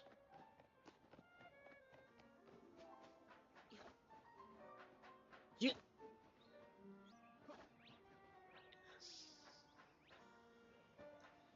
they're straight up ripping off Donkey Kong of all things.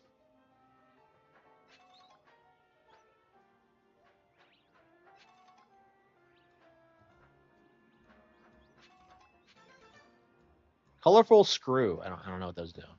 Uh,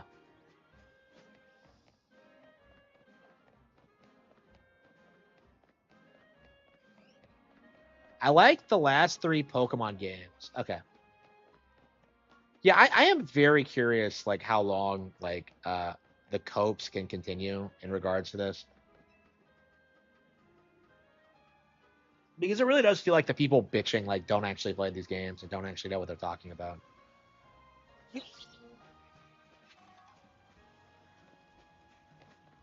Yeah, because the more I play this, the more I realize just how good it actually is. Oh, Abra, shit, no, fuck. Are you kidding me? Damn it, I didn't even think about it. Like, shit, like so they can do that, huh? Okay, we're gonna have to figure out a way to the YouTube comment section. Yeah. Yeah, you can watch all like the weird Pokemon haters on YouTube or whatever, and it just comes off like a complete cope. Like they're all complaining about like Pokemon fans being excited, like oh they'll eat up anything, and like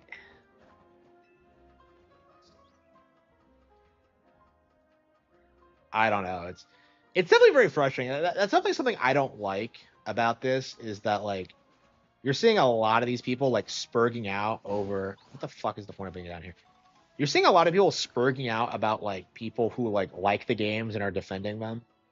Um, so like I don't know. I feel like there's gonna be like a big schism between like pokey YouTubers and um, like YouTube grifters. There probably already is one, but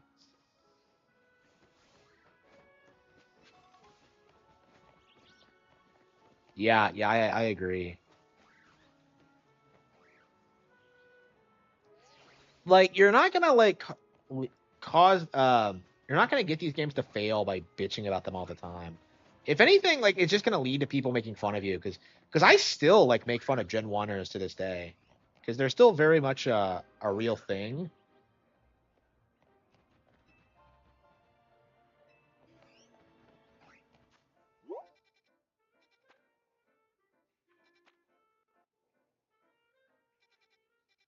How the hell do I get over there?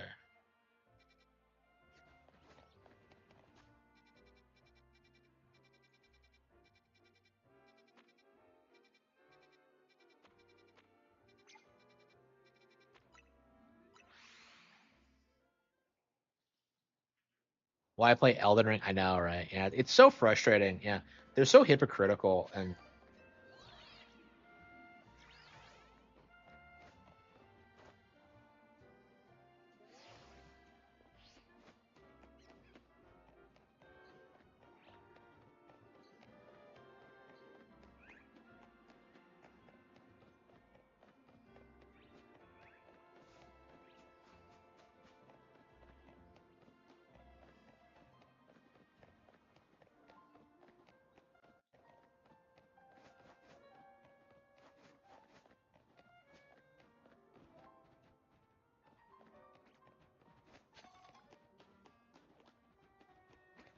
Souls games are glitch fests.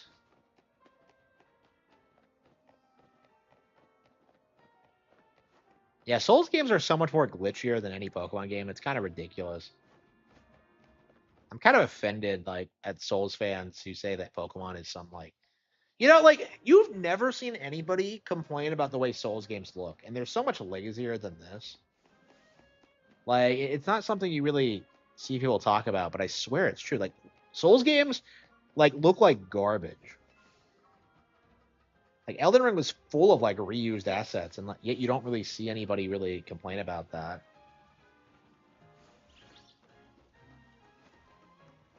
I wonder if that Abra came back. Shit.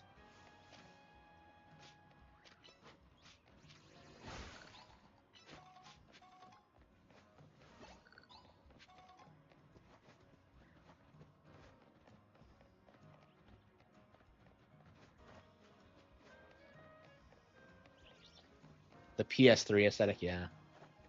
Yeah, it's weird to think that like Souls are just a byproduct of the PS3 era, really, at their core. Yeah, how the hell do you get up there? I guess you can walk around like the building where they're at, but Elden Ring reused the same bosses repeatedly in different areas. Yeah, all the fucking time. Like it's so rehash and lazy, and yet no one cared. Like they even reused like the final boss. Like it's like for the DLC, it's like uh,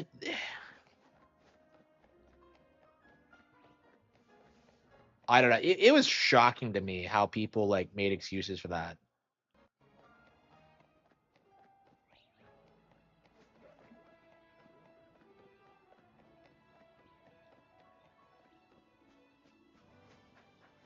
How am I supposed to get up there? I'm kind of confused.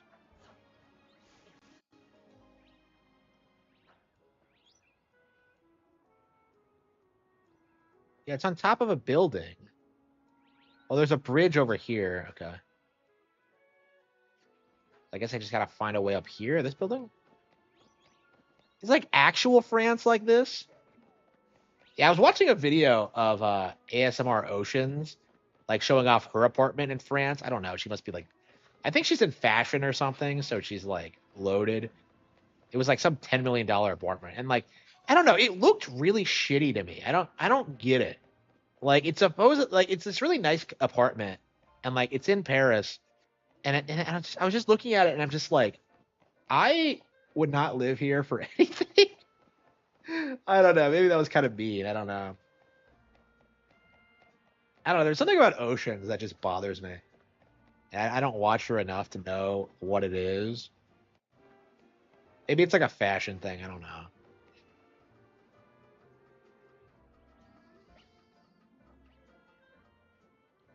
She's like one of those chicks that like produces things I like, quote unquote, but like it's like at the same time it's like I don't know what's the catch, bro. Like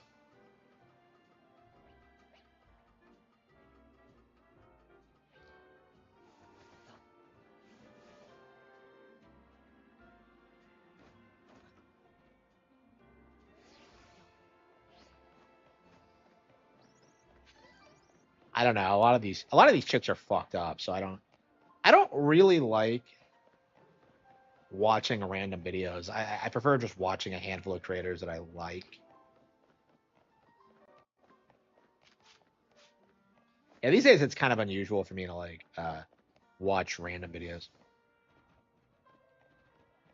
Yeah, I legit that video was probably recommended to me because I was playing ZA or something, and we were talking about Perez. Here we go. Oops.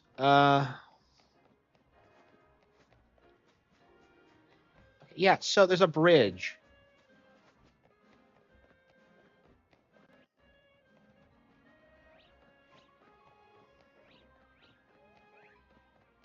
Yeah, I mean, my entire point though is that like you don't see people say the same thing about Pokemon.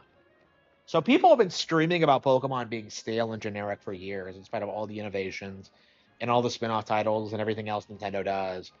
And then like, Elden Ring is just worshipped, even though it's far more derivative. Yeah, I keep walking around in circles. How do I get up there? YouTube recommendation isn't as bad before. I agree. I haven't seen like any weird videos in a while. Like I remember back in the day they would recommend you uh like My Little Pony shit, or like I don't know, like obviously underage girls stretching or shit like that. It's like it was kind of crazy what you would get back in the day. It's like stuff you would never actually watch. I can't think of any other examples. I don't know. There were like times where you would like get something that you would be like offended by, and that was a common thing.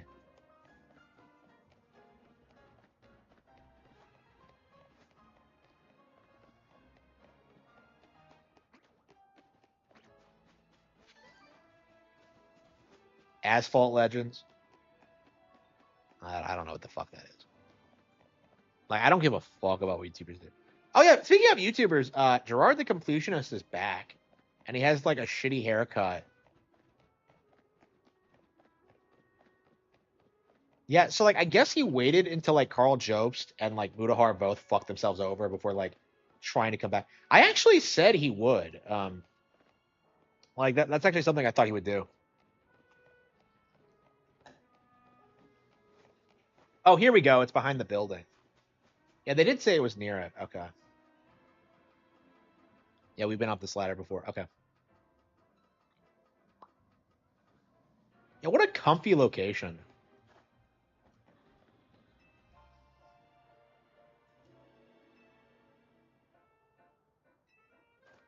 The Rotoglide. When falling from someplace high, you can press A to rotoglide. Rotogliding uses a short burst of the rotofoam's safe landing bro.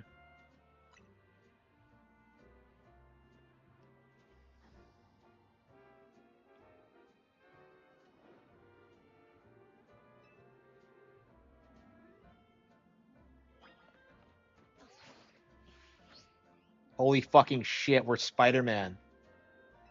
Wait 1 sec. I'll swing over too. Okay.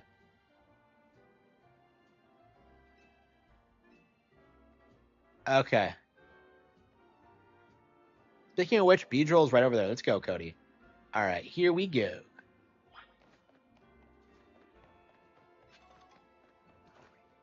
I feel like everyone like agrees that like you and Tawny, like you and your rival in this are like a thing. I legit think that's the vibe they're going for, which is kind of cool. They've never really done that before. So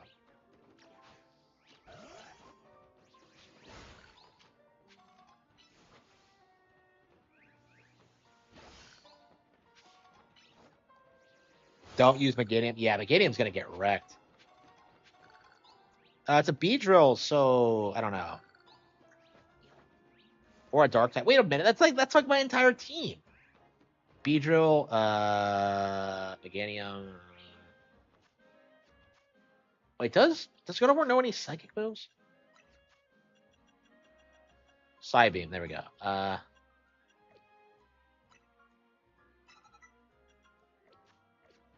Shit, what should we do? No Meganium.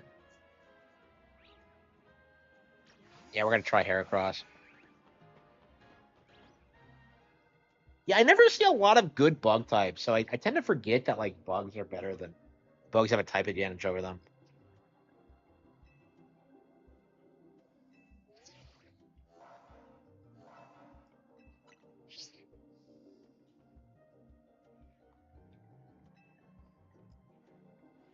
Do we have any mega evolutions that's like that are? Yeah, I think I'll whip out Mega Gardevoir actually. Is there a Mega Heracross in this?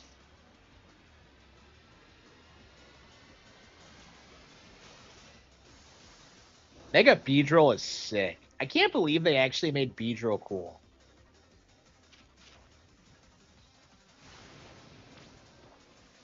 Oh, she has a Feraligatr now. Okay.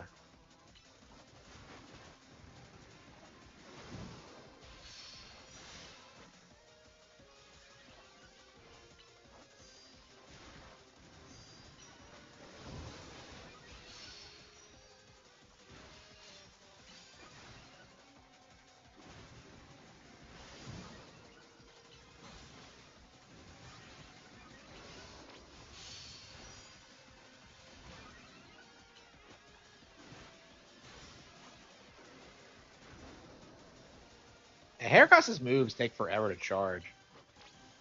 Oh wow, it actually flies.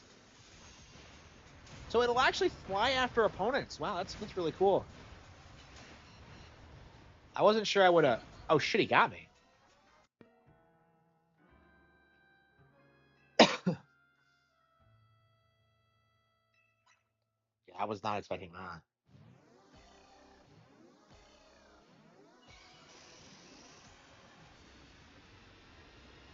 Oh. Yeah, I think we should probably just call it quits now, so I can get up and do the air ride direct.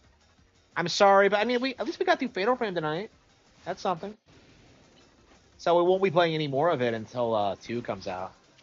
Man, I'm so hooked on Fatal Frame. I just what's a Kakuna doing here?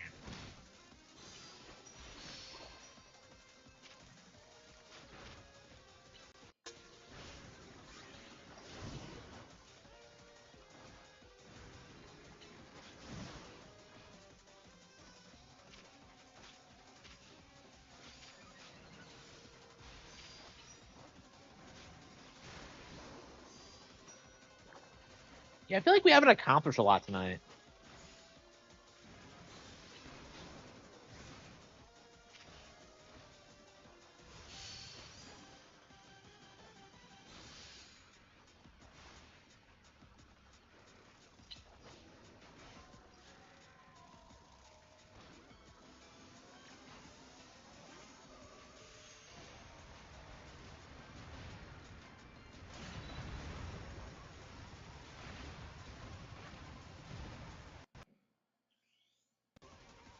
Mega Evolve.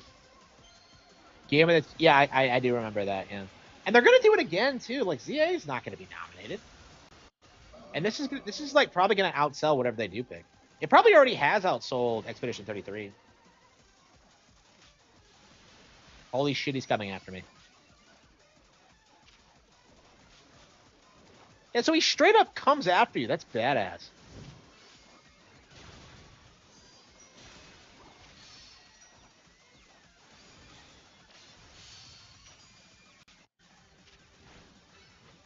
Man,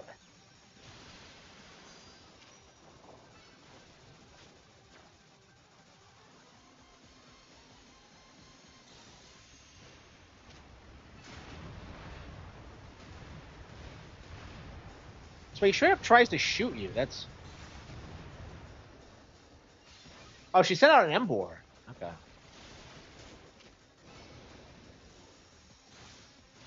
And Gardevoir is actually killing it. Okay.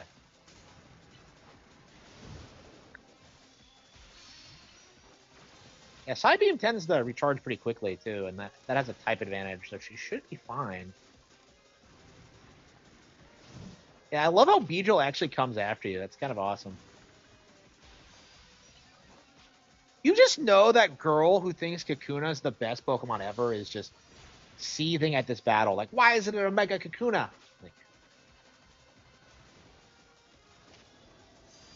like Why does she love Kakuna so much?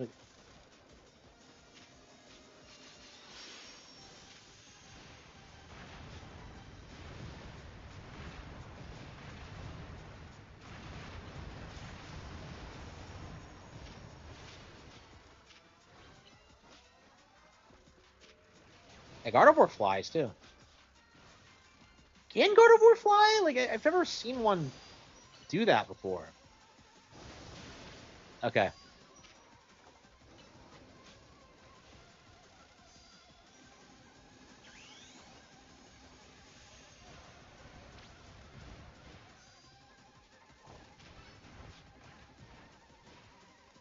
Yeah, this is really cool.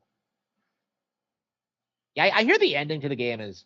Someone mentioned earlier in the chat that the ending is awesome, and I can kind of see why. Yeah, I didn't like these at first, but they're kind of growing on me as they get more difficult.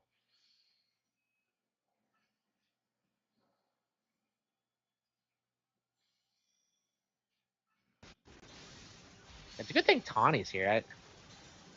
Is she not mega evolving her Emboar?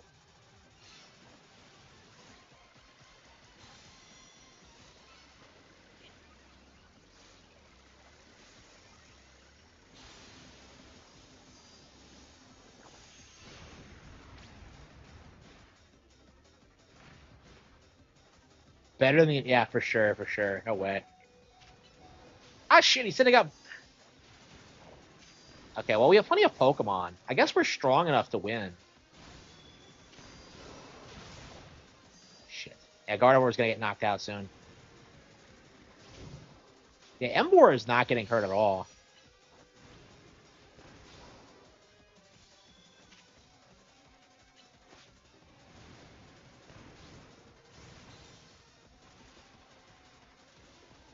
Yeah, I definitely need a better. Oh.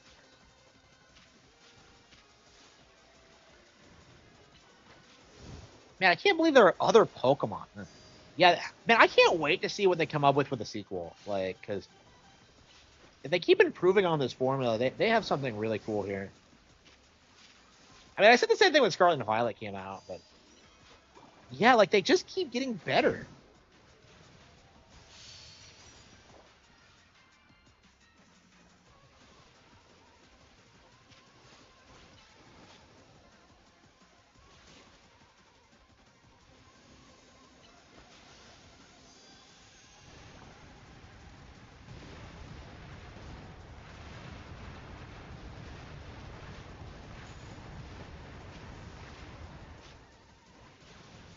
Oh, Gardevoir's out. Okay.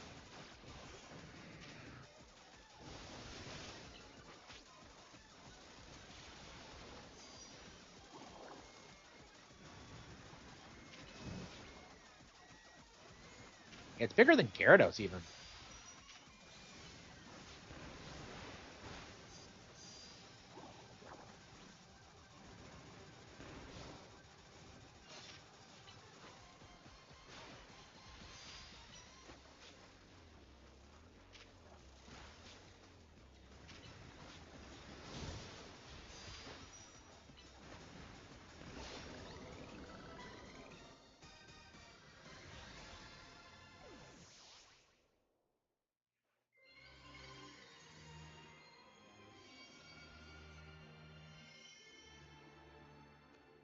Yeah, I really wonder how much longer people can keep saying these games like look bad. Okay. Tawny, I could have just gone to a Pokemon Center.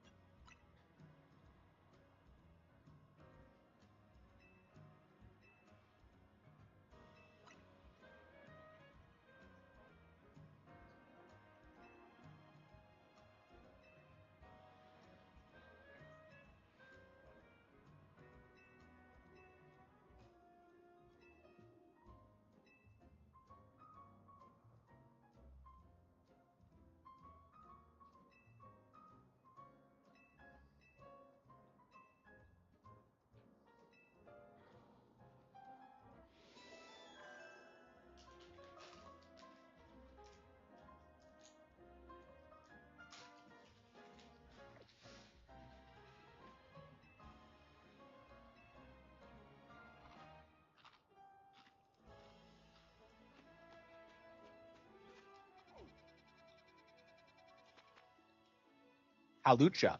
Hell yeah.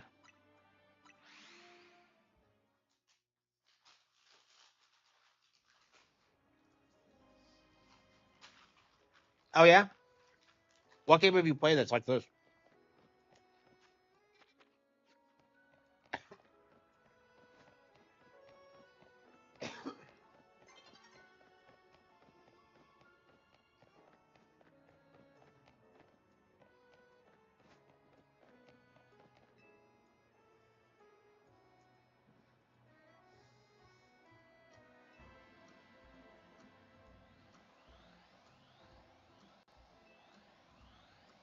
An Alpha Weedle.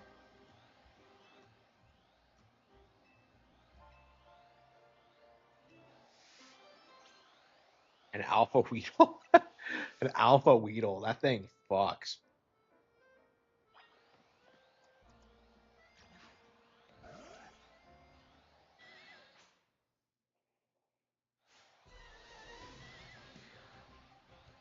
The comfiest. I agree. Yeah, it's really comfy. Like Legends of ZA felt kind of like wild and untamed, and this is kind of the exact opposite, which is, I mean, it's not really what I wanted, but like I don't know. I really appreciate the fact that it's like that.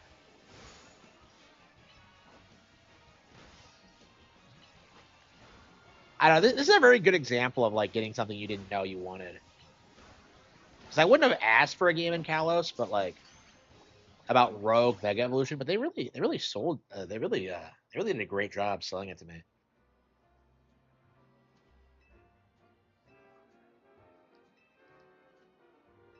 Uh,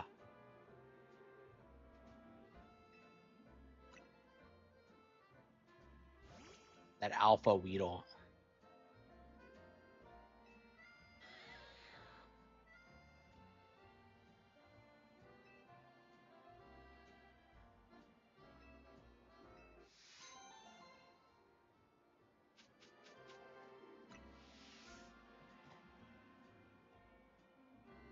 Hey, UPK. I've never actually played it. I'd like to see the.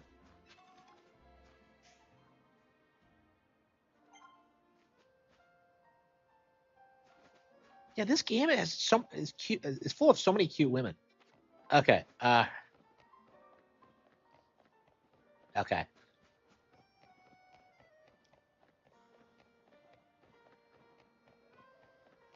It's an Umbreon.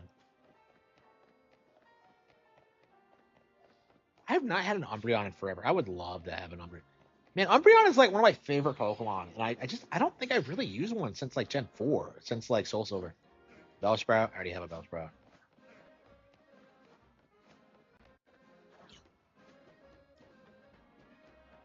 You, did we do Tawny, Lita, and then Naveen in the same order as last time too? I think so.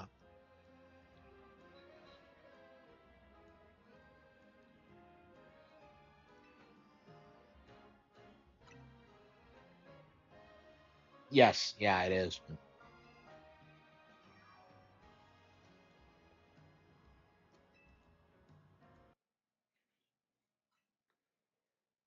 Yeah.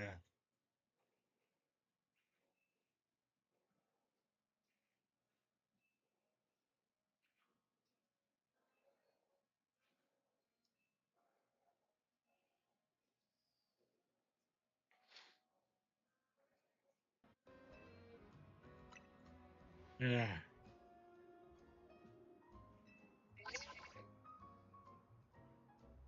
Lita has such great facial expressions.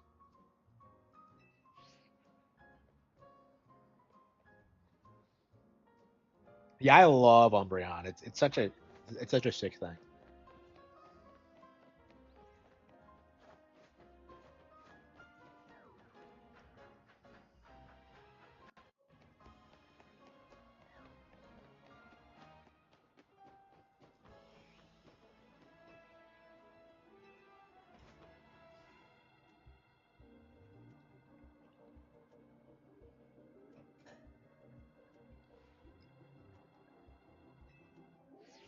Man, I want a cat. I want like Halucha for myself. So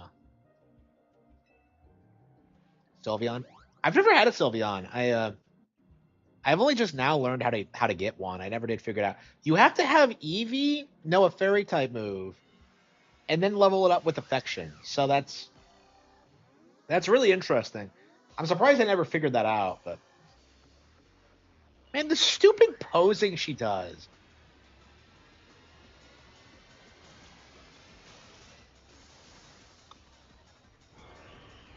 Yeah, Mega Halucha is like, oh man, this thing is sick. Oh wait, why did I set it a dark type? That was yeah, that's a great idea.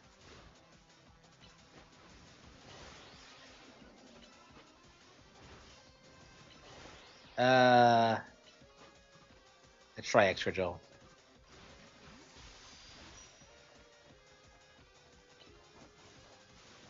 I did play X and Y, but I never did figure it out. Like I remember when I got to the fairy type gym in that game, and like I had no idea what the type matchups were because I didn't look them up. So like it took me a long time to figure it out. Actually, shockingly recently, I think. I don't know because I just wasn't coming across a ton of fairy types, so I just never bothered to learn. But yeah, I never did learn how to get Sylveon.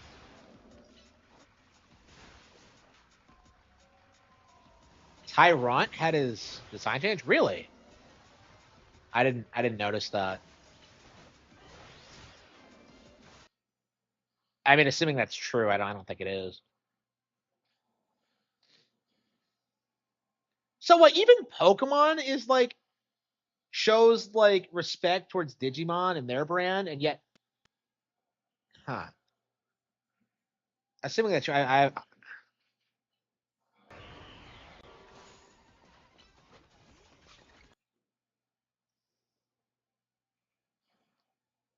uh,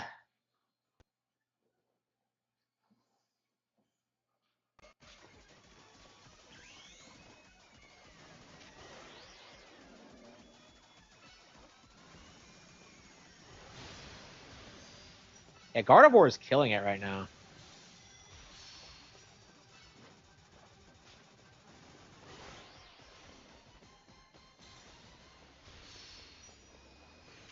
Like she's using a Vanillux. What a fucking what kind of Pokemon? Who the fuck uses a Vanillux?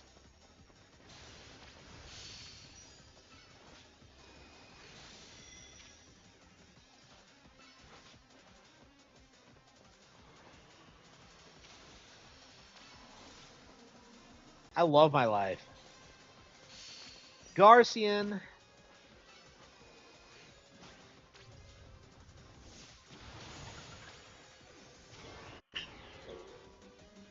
Moves are slowing, huh?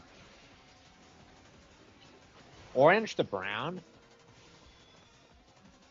I don't know. Maybe it's a regional form. I don't know. I mean, they've done color changes for Pokemon for all sorts of reasons.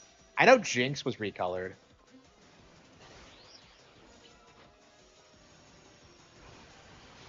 So it's not like unheard of. That is definitely odd that they can do that, though.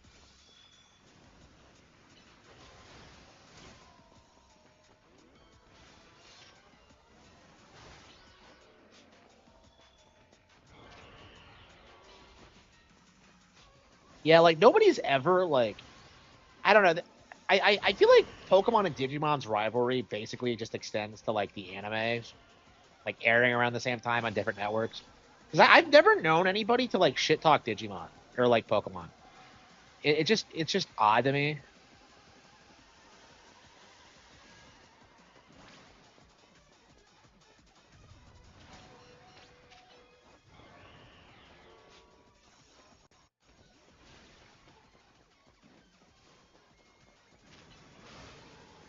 Oh shit, I lost.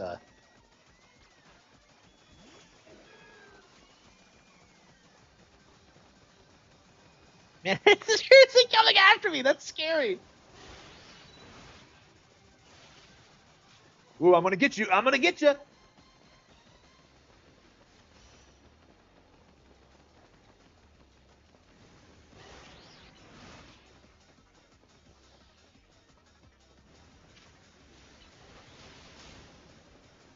Yeah, Meganium is not a good matchup, I don't think. Yeah, because it's a flying type too. So okay. Man, I've just not been. I have not been having good matchups lately.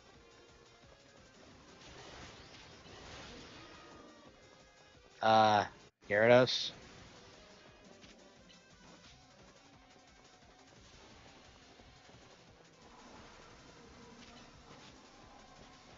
I don't have Gyarados height yet.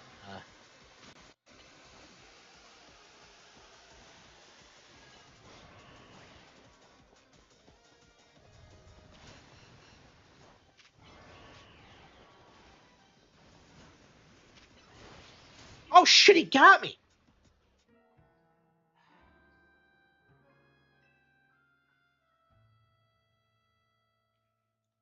A Digimon.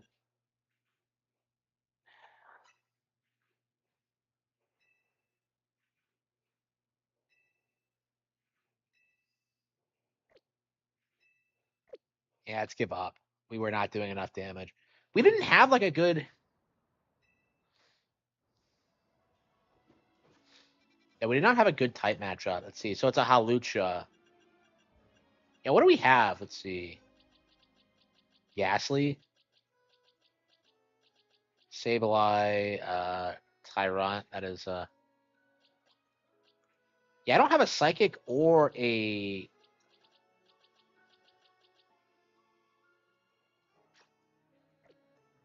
Yeah, let's use my good old pal Ghastly. Change nickname, release, go around.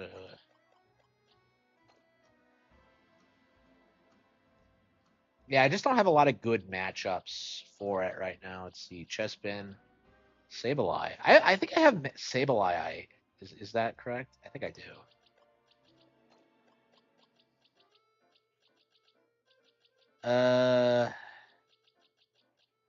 Yeah, I just don't have anything that's good against it. Let's see. I guess we can go to the wild areas and see if we can find anything. If I had caught that Abra, I could have just used that. But Bandai Gaming Division is it? Well, they just used the Namco for that, right? Who the fuck gives a shit about Bandai's like fucking gaming division? What do they even do? Like,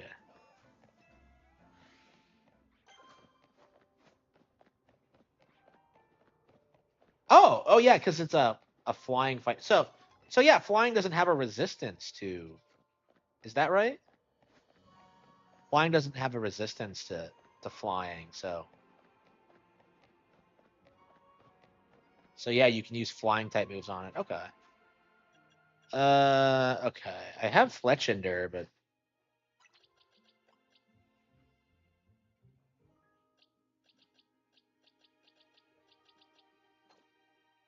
definitely a weird adjustment. Do I have that Sableye? I thought I did.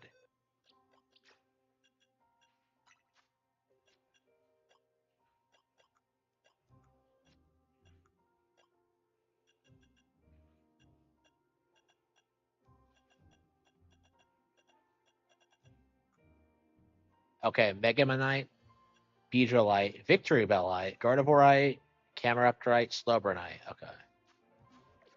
And what can we get? Let's see. We have not been to Wild Zone 10 yet.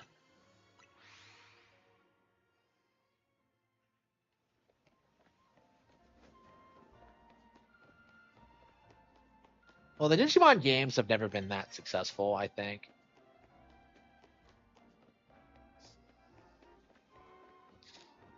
I don't know. I don't know. I don't know shit about Bandai and what they do. Yeah, the fact that I don't even know who like produces Digimon says a lot. Like, is it a Panda thing? I guess it is. Okay, Slowpoke. But did I not catch one? I think. Oh, come on. What the hell was that? That was not a regular. What did I throw at it? Man, you're gonna use the Master Ball on something stupid in this game, aren't you? Oh, Kravana. Yeah, that is not a Pokemon I see a lot.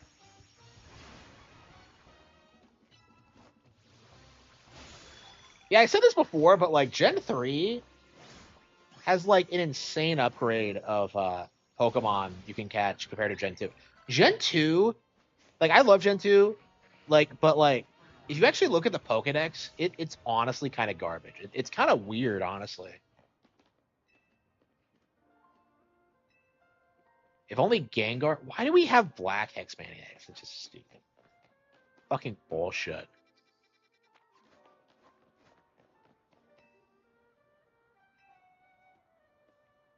Elisa. Furry would have such long sleeves. It's really unbelievable. Elisa taught me that joke herself. Elisa? Is that like the fashion model from Gen 5? The gym leader, the Electro type? Is she a streamer now too?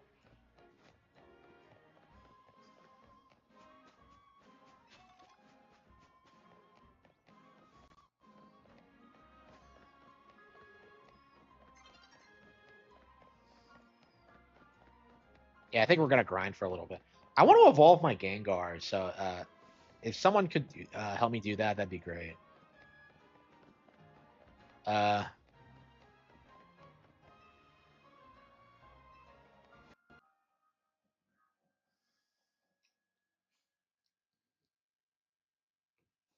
yeah, I really should go to bed so I can watch the Air Raid Direct. Bandai was working alongside Game Freak. I really don't know what they produce. Like, did they do Gundam? I think they do. So, like, were they behind the? I watched Mobile Fighter G Gundam recently, and for the first time, and it was just like, that was a Kino experience. I thought that shit was killer. Like, I wish I grew up with that.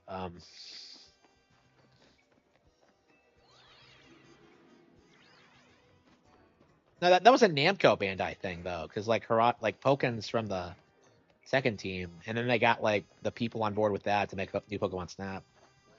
Yeah, I'd like them to do more stuff. I think they've like, yeah, both those games were great. So I'd love it if they could like produce sequels or like new stuff. Like I feel like we don't get enough like of I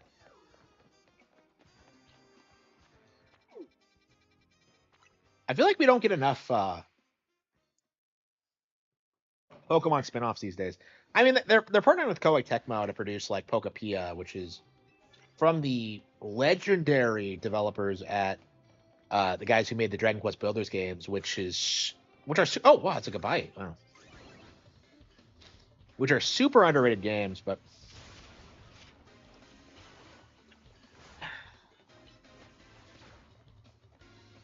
yeah, it's such a shame the first one was like written off because I played it. I played it a little bit like a while back, and I really enjoyed it.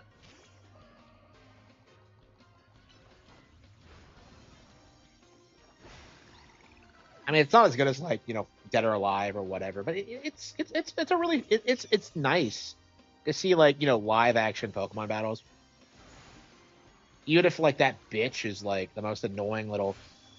I hate the girl in Pokken Tournament with a passion. Like she's so fucking annoying. Like I expected the twist at the end for her to be like the real final boss, but that doesn't really happen. I think there's more stuff to do single player wise actually.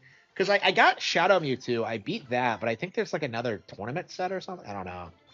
Maybe I did it and I don't remember. Like I really liked the game though. Wait, are we really jumping little girls and like that's just I don't know, that's just sad. Welcome to Paris.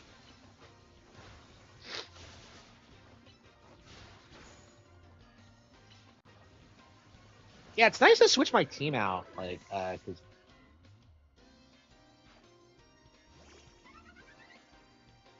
is there such a thing as Sableye? I think there is.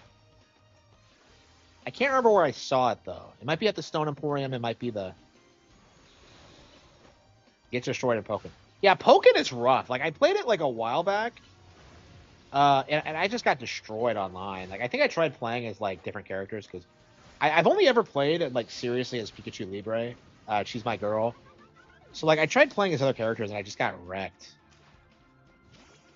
Like I don't know. I think the only people who play today are tryhards. Like people who have been playing consistently for almost a decade at this point. Yeah, the game is almost a decade old.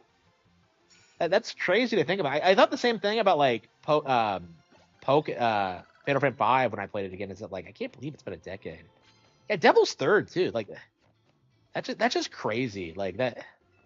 It doesn't like 2016 was like 2015, 2016. It doesn't feel that long ago. If you know what I mean.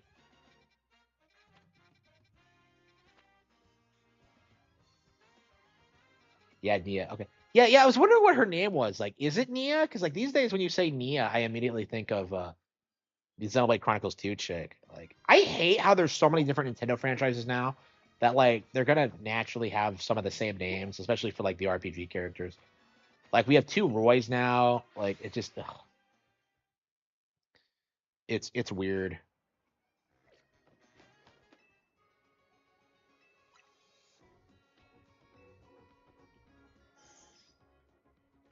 Yeah, she is so annoying. Like, I genuinely think she's the most annoying like character I've ever seen in any game in my life. I can't think of a single person that I hate listening to more than her. Like she's so bad.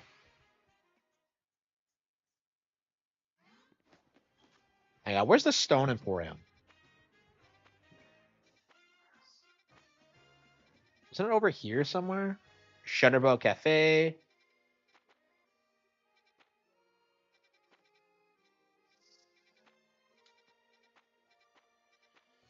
Restaurant La Ya, Pokeball Boutique. Yeah, I thought it was down here somewhere. Wait. Stone Emporium, there it is. Okay. Oh wait. It's right. Was it really just down the street? No, no, no. I was over here. Okay.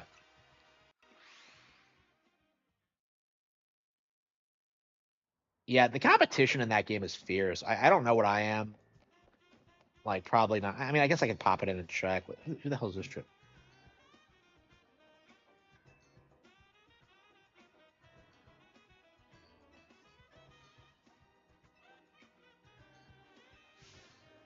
Mega Evolution.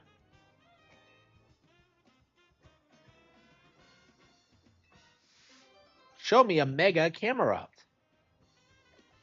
Yeah, I don't have a Camerupt. I've never used one. Like, it's not a Pokemon I care for. Okay, Firestone. Leafstone Jaw Fossil. Sail Fossil, Old Amor. Gengarite. Oh, yeah, we need to get that for later. Metachamite. Abomasnoite. Scizorite. Garchompite. Steelixite. Kangaskhanite. Charizard X. Okay.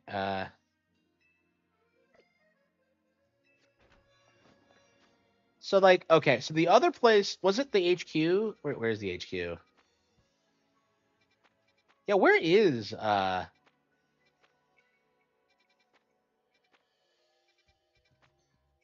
Looker Bureau?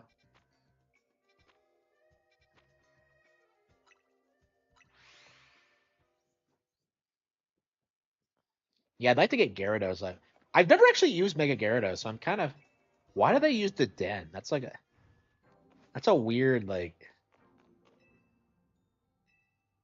Yeah, Mega Shards for items. Okay, experience enemies. Lopunite, like Mega Lopunny is a thing. Houndumite, Manectite, Pidgeotite, Sableknight. Okay, it is a thing. Okay, Sharpedo Gyarados. Shit. Heracronite. Shit. Well, I guess one at a time. Excragite. Why are these so expensive? Okay, whatever.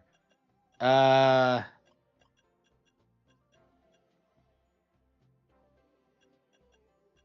Sable Knight.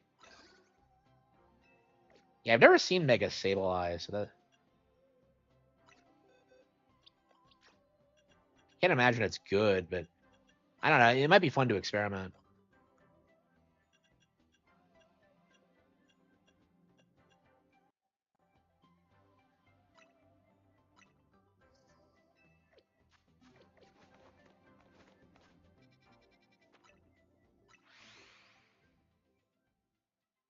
Rogue, no. Would you complete every Sonic era? I kind of already. I mean, yeah, probably. Yeah. I mean, I've already played most of them, so. I was playing Sonic 2 earlier today, actually.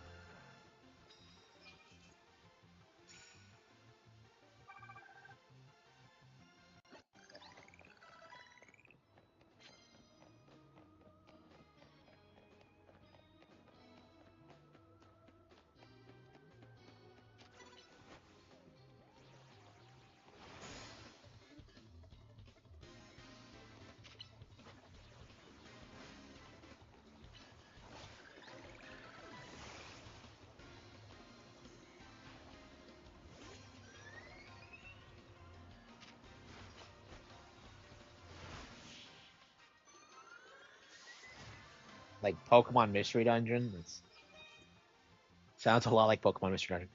Okay. Yeah, it's nice that I've changed my team a little bit. Change moves. Let's see, Drill Run.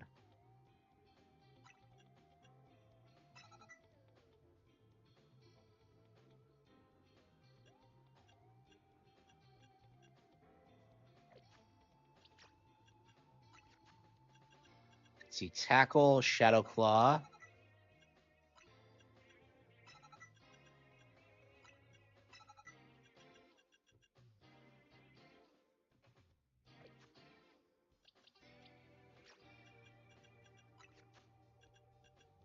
Those curse. Holy shit, yes. Okay, okay, one of my favorite things to do in this game is use curse. It's like ghost type curse specifically. It's like one of my favorite moves ever. I just love the whole like vibe of it being like some kind of super like status condition. I just love the animation of the stake being driven.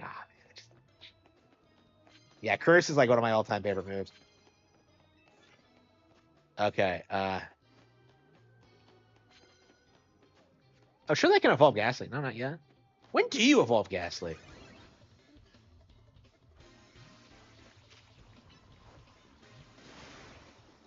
Okay.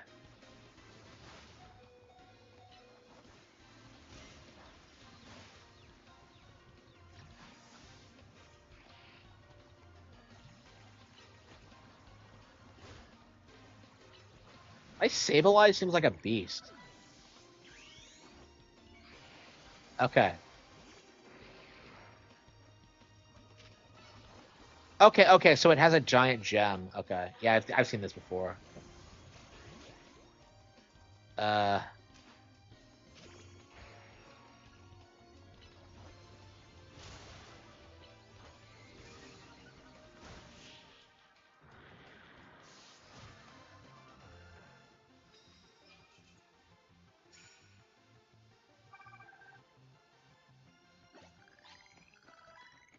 yeah, I don't know. Yeah, we're gonna have to find someone to trade with if we're gonna use Ghastly. I want a fucking Gengar. I have not used a Gengar in forever, so and I don't believe I've used a Mega Gengar. Oh no, I haven't Pokemon, but that's not really something. Yeah, weird how like Pokken incorporated Mega Evolutions and like made it feel natural. Okay.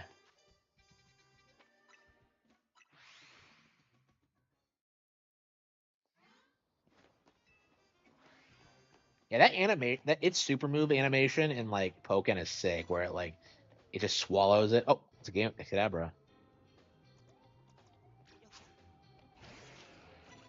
I see a Kadabra and I immediately like I always do this. Like I automatically go for my Ghost type and like I have to remind myself that like Ghastly is part Poison type and like gets wrecked by Kadabra. It's such a weird thing because like I internalize the whole like Ghost being strong against Psychics, which is true, but like yeah, the whole Poison type typing just ruins it. And there's no other Ghost types in Gen 1, so it's like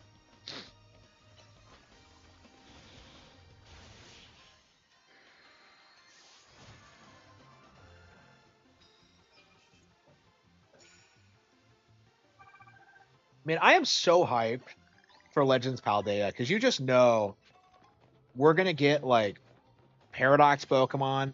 We're probably gonna get time travel. We're probably gonna get some like crazy bullshit. I don't know. Oh, we're gonna see an aged up Carmine probably. That'll be cool.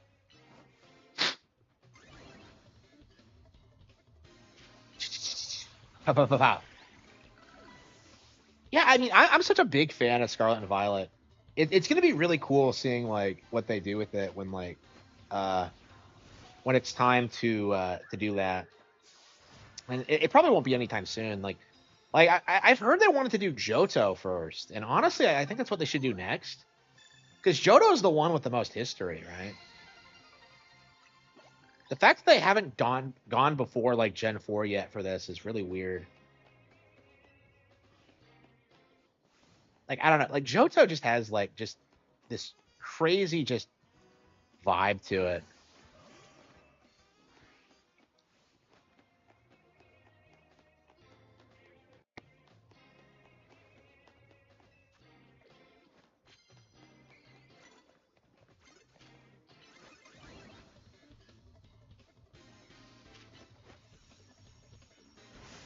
I'm really attached to a lot of the characters in Scarlet and Violet, so it'll be really cool when we see them again. I mean, I guess you can still see them in Masters, but like I just don't play a lot of Masters. Yeah, like I I'm ready for another Gen 1 remake, honestly. Like Let's Go was great, but it was geared more towards casual players. Like I think it's time that they think about like, having open world Gen 1. And maybe that's what they'll do for like Gen 10. I think that would be a really good time to do it, actually. Is just have the original games, but have them be open world this time. Because that's something I've always wanted, is for that map to be like interconnected. And it kind of already is. Like that game is like really well. That map is really well designed for a Game Boy game. Like there's just so many like winding paths and secrets and things you can do. Um,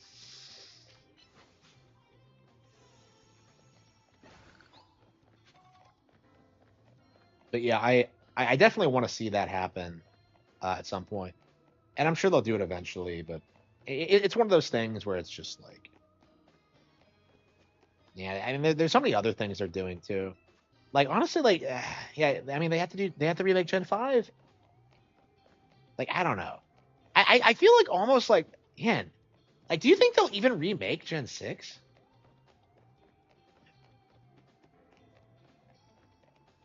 Like, I don't really feel like Gen 6 needs a remake because it's like it's fully 3D, right? So like, what's the deal with that? Okay, whatever.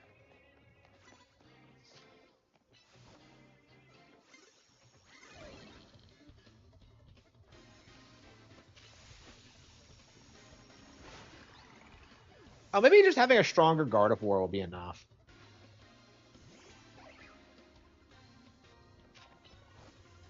Yeah, will anyone trade with me to for my Gengar?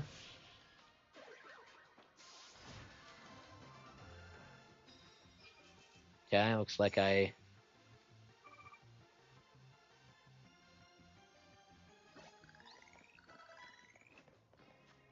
Gengar can evolve. Or Haunter can evolve. Yeah, more megas. Yeah, improved gameplay, switch graphics. I don't know. It's like weird to me that they would consider remaking Gen 6. Because like, I guess it must have aged pretty badly. I mean, I didn't like it when it came out, so Gen 6 mods are very broken. They were like, I was surprised when I went back and looked at Gen 6 and like realized just how many like awesome Pokemon were introduced that gen. Because like I hated that generation, and yet like it's really okay. Let's see if we can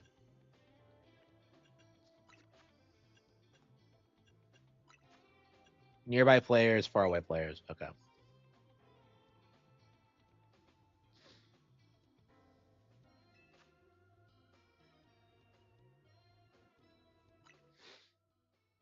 Oh, come on, really?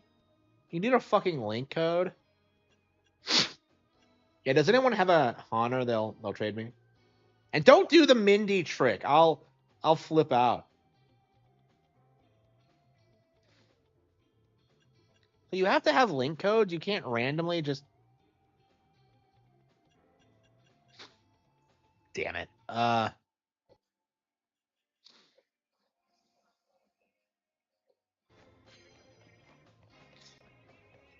I hate it when this happens when you can't find anybody to trade your Honor with.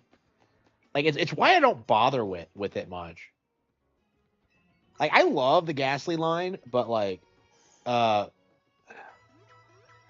like if you can't fucking like consistently evolve it all the way, what's the point? Like I always have this issue. It's always like kind of a big deal whenever I do get a Honor. Okay. The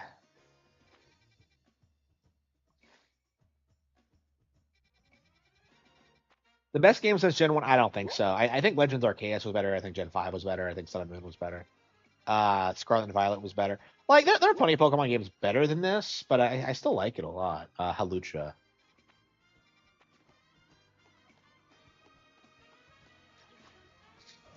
You know, I think what we're gonna do, we're gonna just send out Haunter, use Curse, and see if that works. I'm very curious if Curse is gonna work on Rogue Mega Evolved Pokemon, or if it like wears off eventually. Yeah, maybe Curse isn't as broken in this. Where the hell is it?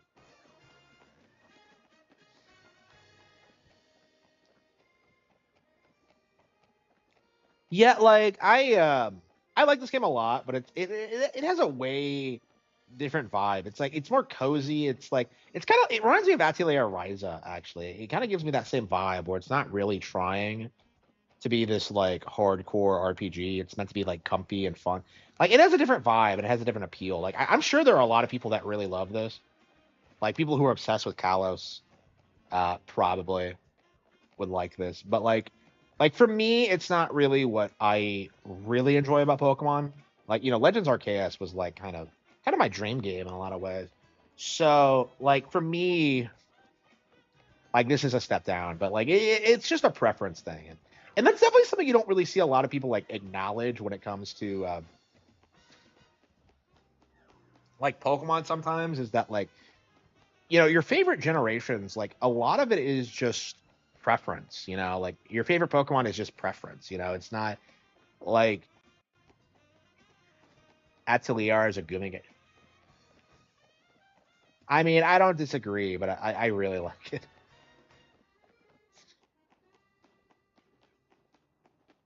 Like I really like Atelier. It's um like Ryza has been like one of the weird like gems I discovered on on Switch. So I really want to play through all of them. So they re-released like deluxe versions of like all three games in the trilogy. So I'm probably gonna pick up like 2 and 3 in that collection here soon. So I don't know. Rise is interesting because like it seems like it's one of those games that's like done really well. Like in spite of how like niche the series has traditionally been. So like it's very interesting. And a lot of other people have pointed this out too. And a lot of people chalk it up to like the thighs and the ass, but like I do think that the game is just relates to a lot of people on like a higher level than that. Who are you? Curse. She gave me well, thank you, but I already learned it. The move curse. It works differently for ghost types and for other guys. Only ghosts can lay a true curse. Is she only out here at night? So what are you doing here later? Okay. Okay.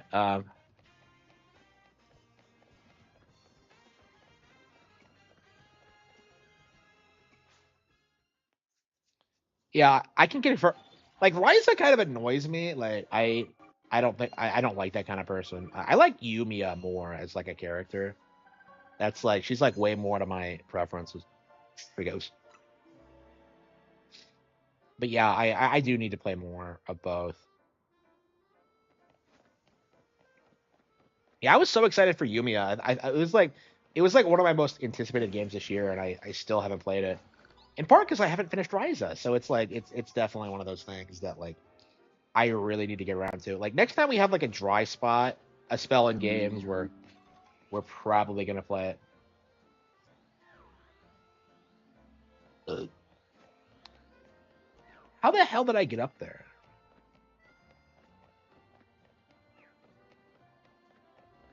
Censored? I don't know.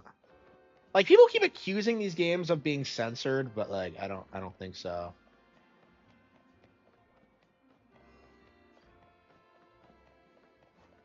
Like I don't know. I don't take censorship allegations seriously in this day and age. Like I just played through Fatal Frame. You know, I remember when that game was like being accused of being censored. And I was like, I don't know. I don't take this shit seriously. It really drives me nuts. I don't respect it at all.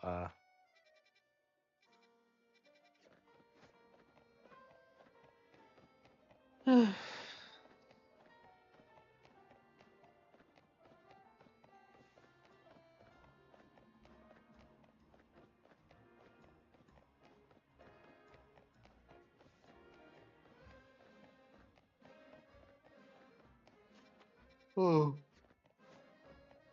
Ooh.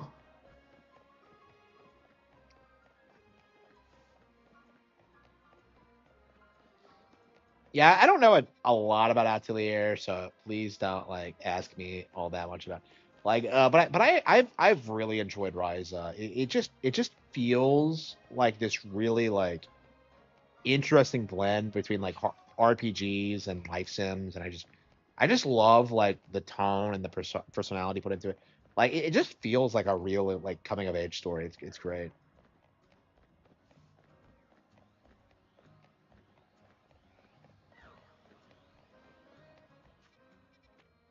Um, yeah, it's probably like the best game for girls I've ever fucking seen in my life. I don't know like anything that's like that leans so hard into like shojo shit, but like yeah, Ryza really made it like work. I think.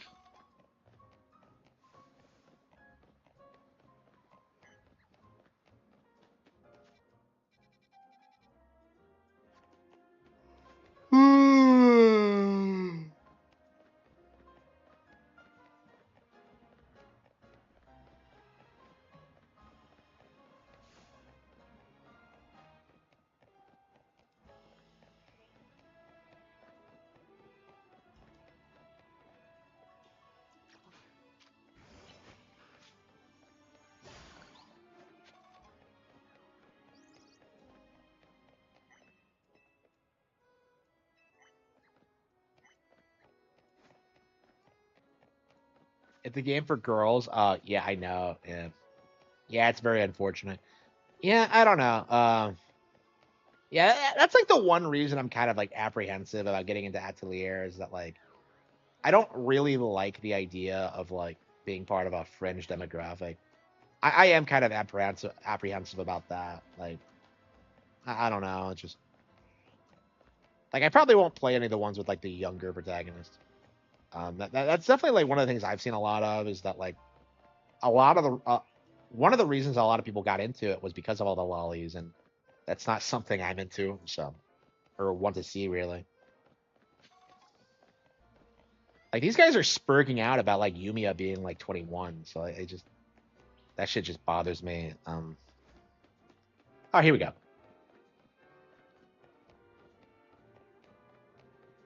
Ugh.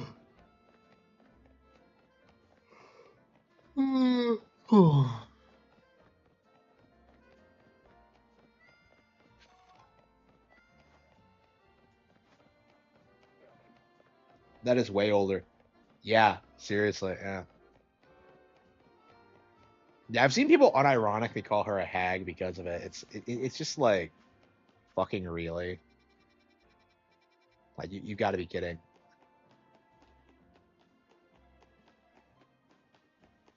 Where is the ladder? Here's one. Okay.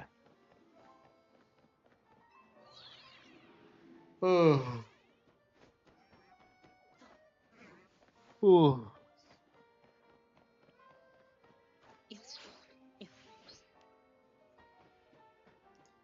Yeah, I don't know if we're gonna be able to get up tomorrow to do the Nintendo Direct reaction.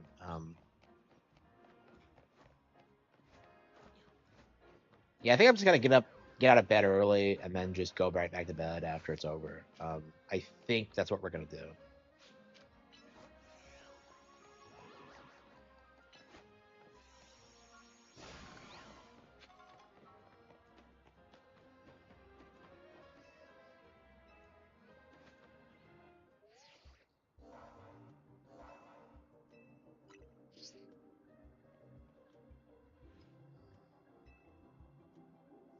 Yeah, Halucha is one of the megas that they hyped up. So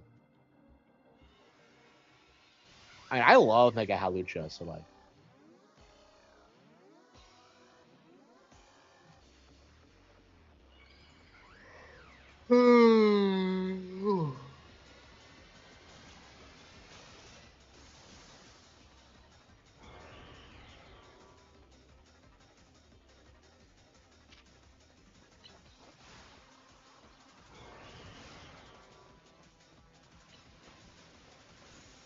wait, did it not work?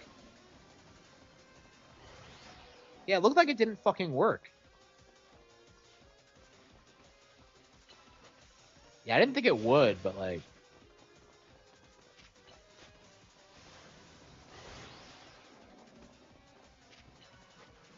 So yeah, Curse doesn't fucking work on Rogue Megas. That is disappointing. I really thought I would have like.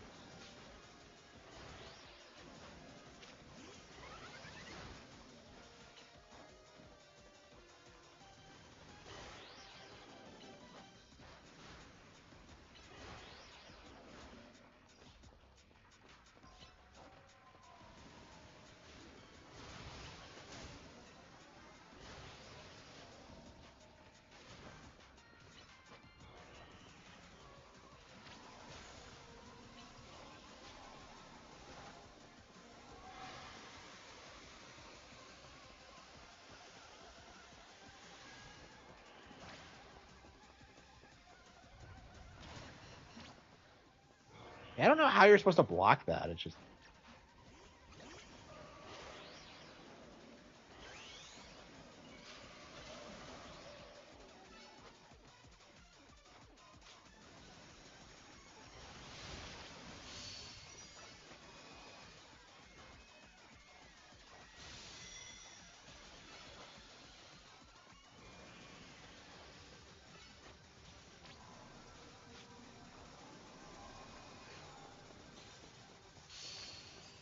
Yeah, I think Mega Gardevoir is gonna be our girl for this.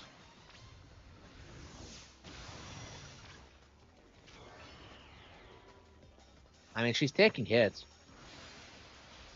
We sent out a Staryu. She gonna have a Mega Starmie eventually?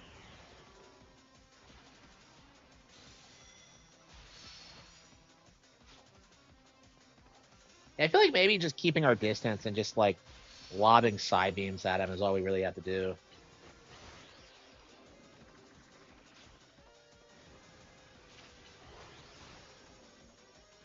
Is Staryu using side beam too? Does Staryu even learn side beam? I think it does.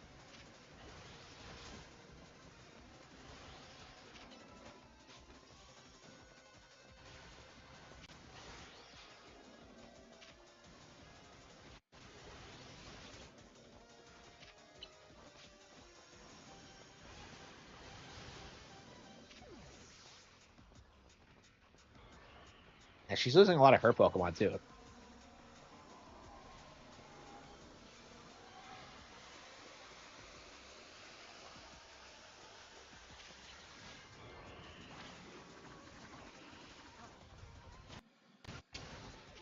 I seriously dodged that somehow.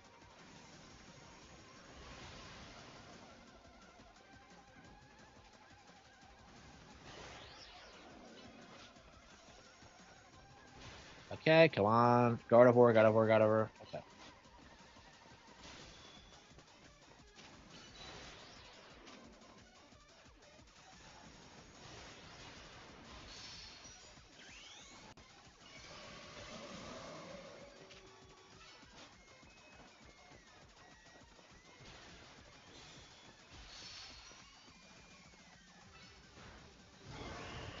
Halfway done.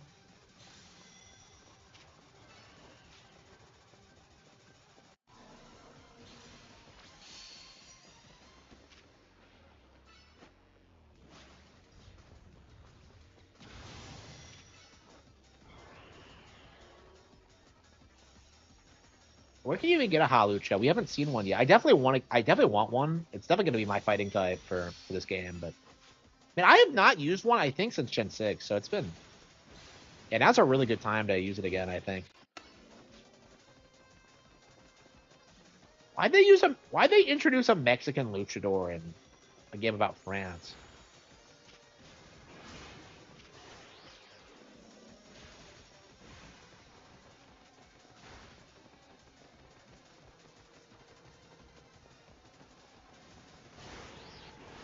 I should have got. He got her.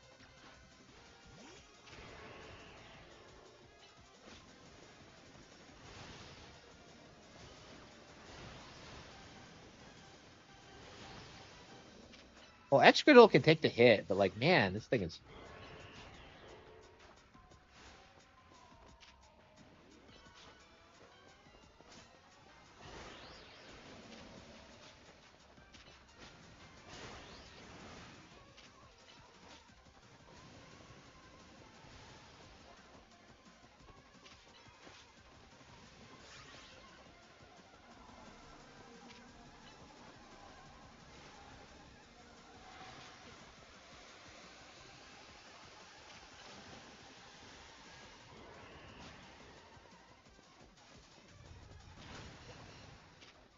Come on, shit.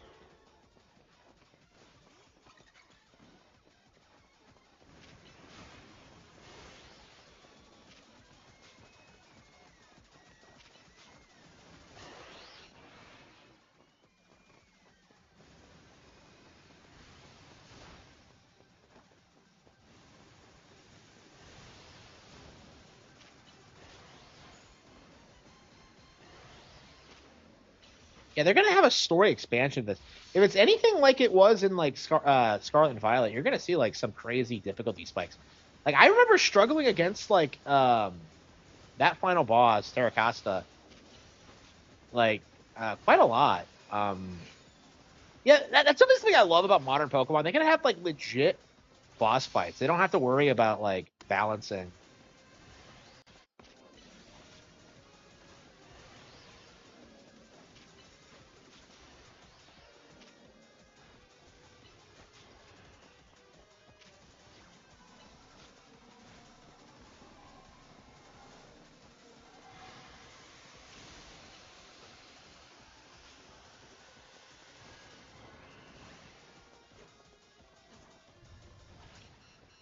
How about shit?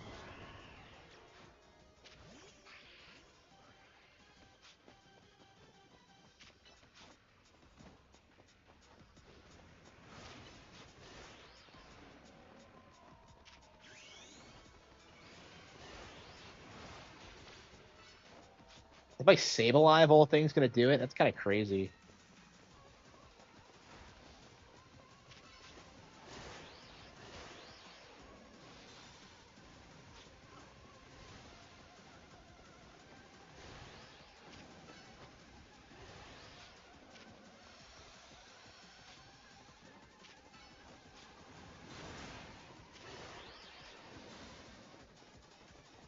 Sableye is putting up a really good fight. It's probably just. Hmm. Is it just because of the ghost typing? And how did Honor get hit?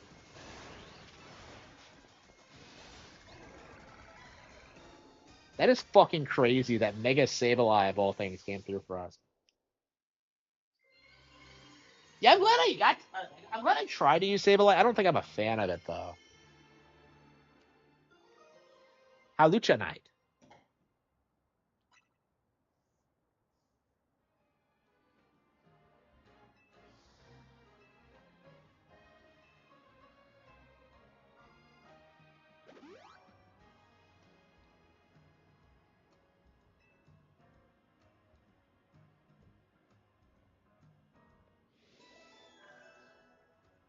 Yeah, what's the last one? Was it a Camerupt?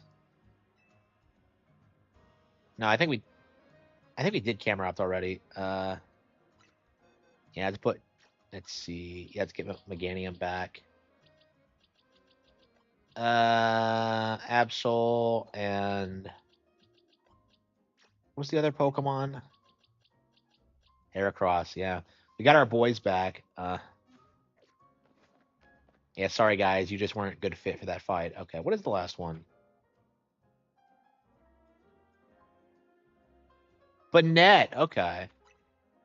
Okay, I don't know anything about Banette.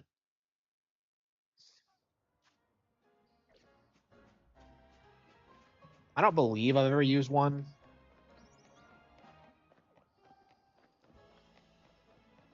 Yeah, I think it's a Gen 3 Pokemon, is that correct?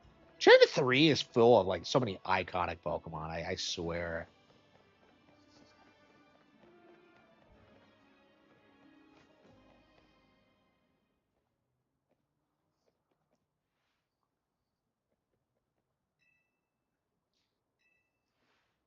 Oh no. That's right behind you.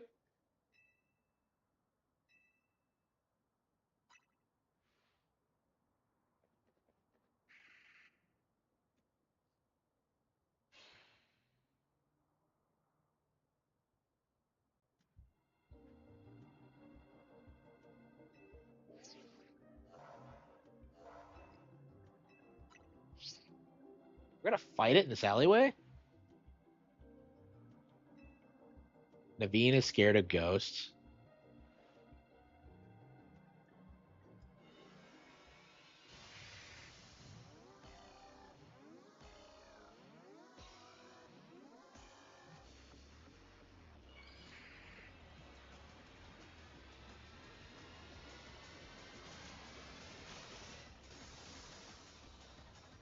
Mega up and net. Okay.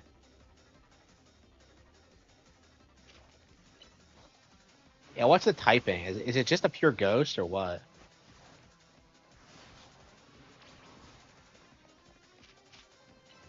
Oh, is it Shadow Clone? Oh, wow. Yeah, Body Slam, I'll be good.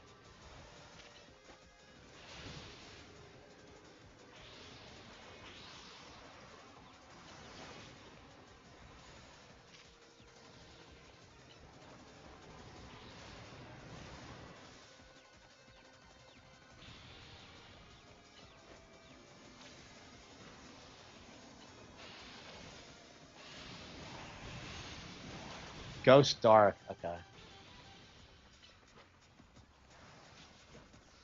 Yeah, sometimes Megas have a weird typing, so it's kind of hard to tell sometimes.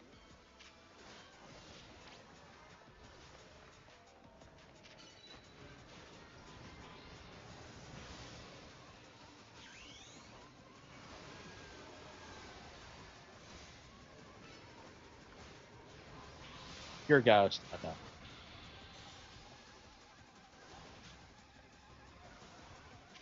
Man, I really like Mega Meganium. I saw people saying it looked goofy, and I'm just like, no, fuck you. Like more flowers, yes, please. Shadow Sneak out of Super Effective, really?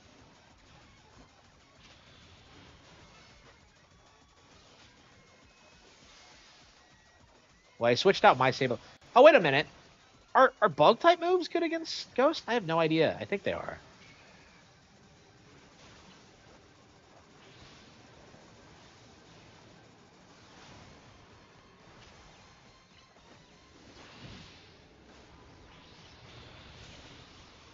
Yeah, it is. Okay. Well, it also knows Big Brick Break, which won't work. So I guess we'll just like use Swords Dance, increase. Oh, you idiot! Stop using Brick Break. Yeah, I think we're gonna have to use another Pokemon, but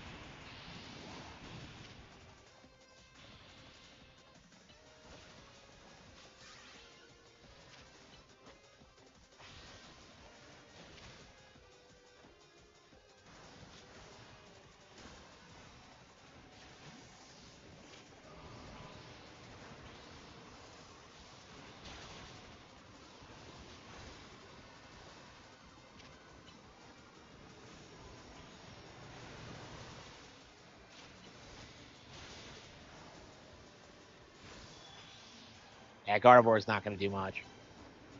Uh,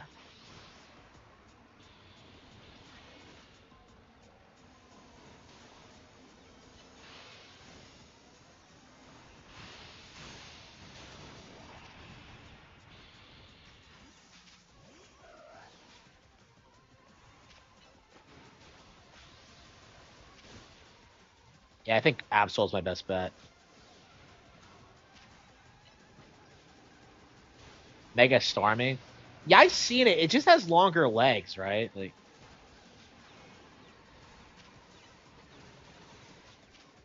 I don't. Yeah, most of them have been pretty cool actually. But like, yeah, I don't know. Maybe it looks cooler in motion or something. I don't know. Like, I didn't think I would like Meganium when I saw like a still image of it, but like when I saw it in game, I'm just like, oh yeah, that's pretty cool. Like, I don't know. We'll see. But I mean, Starmie is like consistently like a goated Pokemon, isn't it?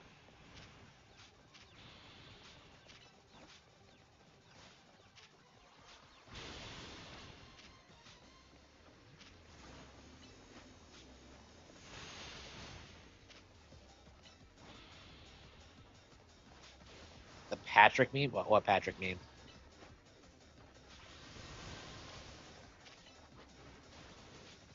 The tall Patrick. I have no idea. I don't watch SpongeBob. I'm not a child. A low IQ child, I should emphasize. Yeah, as a kid, I was playing this. You know, like I had a way better childhood than people who watch SpongeBob. Okay.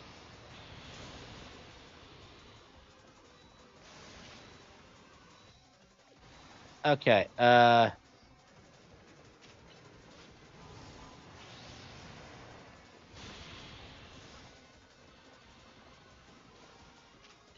Wait, why can't I Mega Evolve?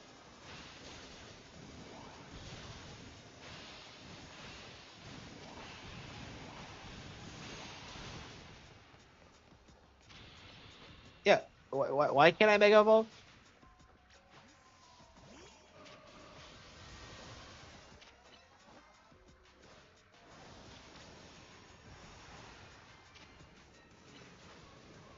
The first reason. I mean, that's what everyone says, but like, I don't know. That just seems like a cope to me. Like, oh, it was good when I was a child. Like, come on, come on, bro.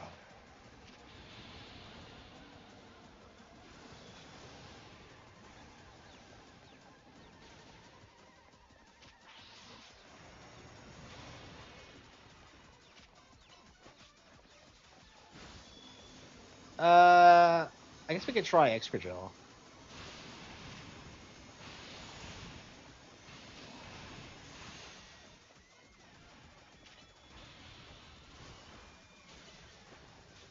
Oh, it knows X Scissor. Yeah, that's actually not a bad move. Okay.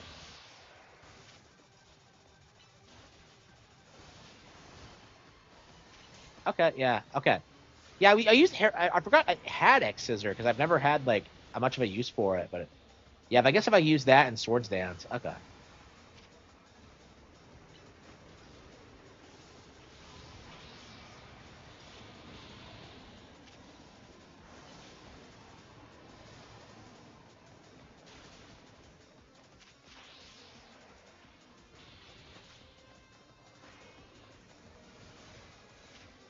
Man, I keep attacking the Shadow Clones. Where are the actual?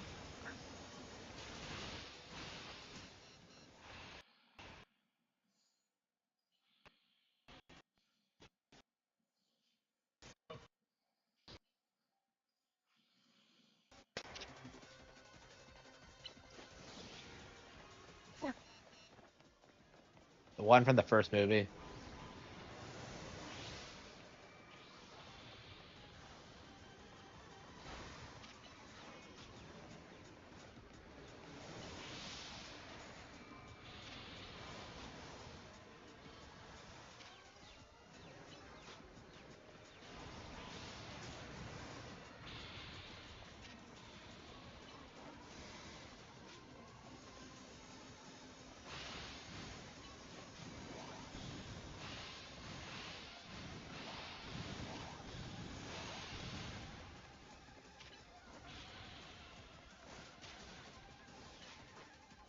Rock Slide.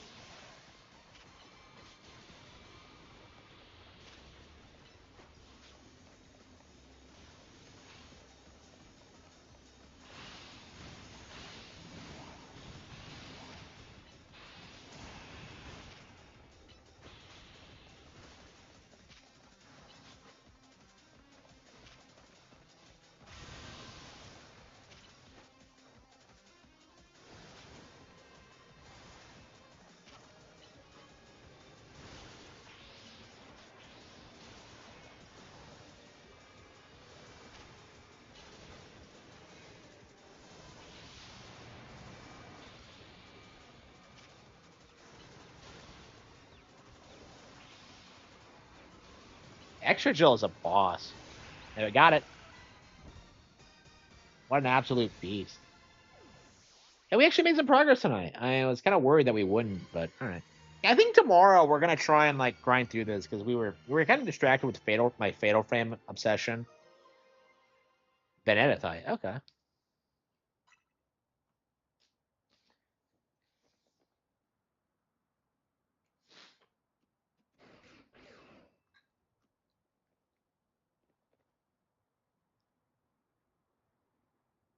Uh, L, come on, L.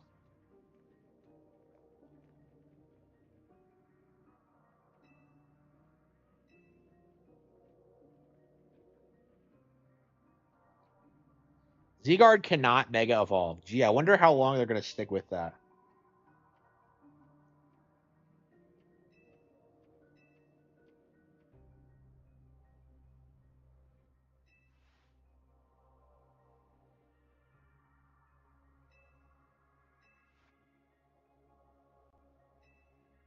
I wonder why she finds me so suspicious. Probably because you're evil.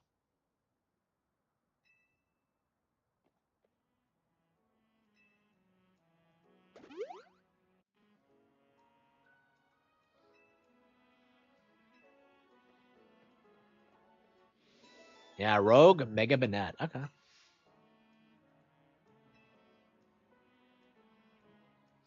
So we're at rank F, right? So next is D. So we should be able to trigger the next rank pretty quickly. Yeah, someone in the chat said it took like 33 hours to beat the game. I don't know. Maybe he was doing a bunch of side quests. I don't see it being that long. I don't know. We'll see.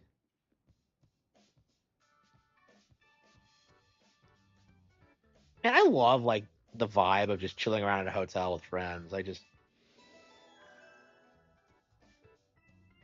Yeah, very fond memories of that kind of shit.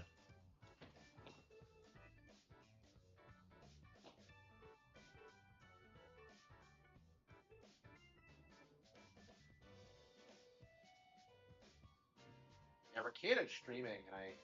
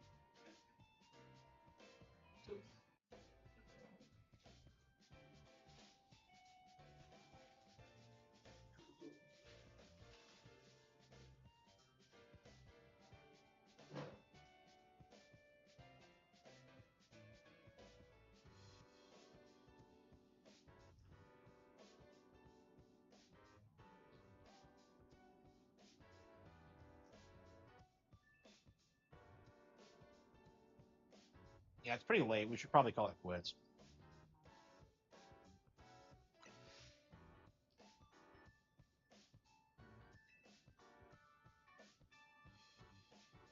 Oh, shut up, Naveen.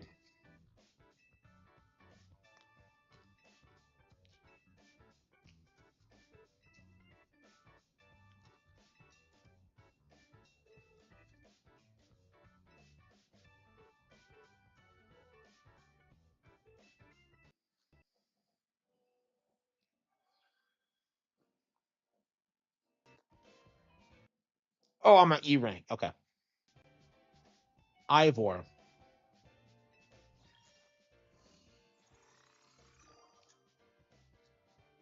Oh, this guy. Oh, yeah, we saw him early on. The Fist of Justice.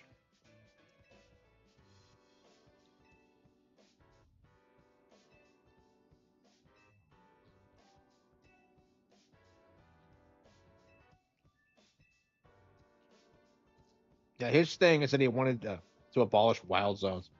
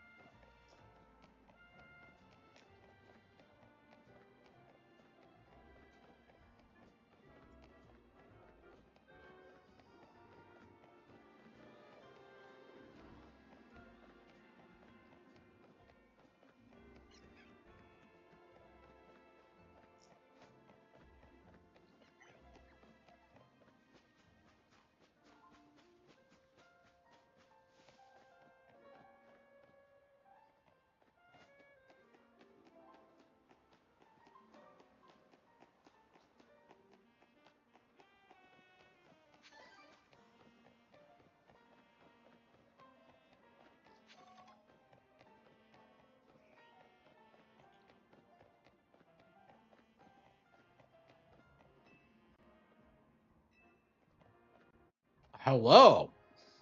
I want to join up. Okay. He has like a bunch of martial arts chicks. Does he only train women?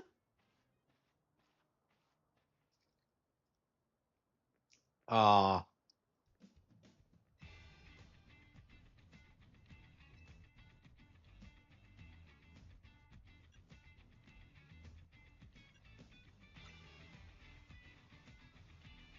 wow.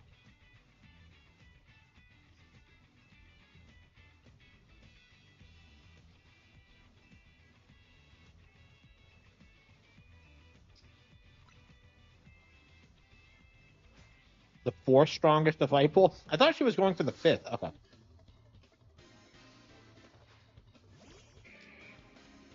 Why are all of his followers women? That's kind of. I think that's based, but.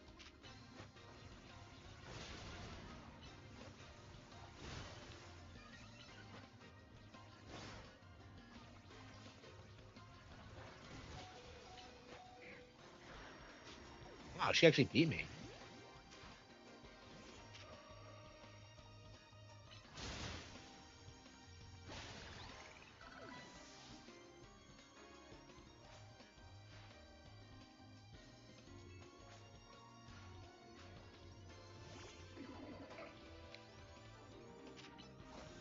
Is she going to use Metachamite?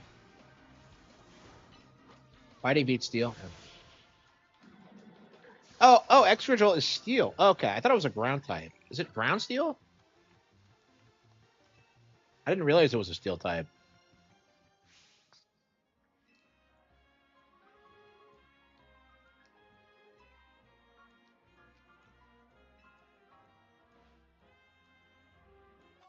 Okay.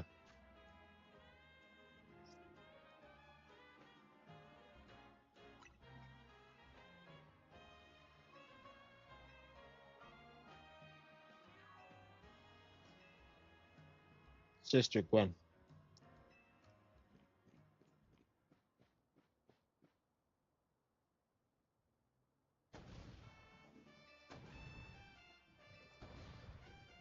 What?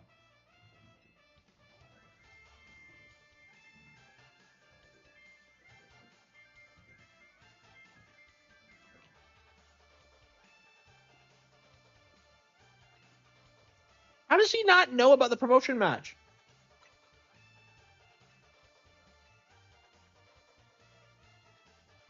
I don't have a Rotom phone? Why not?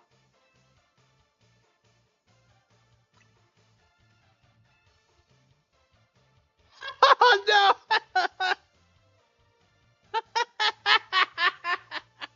Wow.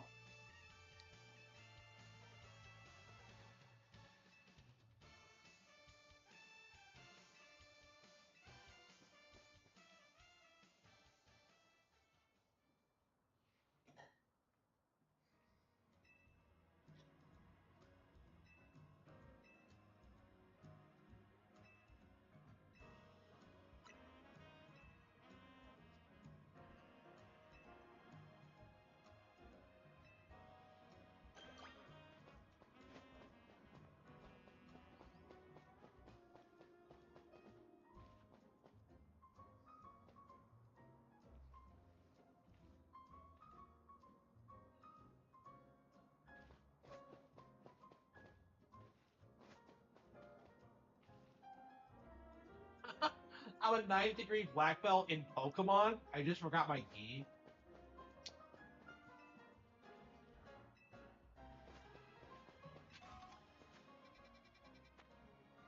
Why does he only have female followers?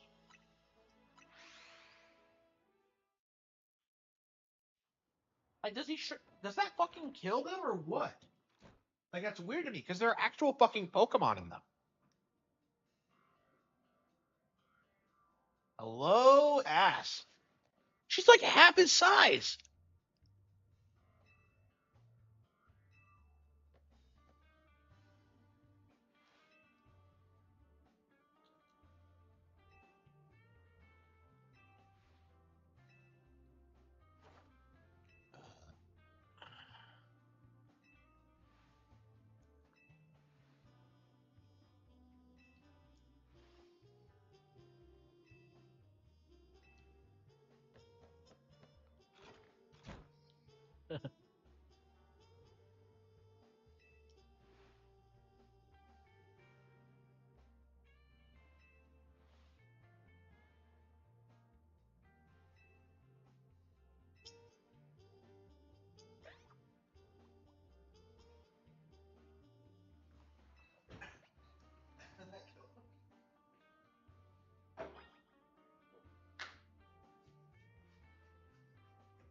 Okay.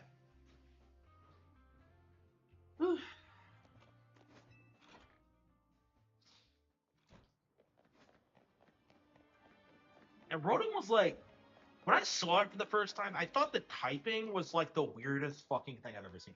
Ghost Electric. Like I remember it's like one of those Pokemon that like I stumbled across randomly and was just kind of like baffled by its existence. It's such a weird thing to me that like Pokedex Rotom is like such a staple of the franchise. Like I hated all of its stupid forms, like the washing machine. I actually never got any of the forms. I actually don't know how you get them. Actually, I definitely caught the base one, but I don't remember how you change it. I'm not sure what the benefit is. Probably just different stats. Uh,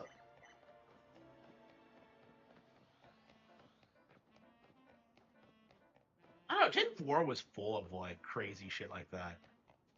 Like remember on Fridays how like a Drifblim would always appear at the weather place.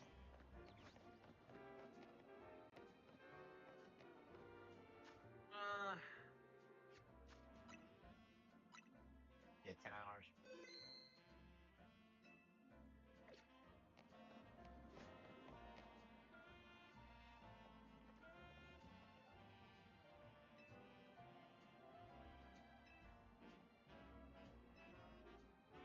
Yeah, I think we're gonna call it quits for now.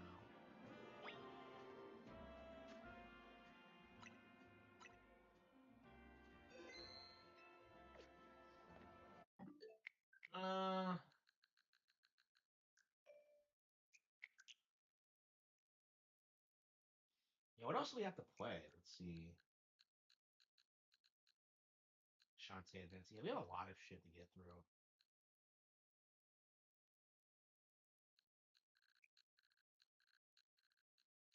Dragon Quest, Animal Crossing: New Horizons.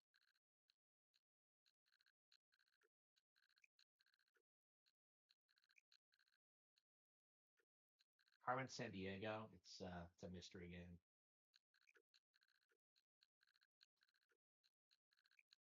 Uh, yeah, we really should just stick with these three, I think, for now. And Tails, probably.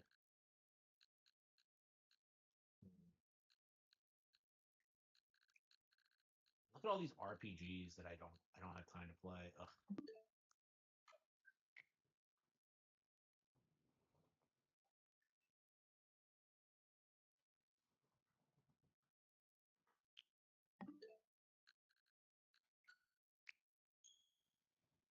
I just we're finished with Fatal Frame, right? That's something.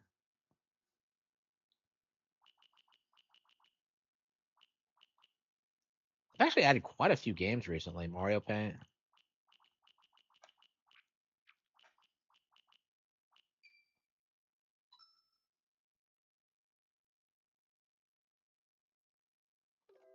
Carmen from Persona 5.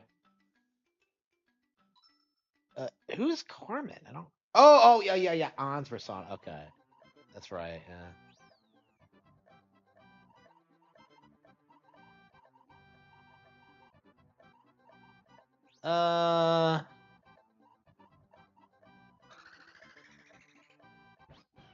Man, like every time I play this game, I'm just baffled by the creativity of it all. Uh,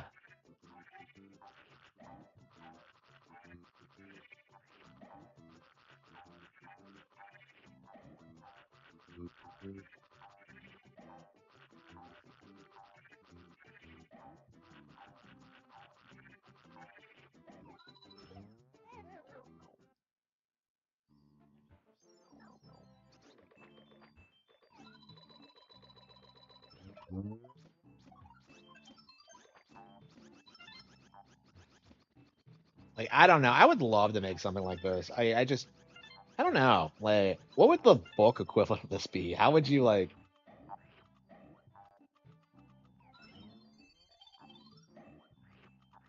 Yeah, I don't even know how I would like approach it, like to get the same vibe across. Yeah, I'm pretty heavily influenced by like Suda 51. So like my the Golden Age is very specifically meant to like kind of invoke that kind of vibe.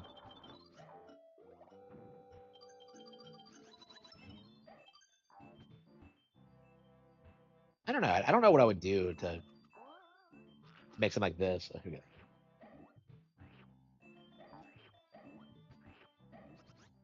I don't know. The project I'm working on is was inspired by Princess Peach Showtime. So uh it's about a lady detective and her crazy adventures.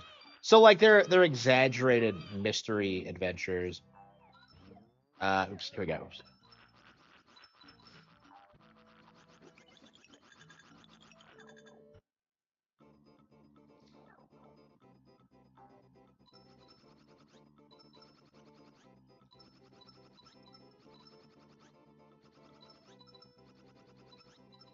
Yeah, they do. Like the PS360 was not the golden age that like a lot of people make it out to be. If anything, I think it's worse than what we're getting now, to be told. Like I have a huge hate boner for that era that like just I just don't for modern games. Yeah, I'm really enjoying ZA. I think it's a lot of fun.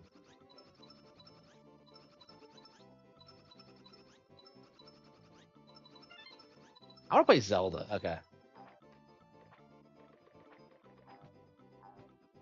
Yeah, I definitely need to put more time into ZA. I think I'm gonna try to like get through it this weekend. Yeah, now that we're done with Fatal Frame and Mario Galaxy 2 for the most part, I think we are gonna focus on ZA, get through that before Hyrule Warriors comes out. Yeah, I'm so into ZA. I really am. Yeah, maybe it's something I need to be doing for like the cattle have fangs is make the city feel more like a real place. I don't know. I don't know, man. I don't know. I don't really want to think about the cattle have fangs right now. I'm working on passion. I think what I'm gonna do, like, is I'm just gonna finish Passion, and then just like go back to the Cattle Have Fangs and just edit it. I don't know. Like, I don't know. I really am burned out on it. Like, I just don't want to think about it anymore. I don't know. I was.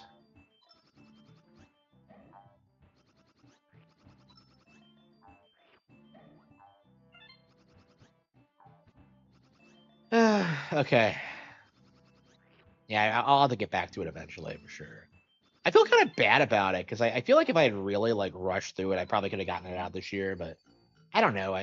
I think working at my own pace is kind of important, truth be told. Especially for a project like that, that's kind of wore me out. Like, this is the first time in a while that I've worked on anything else, and it's pretty refreshing to tell the truth.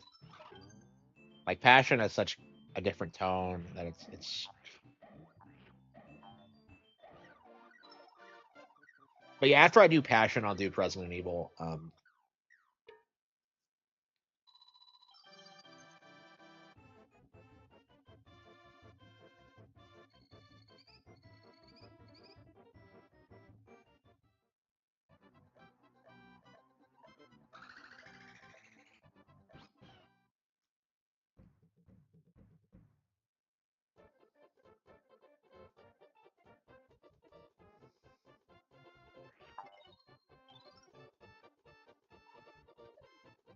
Yeah, I just felt like the story was getting like very very overly complicated. So yeah, keeping up with like all the plot lines and all the characters just kind of like I don't know, like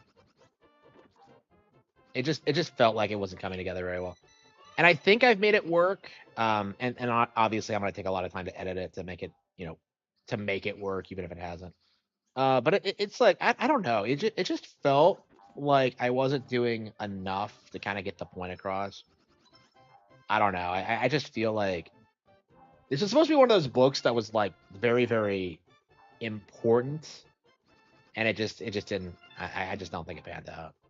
And honestly, that's something I really don't like doing is this idea that like my work should be important.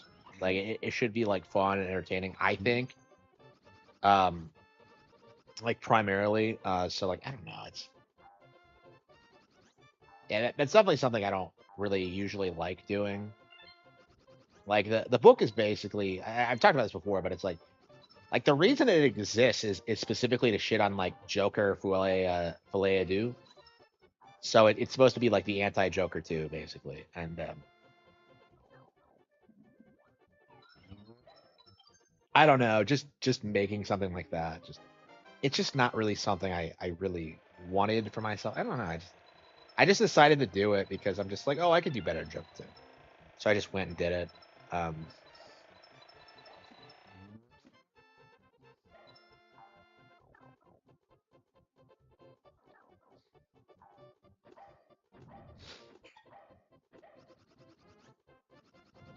Joker has become obscure because yeah, I would be very surprised if that movie like retains any kind of relevancy after that sequel. Yeah, I agree actually that like no one's gonna look at it the same way again.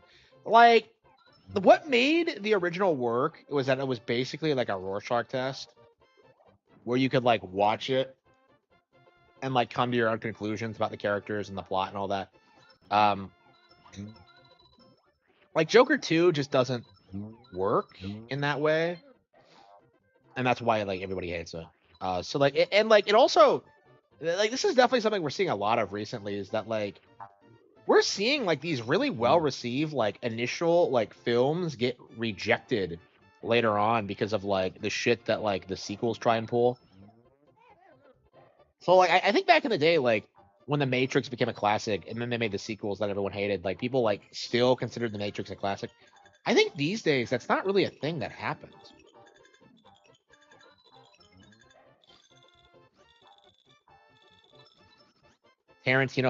Tarantino has shit taste in films. Like I don't like we do need to acknowledge this is that like Tarantino's a piece of shit and he doesn't know what he's talking about.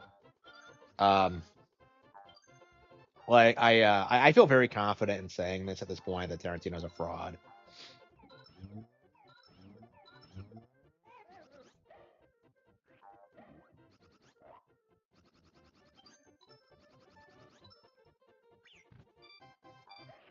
People ate up stuff in them. Yeah, the '90s was like the beginning of like woke culture because that's when like everything started getting shitty. Because like if you watch like '80s films like The Goonies or like Indiana Jones or like Big Trouble in Little China, like any of that shit, like it's just so much better than what we get now.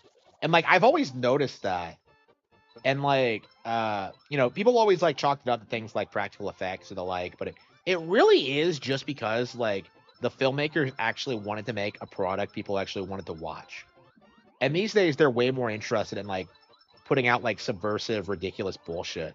Like, oh man, what if Indiana Jones was a girl? Like instead of just, making their own character.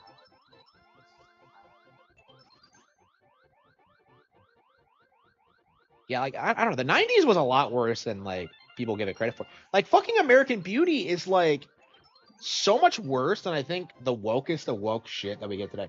And people will try and tell you American Beauty is actually good, Like it's Nick Rekieta's favorite film ever.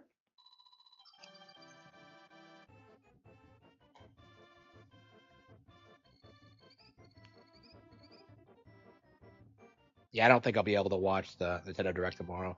Unless it's at like noon or something. I don't think I'll be able to get up early. I I don't know. I'm just so obsessed with fucking video games. Um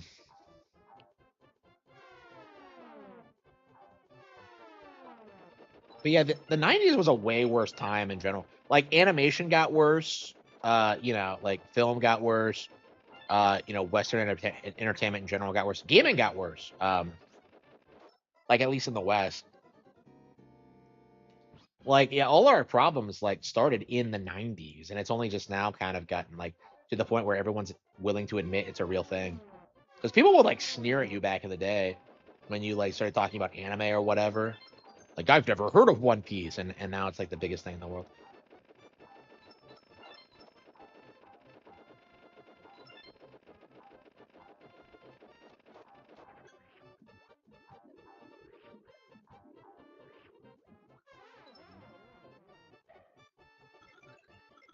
A Hat in Time, it's that was the Astrobot of its time. It was an overhyped platformer that was propped up because the right people worked on it.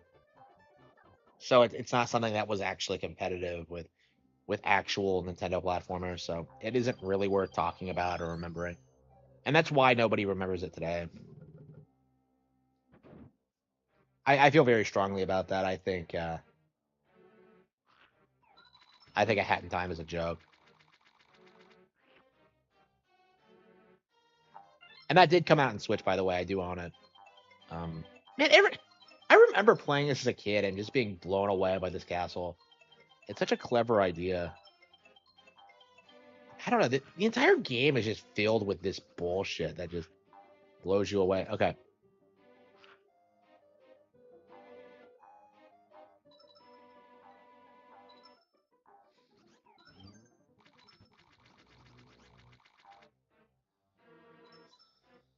New platformers to play. I don't know what to get. I don't know. What do you want? Like, just play whatever you want.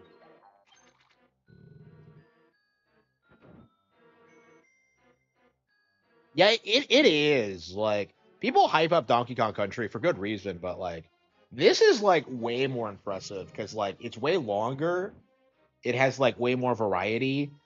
Like it has like a distinct art style. It's like a traditional 2D look, but it's like it's it looks better than DKC honestly, because when you take away the models, like DKC doesn't look that impressive. Like it reuses a lot of backgrounds.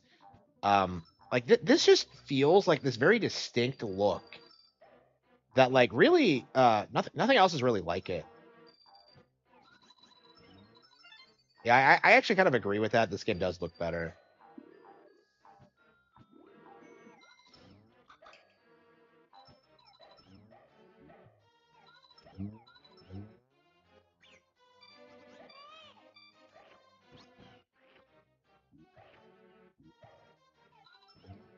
Wait, how the hell did it recover? Wow. I hate how these things recover if like you go slightly off screen. It's so annoying. Fatal Frame 5? Yeah, I did beat it. Yeah. I mean, We still have to go through like the Ayane like side story thing, but like I don't think anybody gives a shit about that. I don't. Like she doesn't even meet the main cast. I don't think so. It's like who gives a shit?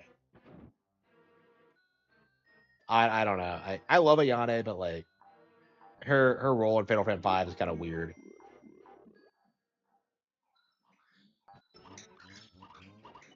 Like, I don't even know why she's like in it. It's like it's such a weird thing because like she was never in any other Fatal Frames, right?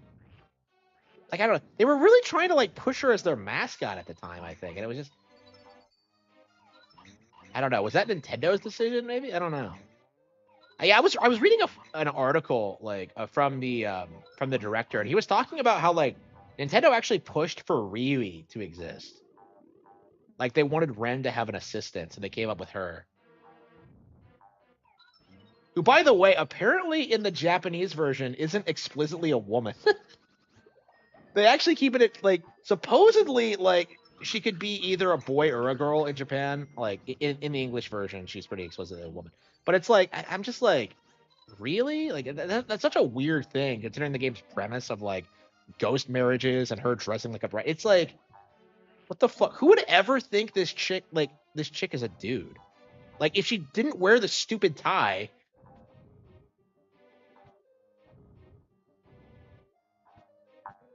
Morgana. She really is the Morgana of the game, isn't she? Yeah, she does the same thing where she like kind of sits around and bitches about stupid shit. Like, oh, he doesn't love me because my boobs aren't big enough. I keep bitching about the boob thing, but that's not literally what she does, but like it's pretty close. Um, like she sees about the other like women in the game. It's like, come on, like that is not a dude. Like I feel like this is how you like tell the difference between like these like androgynous characters. Like if it acts sexual, it's a dude, and if it like starts bitching about like female characters, it's a chick. Like every single fucking time. So like Ryui, like there's nothing about her that I would say is like remotely masculine. Like it's so weird that like it's kind of weird to me that that's a serious thing.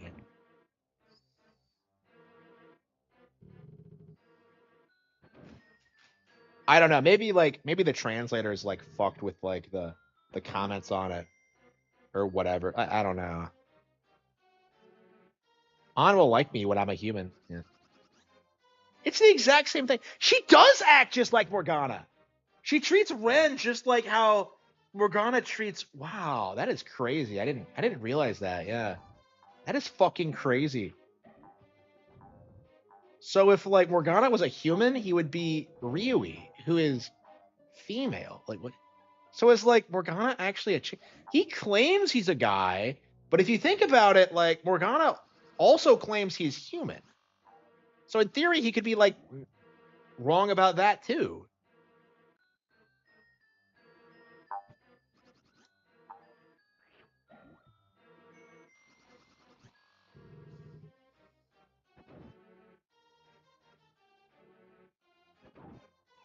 Yeah, Ryui like annoys me. I'm not sure why the character even exists, to be honest with you.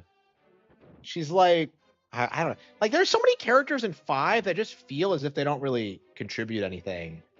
Like, Miku does nothing. Miyu does nothing. Like, Ryui does nothing except get kidnapped like twice. And she spurgs out like immediately. Like, when she gets kidnapped the first time, like, she's never the same after that. She starts doing these things where she's walking around like, oh, you came for me. And it's just like she genuinely thinks that like Ren doesn't care about her, and it's just like, what are you talking about? I don't know. I don't know. It's just weird to me. Um,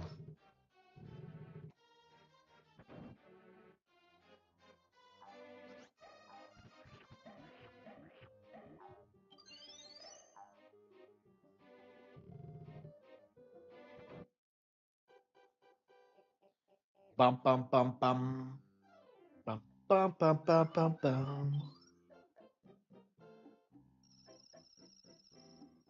Yeah, I don't think I'll be able to watch like the Nintendo Direct as it airs. like because I just was careless again. I'm not changing my sleep schedule for a fucking like Kirby Air Riders Direct.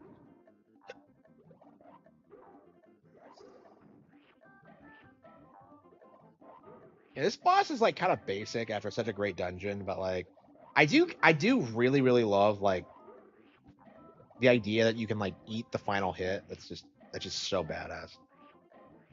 Like when you do it, it's like the most satisfying thing ever. Just watch. He just shits it out. Do my digestive system. Cyberpunk is another non-Nintendo failure. For me, like I've been talking about how Cyberpunk failed for years. It's one of those things that like everybody just kind of refuses to admit. But Lakeshore Paradise. What's this one? Oh, yeah, it's this one. Okay. Yeah, I really need to like start. This is my favorite game of all time, so I've been trying to like remember all the stages, like all the really famous ones I remember, like 2.5, like 3.7, like shit like that. But that like I want to start like getting to the point where I know like the really obscure ones too. So like Lakeshore Paradise. Yeah, it's weird how like some level names stick with you and others don't. Like Touch Fuzzy Get Dizzy is one that like everyone knows. But like I don't know, Lakeshore Paradise is. I don't think I've ever heard anyone even like talk about this stage.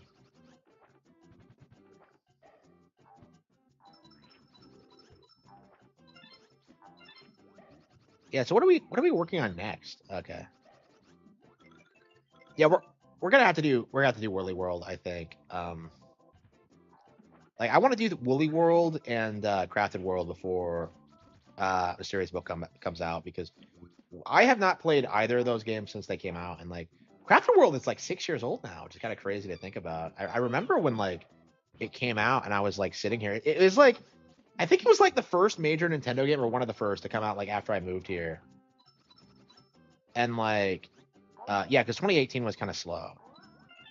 So like like that was the first. Yeah. 2018. Like I wasn't buying a ton of games in 2018 because I wasn't working. So yeah. So yeah, I think Crafted World was the first game I got after I got my new job, my job. So I just kind of like just sat here and just played through all of it, and it was so gratifying. It was such a great memory. I remember like the Bone T-Rex, and I was sitting here watching Nick Rekieta and Drexel just bullshit about something. It was a great night.